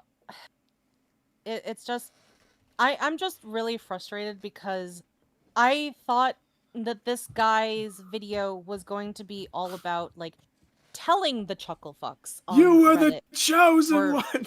yeah, the chuckle fucks on Reddit or Twitter that no, Kingdom Hearts is not confusing. It's just that you're being stupid about how you experience the gameplay. And like, while he's sort of doing that, he is also saying that it is the thing that is kind of preferable to do because that's what he's doing. And that he understands the game on a level that is competent enough, but because he hasn't directly experienced the games, he doesn't get a full understanding of the games, and that's why he has problems with it. Like, I'm so confused. Ever played to inform Frustrated. their impressions of the go game. ahead. But I do have a problem with people doing this and then claiming expertise over these games. Because when watching this type of secondhand content, even when paying attention to the game and watching through the whole thing, you are absorbing someone else's impressions in real time alongside you're the core doing text. something And that worse. inherently influences your own... I was trying to pause. Damn it. I was good. So in regards, I do remember going back in time, okay, back to what him ranting about Dream Drop Distance in 3 and the issues that he had a problem with. I do remember him saying after that section that like, hey, even though I have those issues because I never really played those games or gotten the full experience aside from compilations, I would never say that like I'm an expert of Kingdom Hearts or have that sort of standing because of that. He did at the very least, all aside, he did clarify which is that better these are than just his personal nothing. But problems. at the same time, it feels like you want to front load that before you get into it, and also yeah, that's what I was gonna say. Yeah. Well, here's the thing. So like there are different tiers of comprehension in this. Sure. So the lowest form of comprehension is just hearing it secondhand through somebody else, like on Twitter or on Reddit or on Wikipedia or in just people talking about it in videos like this. Okay. Sure. Lowest form of comprehension. There we go. Then the second tier are much more extensive lore videos where someone goes into an in-depth explanation on it, and then also I would say the cutscene movie compilations. That's the second tier. Third tier is the let's plays and watching somebody else play it, because it depends on who it is that you are getting to experience that game through, because I do know that there are some people out there who do these let's plays who just want to get the story and to be done with it, and they don't do exploration in the game. They don't immerse themselves in the gameplay. Hi, Pro They just wanna Jared. How's get it through going? Yeah, they just want to get through the game as quickly as possible. Yeah, so but then some there things are will never get cut from the Yeah. the Yeah. Let's Play recording. but there are some people, like me and like my friend David, who want to have the full experience to understand everything Kingdom Hearts. Yeah, I So guess people do my walkthroughs, I believe. yeah, I guess that would be the distinction. yeah. Well, my friend David is going through Kingdom Hearts for the first time. He has watched the 358 over 2 days movie, and then he went back, and now he is playing through the actual game. And he takes the time to read over all of the secret reports and all of the diary entries and all of that, and he immerses himself in that. And if you are somebody who is watching his playthrough of Kingdom Hearts, you're going to get as much of an experience as him, just a little bit less, because you are not experiencing the actual gameplay yourself. So you don't know things like how it feels to fight the lingering will, or how Sure. janky the gameplay is, or how smooth the gameplay is, or whatever. Those are Yeah. tactical Yeah, that's- experiences that you just fundamentally can't get. But like, that is Yeah. still better than the other two layers. But Yeah, here's that's the level thing. 3, and then the final layer is actually experiencing Is actually it for playing it yourself. Yeah. Yeah. But like, I would say you can still be a master of Kingdom Hearts' lore and its story through a comprehensive Let's Play of the Mhm. games.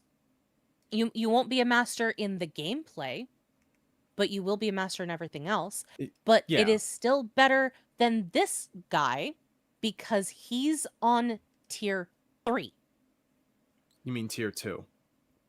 Sorry, yeah, he's on tier 2. All right. Sorry. Don't worry. I see. I'm here to keep track of the power levels that you're setting. Okay. Yes.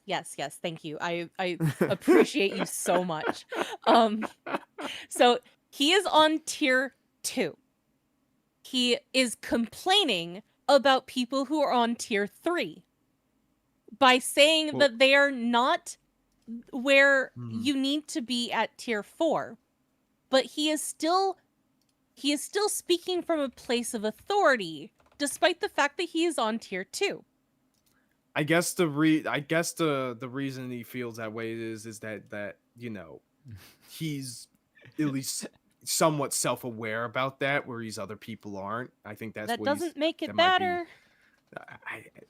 I'm just imagining Twilight as Jake from Adventure Time. It's like, oh, what about steps 3, 4, 4? It's like, oh, well, we don't talk about those. Yeah. Not until you're older.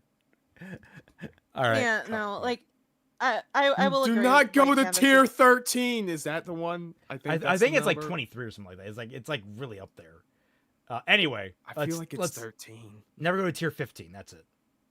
15. There we interpretation, go. especially if the person you're watching is someone you've already developed a positive parasocial relationship with. You're likely to conform to their view of what you're watching them go through. Part of this is, I think, a subconscious recognition that your engagement with the text is less authentic than theirs because they're actually playing the game and you're not. And of course, part of this is the difference you're likely to give to someone you already like and have respect for, even if you know intellectually your tastes don't perfectly align. So if you're watching a streamer have a bad time with a game you've never played, you're likely to internalize the idea that the game is bad. It requires attention and skepticism. Well, in specifically to gameplay elements, probably. In story elements, definitely not. Unless you're just like not paying attention while they're playing the game, I guess. To Your second actually screen, focus yeah. on the game and resist the imposed opinion of the streamer and form your own. If you're a regular viewer of this type of content, how often do you find yourself disagreeing with the reaction your favorite streamer has to a game you haven't already formed your own thoughts on? It's probably a safe assumption that this sort of active critical viewing is not what most of any given streaming audience is Banking on interested the in. book. That's fair enough for the viewers. I just hope they would recognize this and be fair to the games. Some don't. Some of those who don't actively don't want to. I have never played a God of War game in my life. A caveat. I've played a little bit of God of War 3 at a friend's house. Okay. I watched Mahler play through the 2 God of War games because I heard how much he loved it. And to be fair, I was there along with the ride. He was loving those games. I loved those games, but there were certainly points that I disagreed with him. I think there are moments in God of War Ragnarok that feel like things are being kind of rushed a little bit. That the speed of the game in both games, that there's a lot of kind of just... the world doesn't feel quite as big as it probably should. But I am mindful of that kind of stuff. It's not impossible for it to happen, and discarding that other people can have their thoughts. You know, there's plenty of times where I'm watching someone play a Let's Play, and like, oh, what, like Jacksepticeye playing a Let's Play. And he's like, oh, Yeah. oh wait, what do I need to do? Wait, what am I doing? What am I doing? I'm like, did you not realize, like, 5 minutes ago there was a pop-up on the side of the screen that told you exactly what you need to do in a circumstance like this? Actually, Nope. yeah, isn't that sort of like the source of a lot of the controversies with Game Grumps? That, like, you know, people are like, It's not really saying that, country. like, It's like they ham it up at times. Like Aaron just doesn't pay fucking attention. Yeah. So I gotta ask him. Like, I know he's not gonna answer, but like I do have to ask him. What about people who do interactive Let's Plays? Because I did that with Fat Man, I did that with Butters, I did that with a little bit with Iza and Lightning. What about streamers? Like, hey, it's the next level of that. well, he is Well, yeah. talking about streamers. There's Yeah, he was talking about streaming. So like, what about interactive streaming? So like, when I did my streaming for my friends, Butters and a bit of Mac, Robbie and Lightning, and like all of my friends here, and Fat Man too, I said, help me find these things that we need to find on Destiny Islands. So I had them directly looking for these things. Yeah, you for me. included them. Like, there are games out there that are starting to do like Twitch integrations and such. I mean, they're mostly multiplayer games, but I can imagine narrative games are going to start doing that too, because that's really a neat concept. yeah. You guys also point out, okay, but a big fan of a franchise can also excuse writing choices someone else wouldn't and dislike the story. That is true. Sometimes someone that's just coming along for the ride and not familiar with the story at all is going to end up basically pointing out flaws that people that have long engaged with the content just accept as rote, as opposed to being properly critical of. Like, that's... There are probably things in Kingdom Hearts that I would more naturally be critical of had I not already just seeded, you know, more of the wackier elements in it and be like, yeah, okay, whatever. Just throw it at me and I'll take it as it goes. Yeah.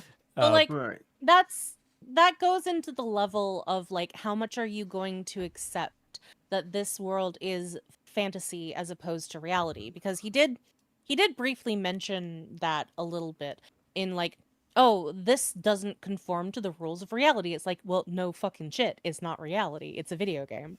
So like, Yeah. you know, how much of that are you going to concede as opposed to something else? Which is why we get into ideas of like internal logic and internal consistency within the world that the video game or the movie or the TV show or whatever is setting up. Yeah. Yeah. But for the sake of my own sanity, I'm going to make the naive choice to spend the rest of this video acting as if everyone wants to engage with art in good faith. A person whose first time with Kingdom Hearts 3 is playing it for themselves is going to develop a different conclusion than they would if their first time is watching a streamer get super invested and excited about it, which is going to be different than if it's watching a streamer get disappointed, confused, or even infuriated by it. Again, I know games are expensive and getting more expensive, and time is limited and getting more limited, and I don't expect people to play every single game just to earn the right to have an opinion on it. Despite what some viewers thought I was saying with my cheeky market. Well, to be clear, it's not to earn the right to have an opinion on it. It's to have the right for that opinion to be taken seriously in a wider discussion. It's the right You to can- have an informed opinion. Yeah, well, yeah, not even just informed, but even to like have it be taken seriously in wider discussions, right? Because like there can be people, like I said, who have played all of the games and they have certain opinions that you may or may not even agree with. So like but we still at least take them seriously because at least we understand that they've experienced it for themselves. This is Marcus Aurelius quote. You always own the option of having no opinion. There is never any need to get worked up or to trouble your soul about things you can't control. These things are not asking to be judged by you. Leave them alone. Now, you show this to a Hassan orbiter and watch them just schizo meltdown. I have no opinion on that. All right. As you should. This Aurelius joke at the start of my Veilguard video, I think it's fine to use secondhand content to inform your purchasing decisions and to decide some games aren't for you, or just to enjoy hearing someone else's thoughts about a work you otherwise have no interest in. I simply want people to have self-awareness about how their opinions are formed, and to not acquire feelings of genuine hatred and anger towards a work of art through osmosis. This can be even more troublesome if you try to replace direct experience with... However, you should always try to directly get information about Osmosis Jones. Don't never get a summary. Definitely, yeah. something even more filtered, like a video essay. I think video essays are great. I'd better, since I've been making them, but essays focused on analyzing specific media have the most value as... Stop with the text on screen! I did this like once or twice in my My Hero response video, and I'm kicking myself now. It's like, I've done this, but oh my god, people abuse this so much. All right, let's read this. Jesus Christ. Admittedly, I also did this for my Digimon video, but that was partially because I was too lazy to have to stop every like 10 minutes to re-record something and then have to put it in. Yeah, that's probably the same here. Essays focus on the analyzing specific media, as opposed to essays about broader topics, since the latter type only invokes specific art for the sake of relating to that topic, and I doubt there's as much risk for those being taken as substitutes for any of their... No, there's just as much risk. People can use examples improperly. They can take things out of context. We've seen it dozens, if not hundreds of times at this rate. People take things like in Ruby out of context. It's like, oh, look, the bees 100%. kissed here. And it's like, oh, yeah, but did you see all the terrible building they did to the bees? Hey, remember that time when Doomer Politics thought that Silco kissed Jinx in the mouth? That was... And he had such a... No, that was before. He had a crush out later, didn't he? What was his crush out? Yeah, he had a crush out later about freaking video games. Right. He said that there was never a video game whose story he cared about. And he got mad because everybody was very confused because he said that and then asked for examples. And then he clarified that example were things he cared about. And then the others rightfully call him out by saying, well, how the fuck are we going to give you examples of things you care about? What the fuck are you talking about? Oh, yeah, it was about video game cutscenes. That was... Yeah. He still hasn't gone back on AFAP, has he? No, he hasn't. No, he's been radio silent on the internet because of a different controversy that happened. Oh, wow, okay. That's just... God, that happened. Oh. Supplements to the relevant media, not substitutes. After all, they're structured to convey the essayist's perspective on whatever aspects of the work they deem relevant. This is good essay writing. Essays should be focused on what is relevant to their topics, and this also makes an essay an inherently poor replacement for playing a game firsthand. The very nature of a good media analysis or critique essay will make it incapable of giving an unfamiliar viewer a complete picture of its subject matter. Even a comprehensive let's talk about everything style critique is going to be cut down and filtered based on what parts of everything the essayist finds the most interesting. I was gonna say, this is very interesting to me at the very least, because I'm starting to do rough outlining for Silent Hill F's coverage. And it's getting me, like, as I'm going through and I'm making notes about what I need to talk about, I'm thinking about, like, well, how much of the environmental detail do I need to talk about? Like, Silent Hill is one of those stories where they typically have a lot of details hidden in the areas around you. And it's making me wonder, like, is there a lot that I'm missing? How much am I going to not end up including because I just didn't realize it, didn't notice it, didn't have the context for it, that sort of thing. And it's like, it just made me think a lot about, like, yeah, there's a lot of limitations in essay writing when it comes down to analyzing a particular work, even if you're trying to be comprehensive about it. Definitely. Yeah. It's part of the reason why I have taken like a 2-year hiatus on working on my Digimon video, because like I'm kind of paralyzed by how to format the video in the first place, because there's a lot of content to talk about and I don't know how to go about doing it. Yeah, and games on average, especially like, story-driven games, are going to get even more difficult in that regard. Yeah. Actually, I just had a brain blast. Why not go sort of a analysis, B analysis type deal with your Digimon videos, where more you give a generalized overview of the timeline of releases for Digimon and the different effects that the time periods had on them, and then you do individual not smaller, but like side videos that attach effectively to that timeline, covering in more detail the individual entries you're talking about. So like you summarize basically, here is Digimon Adventure 01, and here's all the relevant things about it in terms of the franchise and the area around it, and maybe a very coarse summary of events. And then you would then do a whole video on Adventure 01 independent of the timeline. Perhaps. Yeah. It might help you itemize. I might have throwing it out there. Yeah, I might have to think about doing that, because like I'm trying to think about like how to, and of course like I do think that would be working very well for that, because one of the things that I was very worried about was being too opinionated in my dissertation video, because the whole point of the dissertation is to be analytically thorough about what is going on in the story without inserting my own opinion into it. But like when you're talking about the story and about your interpretation of the story, that is inherently opinionated. Yeah. So like I was struggling to think about like whether or not I should try to take out as much of my opinion as possible, or if I should just say fuck it and just say, I'm sorry, but moving forward, I am going to be extremely opinionated about this, and you may not agree with me. I think the better middle ground is just acknowledging, hey, throughout all of this, I'm going to occasionally give my opinions on these things. I'm going to try and, identify when that is.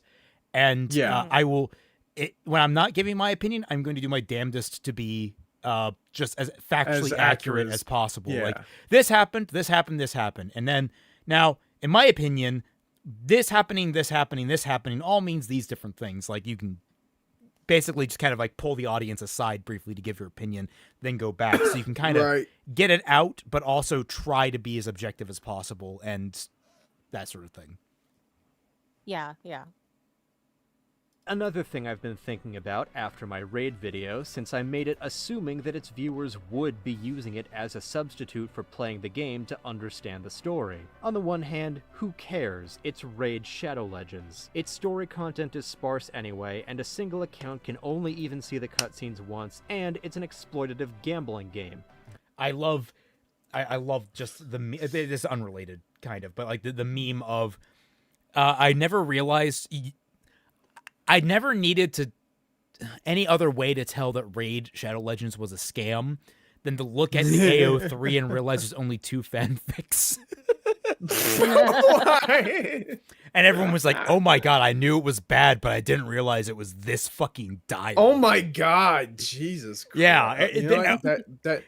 I mean, I guess it makes sense, but damn. Even the most obscure fandoms have like 4 or 5, and those are not massive games with huge marketing budgets. How many AO3 entries does Clash of Clans have?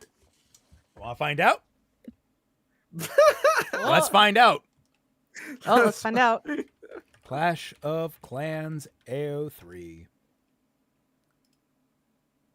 29. Damn. Okay, that's definitely way more than I thought. I thought it was gonna be like 10. Wait 1 minute. I just had a thought. Death Battle AO3. They're 315. That's lower than I thought. Izanagi, this guy being dismissive of gotcha stories, hasn't seen some of the stuff from Arknights. I know, I don't think he's being dismissive of gotchas. Gotcha I think he's story. being dismissive of the scam that is Shadow. Shadow Shadow Legends. Shadow Well, no, Legends. he was dismissive of Union Cross. Oh, right, there is that. Like, True. I think. He did specifically say, well, I don't want to play this because it's a mobile gotcha game. It's like, okay, but like, this is kind of the one thing that has frustrated me about a lot of people who say these things is not all gotchas are created equal.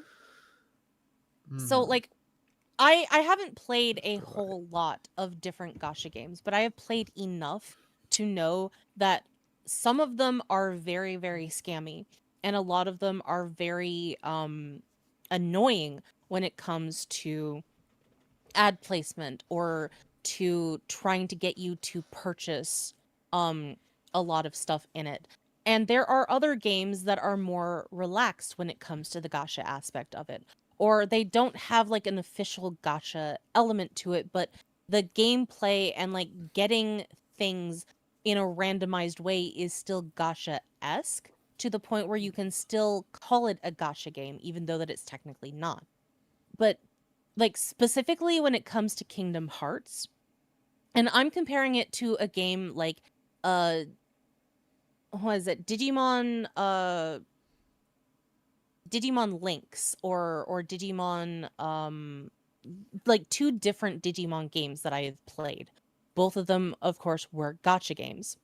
Comparing Kingdom Hearts to those Digimon games, I would say that Union Cross was incredibly lenient and incredibly generous when it came to its gacha shit in comparison to the games for Digimon. Yeah, I was so gonna say like everything I know about Union Cross. Well, I still don't think I would have liked really playing it. Yeah. Everything that I've learned about it from Twi and seen in action, it did seem like it was very much a gotcha, but because it had to be, as opposed to a gotcha because it was designed to be. Yeah. Mm-hmm. Like there were some aspects of some of the metal banners that were very greedy when it came to its pulls. Like but most people knew, like if you were actually in the community, don't pull for these banners that don't have a mercy pull, because the majority of banners did have mercy. Like you do 5 pulls and then you get a mercy, or you do 10 pulls and you get a mercy. And most people didn't even want to do 10 pulls because that was a lot. But like to have a banner that had absolutely no mercy at all, you basically didn't pull for those because that was up in the air. But you were eventually guaranteed to always get what you wanted out of those banners because of mercy. And even then, if you were somebody who was willing to pay money for it, you got a lot of extra goodies for paying regularly into the game by doing weekly. Whereas that was something that basically didn't exist in the Digimon games that I've played, let alone any of the non-anime games that I've played that were gotchas. So like those are different experiences just in the gacha aspect, not even considering the actual gameplay aspect or let alone the story aspect, which the story is incredibly robust and something that I wasn't even expecting out of such a game like this, let alone the gameplay aspect, which did get more advanced and did get a lot more interactive as time went on. But the majority of people had already left the game by the time that happened, so a lot of people are complaining about like the very early stuff when most of the stuff was still coming out and still slowly being developed. Izanagi says, literally, Duet Night Abyss got rid of the gotcha system and just made itself anime Warframe. Gotcha as a system might get less popular. I feel like it's already, like, kind of, we're at a pinnacle with it with Zen Zoneless Zero. I think, like, for some reason, I get this impression that we're on a downward slope with gotchas now. Yeah. Which I hope I'm correct on. I might be wrong. Also, every time Yeah. you said mercies, I'm like, you get a mercy, you get a mercy. I was always more of a tracer main. Anyway. Bleh. Don't Yeah, play like, it. It, On the it's other just hand, a once one feature of starts making value it's talked judgments about. about what art is worth such genuine consideration and what is not, I expect people will draw the line leaving worthy art on the wrong side of it. I got a lot of angry Veilguard haters in the comments of my lukewarm "this game is flawed but it's fine" video because anything less than total condemnation is heresy to some of them. And I'm sure they would say Veilguard is as undeserving of earnest direct engagement as I would judge And we're not Raid even talking Shadow about Kingdom Legends to Hearts be. anymore, man. Raid as a game specifically, like I said earlier, I did want earnest engagement with its story content. Okay. I harp on this because I have been guilty of it earlier in my life. I, for example, uncritically accepted that Final Fantasy X was bad because Spoonie said so way back when. And I have an embarrassing memory of quoting his points at someone who had played the game to try to convince them that their enjoyment of it was somehow wrong. That was pretty awful of me. I was a kid then, so I was especially impressionable and insecure in my own beliefs and opinions, but even as an adult, I've found myself No, see, here's the part where you need to pull a Ruby fan and then blame Spoonie for the conversation about Final Fantasy X Yeah, being you ruined. can't There blame go. your own inability to engage with. Now, I will say this: as someone who played Final Yeah. Fantasy X before watching Spoonie's videos, and only getting so far, Spoonie brings up a lot of good points about that game in his reviews. Not all of them are fair. The laughter is the biggest one that I take issue with because, in context, that's one of the most tragic and kind of sad scenes. Heartfelt, yeah. Yeah, it's like the hit Yuna and Tidus laughing together is heart-wrenching when you realize it's because both of them kind of realize they're on a suicide mission. It's like Yeah. it's a really well-written moment, but there are other moments in there like hey guys, why are we trying to use a gun on Godzilla when the last time we've tried to use guns on Godzilla it didn't work? Guys, why are we summoning Godzilla to try and shoot Godzilla with weapons we know aren't going to work against Godzilla?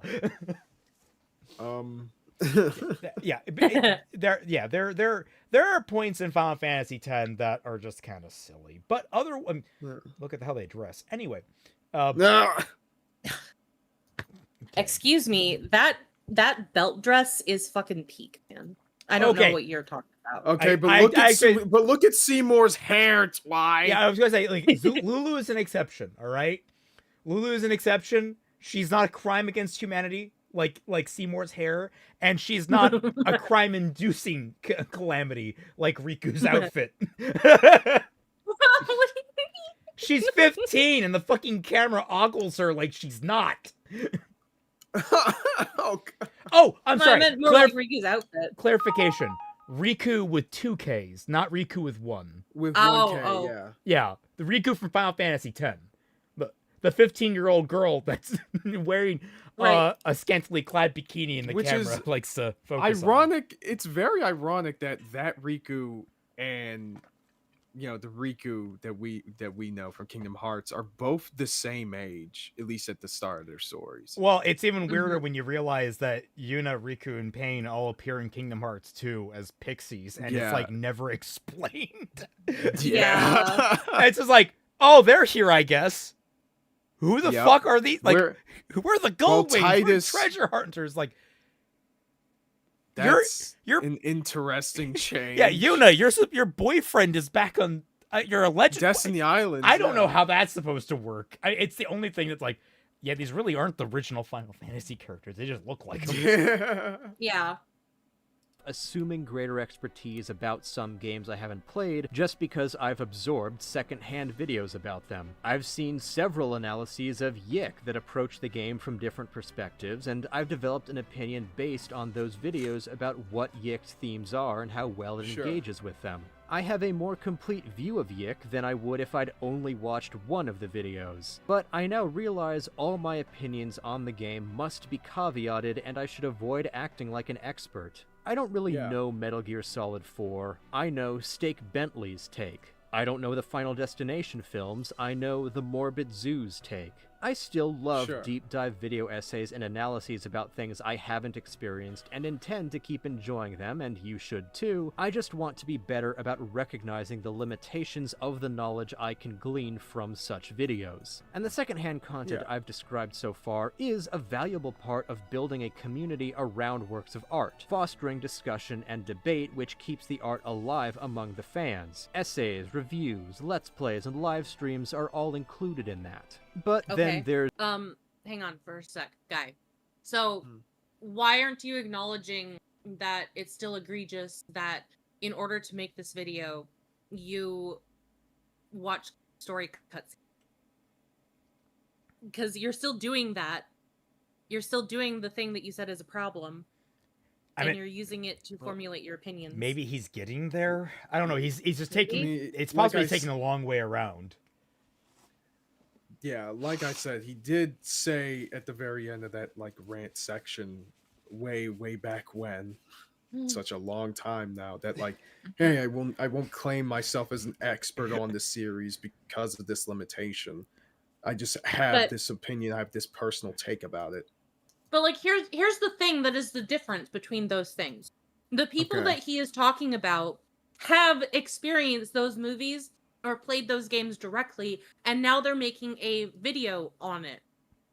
Sure. He is saying he is making a video based on a game that he has played, based on a game series that he has played only maybe 2 games of, and then watched somebody else's take on it, or watched a cutscene compilation of, and now is acting as though he is on the same level as those people who have had direct experiences and now are talking. I have too much faith. Have you seen me interact with my detractors on Fixing Ruby? I like to have as much faith in people as possible. I give so many things so much benefit of the doubt. He does. Now, I guess in my... Oh, God. I thought that I was a very upbeat and positive person. And then I met Celtic and realized how cynical I was in comparison to him. Definitely. Oh. I guess to keep up that trend, I do agree that his opinions on those plot lines are wrong, and some of the very other specific details are wrong. I wouldn't necessarily agree that he's putting himself in a an authoritative role in regards to those specific takes. I'm trying to remember now exactly how he worded it. Like, if he was always in the frame of my opinion on this is, as opposed to this is wrong, but he has used that language. Like, he kind of cycled in between the two of them. I'm always torn, which because adds to this confusion. If you are stating something from your mouth, no matter what, even if it is a fact, technically speaking, it is also your opinion. Like, it's the nature of opinions, when you really start to break them down philosophically, get fucking wild. Because technically speaking, you can say, like, I can hold up my cup here and I can say, this is a cup. Technically speaking, that is a statement of fact, but it is also my opinion that this is a cup. Like, I'm sorry, Raymond. When you said that, I'm just imagining the meme of Yandere Dev holding the cum chalice. Oh, come on! This is a cup. Just that face. This is the cup. Bottom text. So it's like I'm torn on like how much of that we were supposed to take as his opinion on the matter versus how much of that was him stating that this is a factual elemental problem. Or but like also he kind of cycled between the two during that, so I don't blame you for having that issue. But also he has the problem of fundamentally making a video on this at all means that he is propping himself up, whether unintentionally or not, as an authority. What I'm waiting to hear from him is, remember that whole analysis I did? Well, that was my take on it, and I'm not as well informed. There's almost certainly someone out there that's going to prove me wrong on all that, and if you take what I said as rote, then you would be just as uninformed as I might be, which I think would be a very interesting approach to this video. I don't think it's the wisest approach, but it's better than just leaving that hanging. Well, because like the whole, I find this really weird because now we're getting into the weeds of a part of the topic that was never here in the first place. Because he's supposed to be talking about how Kingdom Hearts isn't confusing, but now we're off in a different video topic about how you shouldn't trust other people's opinions because you don't know how actually informed they are about the topic. Well, to be fair, in credence to him, or in fairness to him, it is the subtitle of this video via the thumbnail is the wikification of art. So going in, we should know that there is more going on than just covering Kingdom Hearts is not confusing. Yeah, that is fair, I suppose, but like, I guess, like, I would have reversed it, if I'm being honest. I would have made the title the wikification of art, and then the thumbnail Kingdom Hearts is not confusing. Yeah, I suppose so. But like, I guess going off into the weeds still with these other games and like talking about how like, I mean, other what doesn't people's- help is that this is taking way too long. Yeah. in regards to, I like, feel this like part. if like I the were to first make this half video, of I the video would've was flipped it. way more structured well. I would say, Honestly, yes. if I were to make this video, I would have flipped it where it's like started talking about the wide berth of the topic, establish that, and then get off into the weeds about Kingdom Hearts and about like using himself as an example. Like, set up all this about what the nature of wikification of art is and all this different stuff that he wants to talk about in terms of the meta, and then being like, okay, now here's a good example. Kingdom Hearts. It's not all that confusing. Here's why I think it is. And then go into like, but here's an example of how someone can go wrong with it. Sure. It feels kind of like this is, I don't want to say it's half-baked. It feels like this video is like 75% baked. Like you've got a cake here, and it's just a little bit jiggly in the center. You got to let it set. Yeah. I still am floored by the idea that he is talking about the wikification of media while having done wikification for Kingdom Hearts in the first place. Yeah. It does feel like hypocrisy there. This video's been going for 6 hours. Excuse you, we're at 4 hours and 40 minutes. Why are you adding on 2 hours to our live stream? Yeah. Yeah, Don't how worry, we'll dare get you. there. Anyway. It's the worst end Yeah, of the absolutely. secondhand spectrum. The rage bait commentary videos that often come from people who haven't played a video game, reading aloud tweets from other people who haven't played the game, summarizing an article on a fringe website full of lies written by someone. I'm going to pause for copyright there because this looks like an unrestrained cut from Superman here. Else I who didn't hasn't know played this was the in the game, movie. and somehow that makes fans of Oh, these yeah, videos no, have treat- you not heard about the Room of Monkeys? No, I haven't. No. I've been Lex avoiding Luthor has a spoilers pocket- like the plague. Oh, you've been? Yeah, I mean, but you Yeah, I was going to say, it's fine. there's a pocket universe where Lex Luthor keeps a bunch of, like, an infinite number of monkeys typing out horrible, like, comments about Superman to try and drum up hate against him. Everyone is in agreement. This God. is a thinly veiled shot at Snyderverse fans.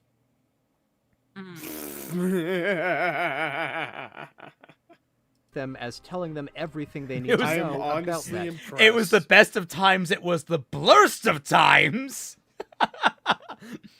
Simpsons references. Crimson Rose. What would you call an old phone on Remnant? A phone? I mean, yeah, what they have are glyphs. I mean, sorry, Parchment. scrolls. Parchment. A parchment. So, parchment. Game. Anyone who gets their Damn. primary impressions of any piece of media from these types of videos probably knows less about that media than someone who's never even heard about it. It's probably more accurate to call these sorts of videos fifth-hand experience, and I won't go to bat for them. There's been reporting I don't know. Less Goodbye, than? fancy bar. I mean, they're still getting information to some extent. Like, their opinions might be horribly unbalanced. That's absolutely true. but at the same time, they are still getting information about the thing that's being covered, right? Mhm. I would say so. I would. Crimson I would Rose Did says probably an you- put them Elder on the Scroll. same- I would put them on the same level as like probably level Did you 2. miss Yugo's super Yeah, chat? Ugox. Why is it always Ugox? I I don't know. Meanwhile, I go to Genshin Symphony concerts. No, Genshin seems fine. I mean, all the same. Like Genshin and Zenless, all those seem fine. Yeah, the Hoyoverse stuff seems Yeah. like okay. There's like actual content there, sure. Recently that young people aren't buying games anymore. Now, the original Cicana chart lumps all video game spending together. It doesn't break down which elements of gaming are being cut back on. There's full price purchases, sale price purchases, AAA $60 to $80 games versus indie $5 to $25 games, free-to-play games, and microtransactions to account for. If someone switches from playing one $60 game per year to playing 4 $5 and 3 free games per year, that's still a huge reduction in that person's spending, even if they're playing way more games. So this report is limited, and we can't definitively know too many specifics about which parts of gaming middle-era Gen Z is cutting back on, but it's probably fair to assume that with the proliferation of online content about games that can be accessed for free on YouTube, Twitch, TikTok, and so on, more and more people are resorting to secondhand means to experience video games. Similarly, with movie theater ticket sales becoming more expensive and TV shows being locked behind different streaming services that are increasing their prices and cracking down on password sharing, the first-hand accessibility of media seems to be diminishing across the board. So, once again, turning to online commentary becomes the most convenient way to experience, say, the latest Star Wars show if you can't justify paying for Disney+. Reasons for being not able to justify paying for Disney Plus include more than just monetary reasons, of course. Okay. Yeah. Yeah. I That's bet fair. this realm of online commentary Well, yeah, that, and I'm not paying for the fucking acolyte anyway. is very reasonable Yeah, and damn accurately right. represents the media being discussed and is not being hijacked by bad faith actors who care more about rage clicks than earnest engagement and honestly representing the works they're discussing. Oh no. Again, because I know if I don't repeat this enough, I'll get comments misunderstanding my intention, I want to stress that secondhand text is good and fun and valuable. It can expand your appreciation or critique of art you've experienced, like how the OSP detailed diatribe on Arcane Season 2 helps me clarify my own thoughts and appreciate what it's doing much more than a lot of other people apparently did. Such work can also be a way to gauge what media you think will be worth spending your limited time and money on, but it is the latter that is especially vulnerable to misrepresentation. At the risk of overgeneralizing Sorry, Svinsky, sorry, wasn't this about the Cage story? It's a two-pronged thing that he's covering. He's using one to cover the other. We're wrapping back around, I think. Yeah. Hopefully. the views of the vocal few in online spaces, we need to be less willing to assume the hyperbolic as being true and then acting as if secondhand content can make us experts on a work of art, and more comfortable saying, this doesn't look like it's for me, so I won't bother and I won't impose my impression of it onto those who have actually experienced it. Videos of people explaining and poking fun at Kingdom Hearts are fun, as are comedic videos of people explaining other detail-heavy stories like Animorphs and Bionicle. For those who have experienced Fucking Oh, Animorphs. wow! Wow. And a Bionicle reference. Holy shit! You're just smacking us in the face. Double with nostalgia whammy. here. Early I 2000s hear- called. What the fuck? I've seen people reference Bionicle a lot more than they've referenced Animorphs. Mainly because Bionicle was multimedia, whereas Animorphs was more strictly just Book and the TV. books and yeah, a TV show. And one that wasn't even all that popular because it got canceled fairly quickly. But Right. like Animorphs feels more obscure specifically because it's mainly a book series and most people don't really like to engage with stories in the form of books anymore as a like referenced by how many people don't tune into Unicorns of Balinor Aw. and probably won't tune in when I get to talk about the book talk situation. The I was gonna say also Bionicle's having like a renaissance right now, like in terms of fandom. Like people are really. Oh, really? Yeah, I'm pretty sure I've seen a lot more about Bionicle in the last year than I have in the past like 7. So. Oh man, I just completely missed that. That's cool. I mean, it's nothing official. It's just a fandom, I guess. So. The core text. These can be fun reminders of what happened and provide shared laughs about certain silly elements. For those who have not, such videos can pique their curiosity and encourage them to actually play the game or read the book or what have you. Laying out a bunch of crazy plot points from a distance and laughing at how wild they sound out of context can be fun. We just shouldn't let them overtake the direct experience. Kingdom Hearts is so confusing, haha, is overdone, a cheap shot that bypasses more substantial criticism you can make. Nevertheless, it remains popular because it's easier to make that level of critique when you haven't played the games and don't know their actual strengths and weaknesses. That criticism seems to have become more valid for Kingdom Hearts as the Union Cross mobile game and its spin-offs have become more important to the main narrative. There's a lot of stuff I've heard about that part of the franchise regarding how it handles the Disney worlds and a realm of fiction that sounds really messy, and there's also stuff I've heard of that I don't like on a conceptual level because it hits my pet peeve of giving certain side characters unnecessary, specifically Aventus, Elrena, and Laurium for those. Okay. necessary narrative weight and bloating their backstories, making characters we already know. Well, to be fair, he is acknowledging he's only hearing this from a distance, and that's where it's. And it's a conceptual problem that he has fundamentally, whether or not he knows the context. Yeah, no.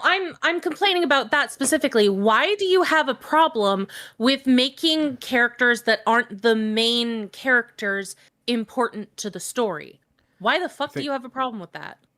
Actually, I think he explained that a tiny bit. Hold on, let me just reel it back. Messy, and there's also stuff I've heard of that I don't like on a conceptual level because it hits my pet peeve of giving certain side characters unnecessary narrative weight and bloating their backstories, making characters we already know even more extra important, even though that just makes the world feel smaller and makes them feel less like real people. I get that complaint. I don't think it applies to these characters in context, especially because like the Elrena and Laurium, we had nothing on. The only one the only one you could point to being a point of contention would be Ventus, and even then, this helps build up why he was chosen in the first place by Xehanort.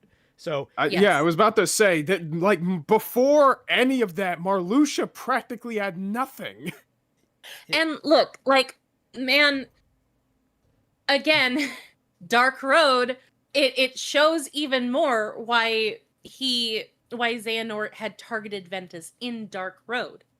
Like, there are reasons why. And, like, this is the frustrating thing about this video, because he's spending all of this time talking about how, oh, I'm not an expert, and oh, I think that it's a bad idea to get your opinion secondhand, while explaining to us right now, right at this very moment, that he has a problem with certain elements while only viewing things secondhand. He might be building to, like, again, good faith on this point in isolation. I think he's building towards acknowledging that. I think that's, like, his point. Yeah, I know, but, like, the fact that he even has these opinions in the first place is kind of frustrating to me, because my first instinct when I hear something secondhand is to go and experience it myself to see whether or not this person is factually correct or not.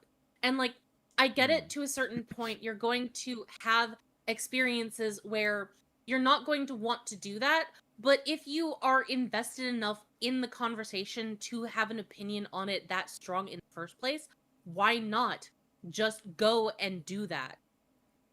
If you're someone who doesn't have a strong opinion one way or another about something that someone says, then sure, don't go and directly experience it.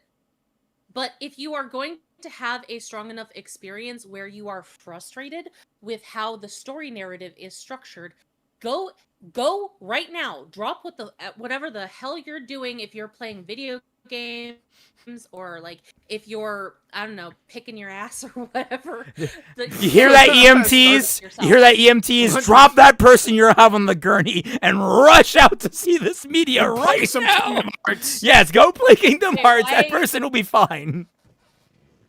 Why are you having an in-depth discussion about Kingdom Hearts when you're Like, trying to save somebody's life on the job? Maybe it's somehow I'm relevant. No, I am making the assumption here that if you are shooting the shit with someone, then you are not in a work environment and you are just like sitting on your computer talking to your friends on Discord or on Reddit or wherever it is that you talk to other people. Yeah, That's why I the point went is, full you gotta Charlie actually- Moist critical for a minute. Yeah, you did. Honest to God.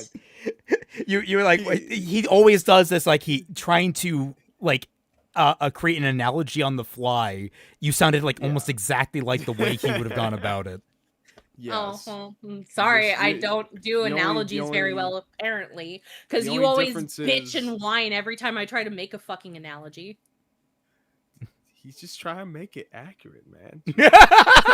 No, he's not. Because very often he destroys the fundamental concept that I'm trying to build with my analogy in the first place.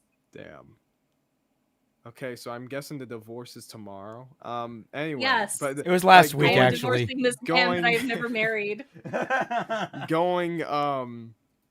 Going back to what I said, even putting any of that aside, he's like, because again, I want to put on good faith that like, okay, he's just saying that, okay, he's saying this is a problem he would have on a conceptual level, whether or not he experienced the media. But like the reasoning that he gave for in this specific case just doesn't make any sense to me, because okay, what like Larkseen and Marluxia before the whole Union Cross backstory stuff were entertaining, you know. They were, I wouldn't say necessarily they felt like real people, because there were just so much that we really didn't know about them.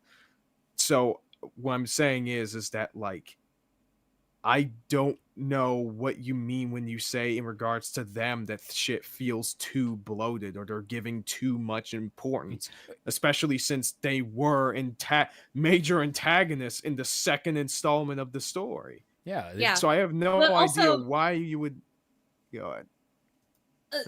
No, I fully agree with that. Like again, Laurium, like Marluxia and Larkseen basically had nothing to their characters. They were very flat characters. They were very one-off characters.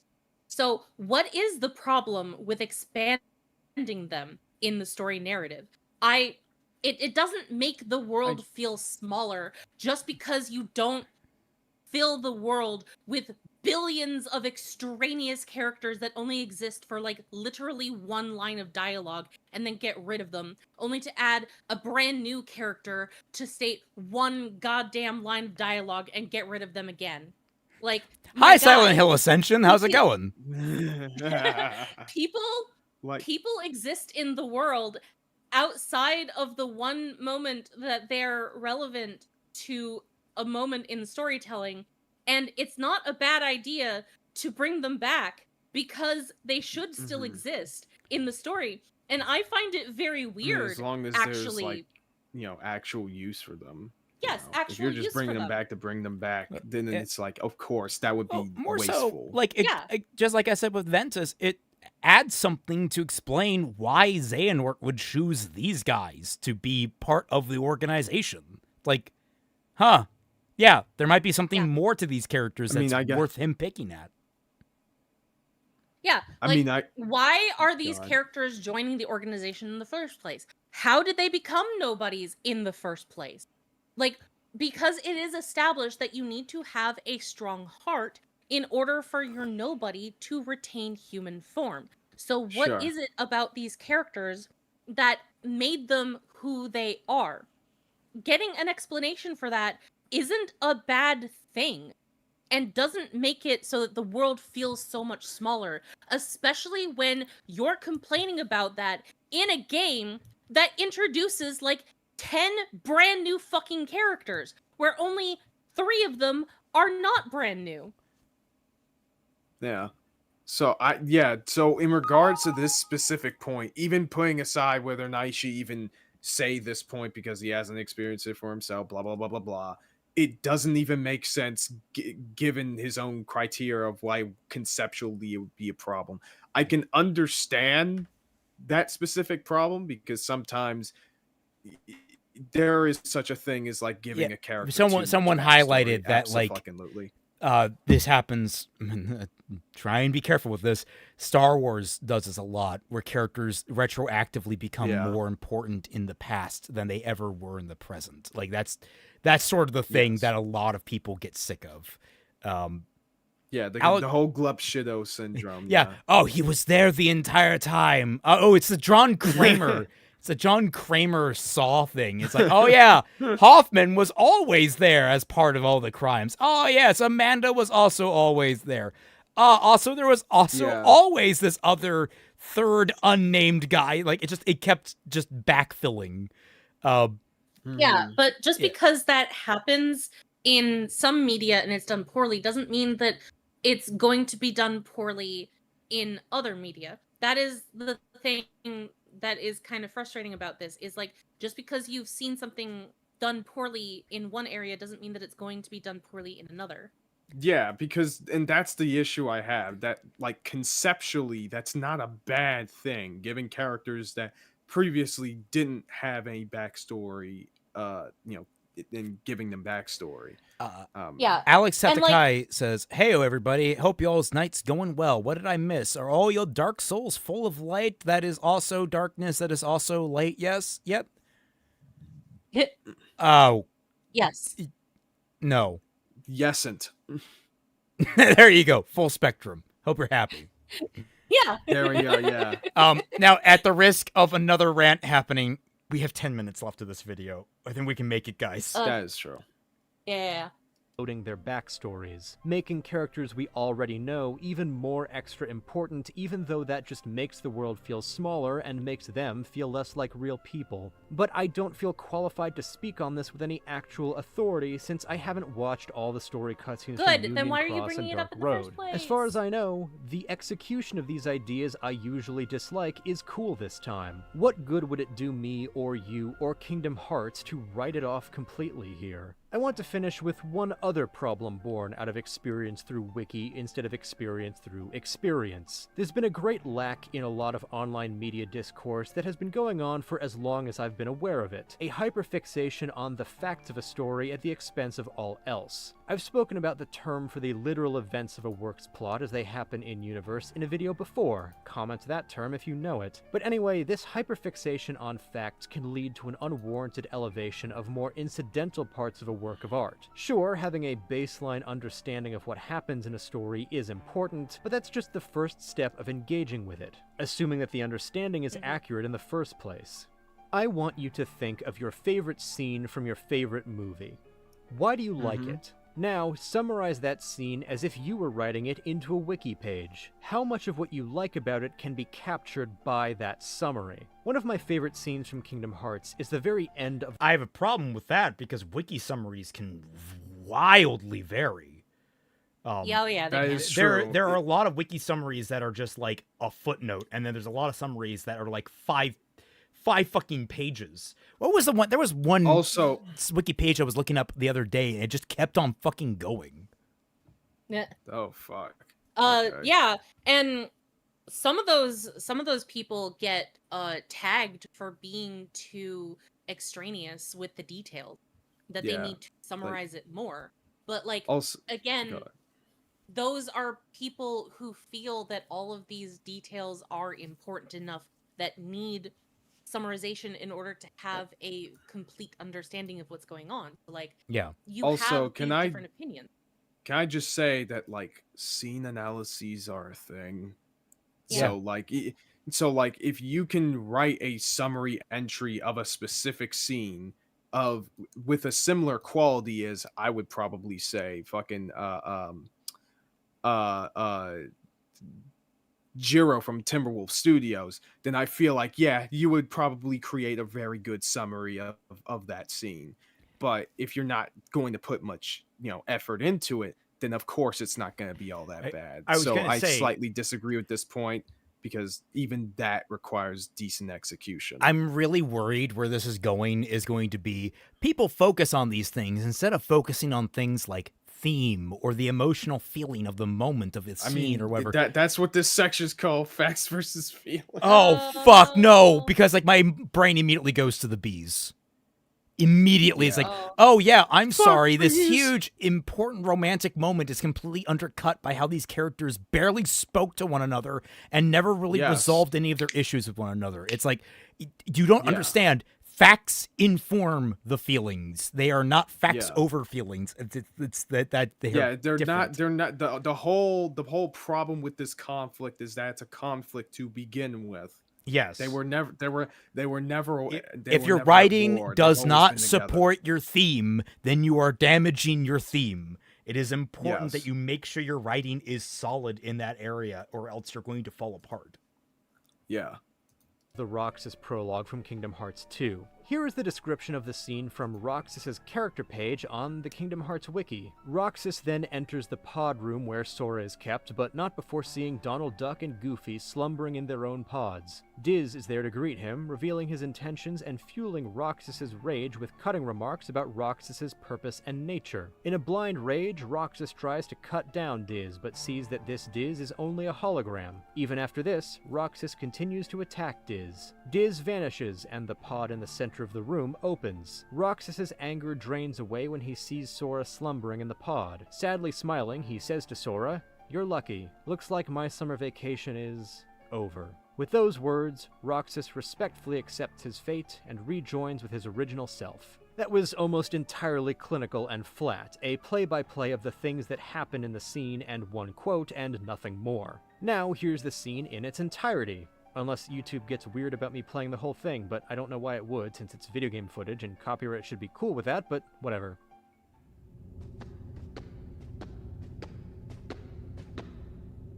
At last, the Keyblade's chosen one. Who are you talking to? Me? Or Sora? To half of Sora, of course. You reside in darkness. What I need is someone who can move about the realm of light and destroy Organization 13. Why? Who are you? I am a servant of the world. And if I'm a servant, then you should consider yourself a tool at best. Was that supposed to be a joke? 'Cause I'm not laughing! My apologies. This is only a data-based projection. I forgot how much of an asshole Ansem was. Oh, I gotta love how much of a dick he is. Yeah. Ruined so many lives. I always thought it was interesting how they did this effect here. Yeah. Come, over here. Don't take that out of context. Nah. I hate you so much. You should share some of that hatred with Sora. He's far too nice for his own good. No! My heart belongs to me!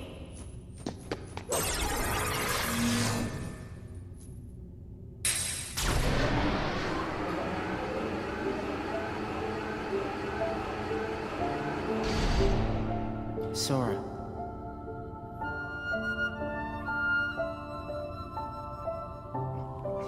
Kind of on 6 minutes left here, buddy. Better making your point quick. Yeah, for real. You're lucky. I mean, it's a great scene. Looks but like yeah. my summer you vacation could just is watch it somewhere else. over. I get your point. The summary doesn't have intricacy. There are emotionality things to that it. you can pick at to criticize this scene if you want to. Like, maybe you don't like Jesse McCartney's delivery of some of the lines. Though this is one And of you the would be scenes where wrong. the actors I mean, have to granted, adopt. actually, you know what? Some parts of the delivery could have been a little. But I would probably more point at direction than I would at the voice actors. They're all I wouldn't. Yeah. Well, also, like, I would imagine, like, how often has Jesse McCartney done voice acting prior? It's more so that, like, in earlier scenes, he was just phenomenal. And I don't think he was bad there either. I wouldn't really. Absolutely not. It's more just Kingdom Hearts, like a lot of anime and a lot of movies and a lot of games that get dubbed over in English have a little bit of dissonance in terms of direction, unless you really work at it. Well, no, like, I'm specifically asking because I think for, at least for Kingdom Hearts 2, when it comes to Roxas, that's what I was asking. Because this might have been. Yeah, that's what I was asking because the thing that I am mostly thinking of when it comes to Jesse McCartney's acting as Roxas is he's fine for the most part, but when it comes to the really emotional stuff, screaming or anything that requires him to be very loud, he does what a lot of very he does a lot of what a lot of new voice actors do, which they don't project their voice a lot. So it comes off as very stilted, very like, sort of. Yeah. Yeah. This kind of reminds me. Oh, God. Yeah. I was just going to finish off by saying, like, I believe that is just a product of him being a newbie actor, and you can kind of forgive him for that. But you can still hear some element of frustration in his voice. Like you kind of did hear a bit of a voice crack. That came from emotion when Roxas was talking. So, like, it's still there. I just don't think that he's refined it enough. All the same, you know? I think delivery is one of those things that can get hyper subjective. I think he hit all the notes he needed to there. Like, you can probably quibble about the nuances. I don't think there was a bad I don't think the direction nor the acting were necessarily bad in that they didn't harm the scene or rob from the. So, like, what he's about to say here may be a false equivocation in terms of factually criticizing like, the scene. In regards to a new actor not being used to yelling, it kind of reminds me.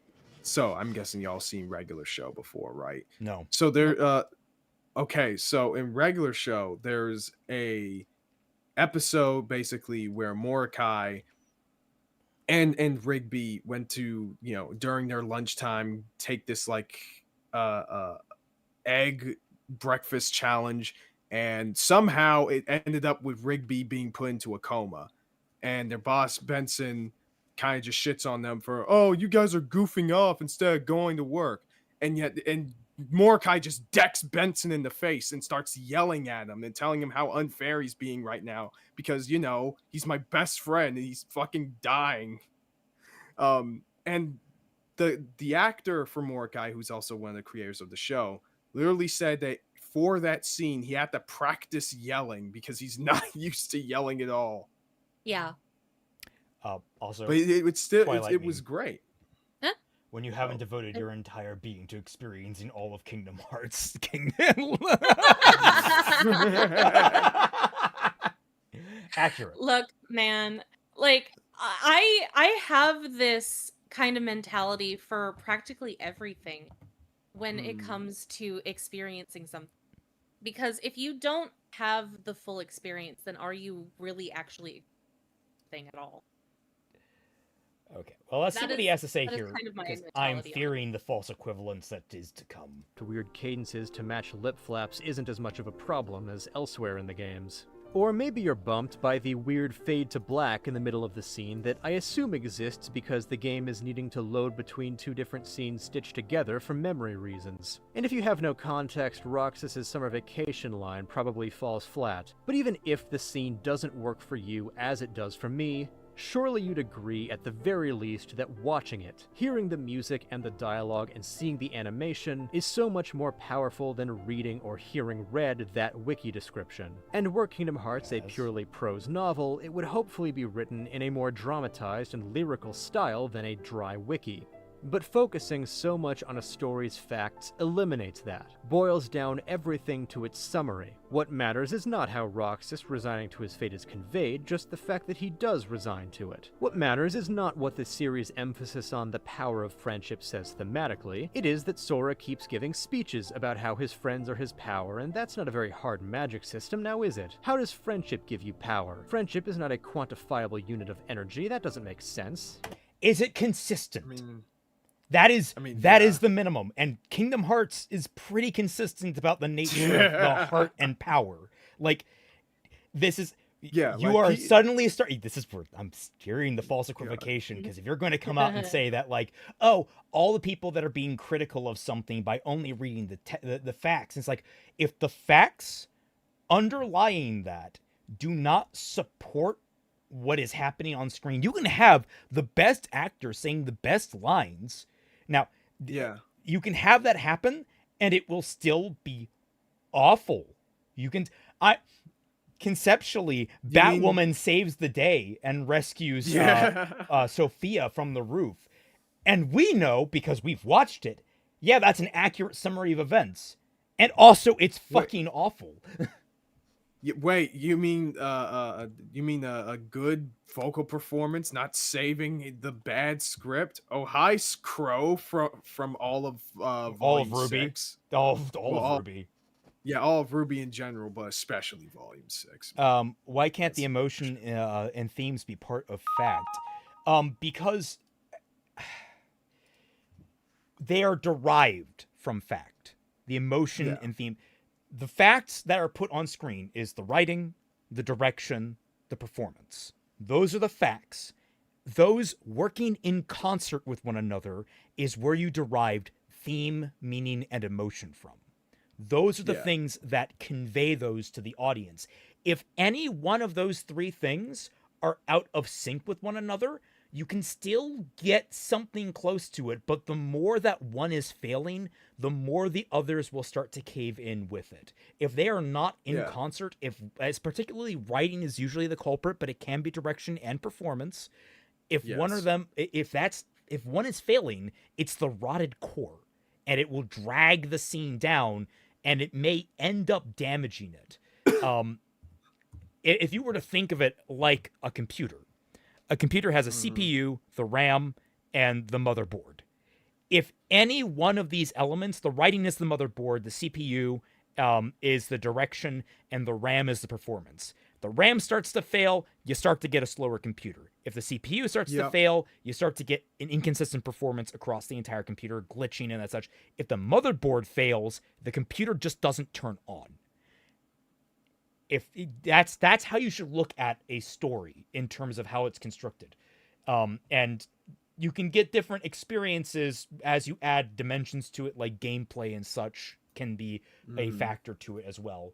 But that's where I'm having a problem here, is that, like, the summary is the most baseline understanding of the scene, and everything else is added on top of it. At the very least, if we read the summary, we can understand at least somewhat was trying to be conveyed. Everything else added on top of it intensifies it. So I'm really worried here that he's about to, like, say that, oh, the performance and emotion of the scene is more important, as opposed to, well, the fundamental mechanics need to be observed.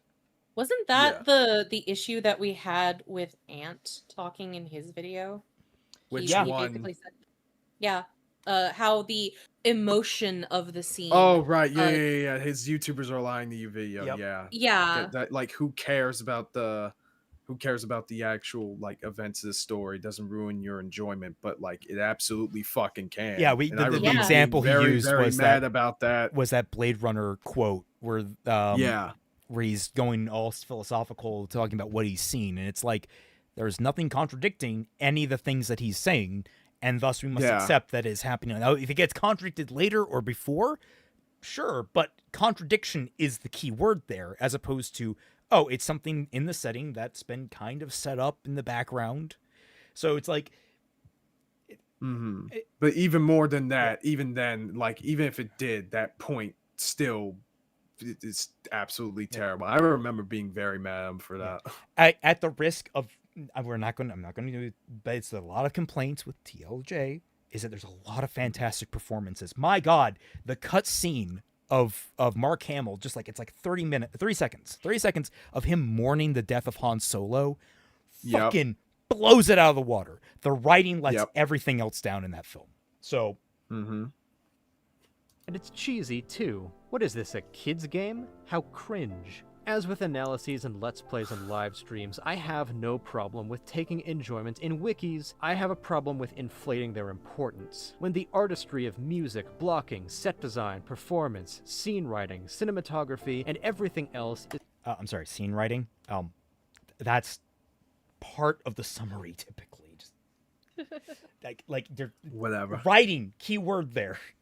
It's considered nothing more than style. While the wiki facts are seen as the substance, the work of art in question is eviscerated, and our ability to appreciate its elements, even its imperfections, is just as a franchise infamous for its confusing... wait, what? Okay, what happened there? I don't know.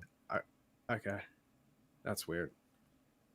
Design, performance, scene writing, cinematography, and everything else is considered nothing more than style. While the wiki facts are seen as the substance, the work of art in question is eviscerated, and our ability to appreciate its elements, even its imperfections, is destroyed. Of course, that can also cut off potential avenues of real criticism as well. The most technically coherent and tightly plotted film in the world is not saved by that plotting if the music is ill-fitting and the performances are flat and the camera is out of focus the whole time and none of that is intentional for the sake of some greater artistic point. But if a summary is seen as just as complete an experience as the work itself, it's easier to commodify, to transform from art into content, into a unit of information for mass proliferation. The literal is king, the metaphorical is worthless. But Kingdom Hearts operates primarily in the realm of the character, the thematic, the emotional, and the symbolic. Becoming a Heartless is described as succumbing to despair and negative emotions, and being a nobody is described as living without emotions and without human connection.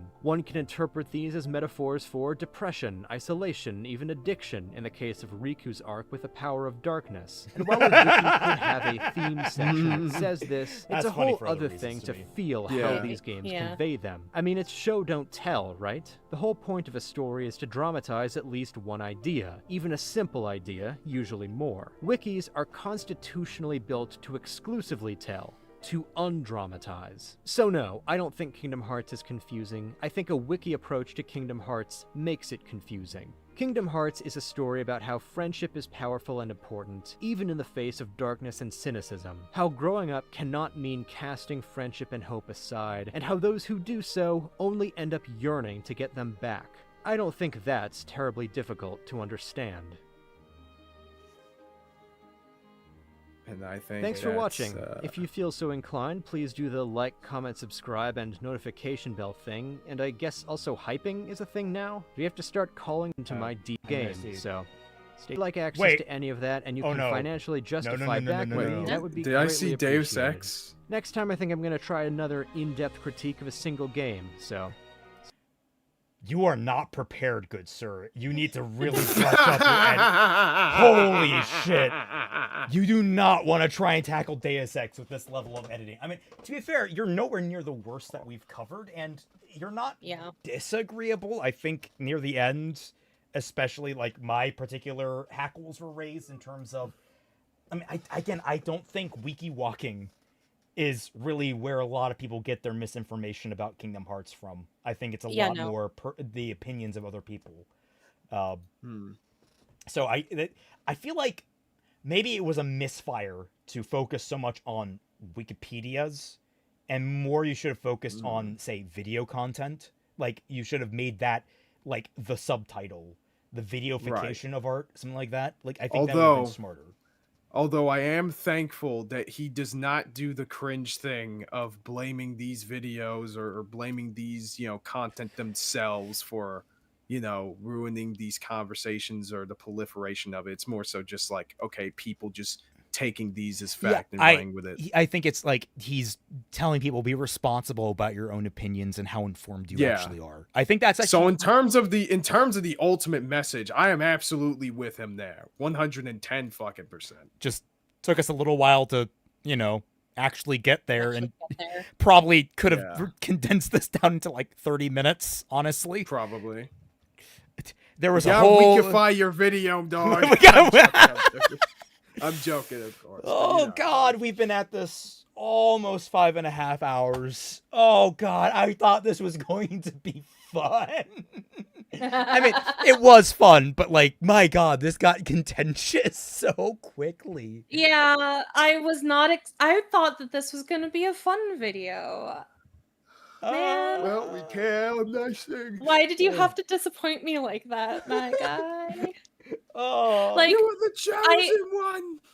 I understand like the overall point of it, and I do get that. Like, I had gotten mad at him a couple of times when he eventually did like describe effectively what I was about, but at the same time, it is still that kind of hypocrisy of like him going and talking about this while exposing himself to what he considers a lesser form of experiencing something, and then talking as though he does know what he is talking about when it comes to these things. Yeah, I guess that is the main thing that I have a problem with. I am disappointed that it never came back around to him reflecting upon that analysis he made about Dream Drop Distance's time travel reveal. I wish he had brought that back around. I think he did that for like the Union Cross stuff. But yeah, the Union Cross stuff, like he acknowledged, it makes me... The things that I've heard make me less interested in order to seek it out, and so I'm not going to seek it out. Like, okay, I can't, you can't stop anyone from doing that. That's going to happen naturally. It's unfortunate, but it happens, and he's being completely transparent about that. But the DDD stuff is like, no, you've made very strong assertions there. You should have really gone back and looked at that. Yeah, I feel like part of what the issue in regards to that section in particular is just how long he spent just talking about his issues with it, and not enough to really just say, okay, I have such and such issues with it, but like I haven't really played it, so I'm not gonna say that I'm like a freaking expert. I swear to God, I feel like that's what he said, but the way that he did it was pretty off this time around. Roundabout, it feels like. And the frustrating thing about that is like he not only did he acknowledge that he had these issues, like he didn't acknowledge that he had these issues with the time travel thing, but he did acknowledge that he had those issues with Union Cross and how that was completely subjective to him. But then he didn't go back and reflect on the time travel for Dream Drop Distance. And I think that that's because he is talking about how he's only getting that secondhand experience from talking to other people while not having directly watched it, but because he has watched a video compilation of Dream Drop Distance, that he feels that he has more authority, I guess, to speak on it, which is not true by his own logic. Mm-hmm. Yeah. Oh, we got another art by Yui. Oh. I'm going to start playing the game. I didn't watch the live stream because I didn't want to be spoiled, but I wanted to draw something quick. So here. Oh, that's so cute. Oh, that's awesome. So awesome. Oh. Yeah. Thank you so much. Love that. This is really nice. Oh, thank you so much, Yui. Jude says, I feel bad since I sent this into Discord. Don't feel bad. Like, look, it was way more contentious than we expected it to do, but like it's still good coverage, and we had a good conversation out of it, and that's really what we're here for: is to both cover the video and actually give our thoughts and talk things through. I mean, like we've brought up things that we disagreed with on our own between each other and such. Like this video brought out some great conversation between us all. That's what we're all here for. Yeah. And look at what cool fan art we got. I'm all for that. Can never go wrong with fan art. But we can go wrong by going too late. So anything you guys want to announce? Well, I am happy to announce that my newest video is more or less completely done, and I'm ready to put it out in the next couple of days. So this weekend, you'll be getting a new video from me on the Kaiser Shonen channel. Also, I'm sorry to everybody who was disappointed with me not being able to play Dispatch last week. I'm gonna try to fix it, see what the issue is. But if I'm not able to have a stream this weekend, what I'll probably have to do is just play it on my own time and just record it. You need to download And, more RAM. Probably, yeah. But yeah, I'll have to do that at a separate time in order to make that work. But either way, I hope I'm sorry for everybody who has to wait for so long for the new video, but thank God it's finally coming out. Dwight, you got anything? No. I was trying to stream and stuff more often, but I've been having so many issues with the schedule that ended up happening. So I am sorry about that. I will try to stream more. I will try to find a time that is not an ungodly hour to stream for people at some point. Let's see. And on my end, Fixing Ruby, Volume 7, Episode 17 comes out this week. Actually, the rough cut is nearly done. That's going to be exciting to preview to the sketchies tomorrow. The news about the hard drive has been sent into a repair shop. They think they can get at least some of the files off of it. It's going to cost me an arm and a leg, and that's going to hurt my wallet for some time to come. But also, because of conflicts in scheduling, it looks like we won't be having Mahar Voln this weekend or the next few subsequent weekends. We'll have to see how things go. Stay tuned for announcements, but probably going to be about a month or a month and a half, something around there, before we get back into the swing of things. And hopefully by that time, I will have my hard drive back and I can actually start making custom stuff again for it. So here's hoping. But yeah, thank you all so much for joining us. I hope you all had a wonderful time, and we'll catch you all on the flip side. See you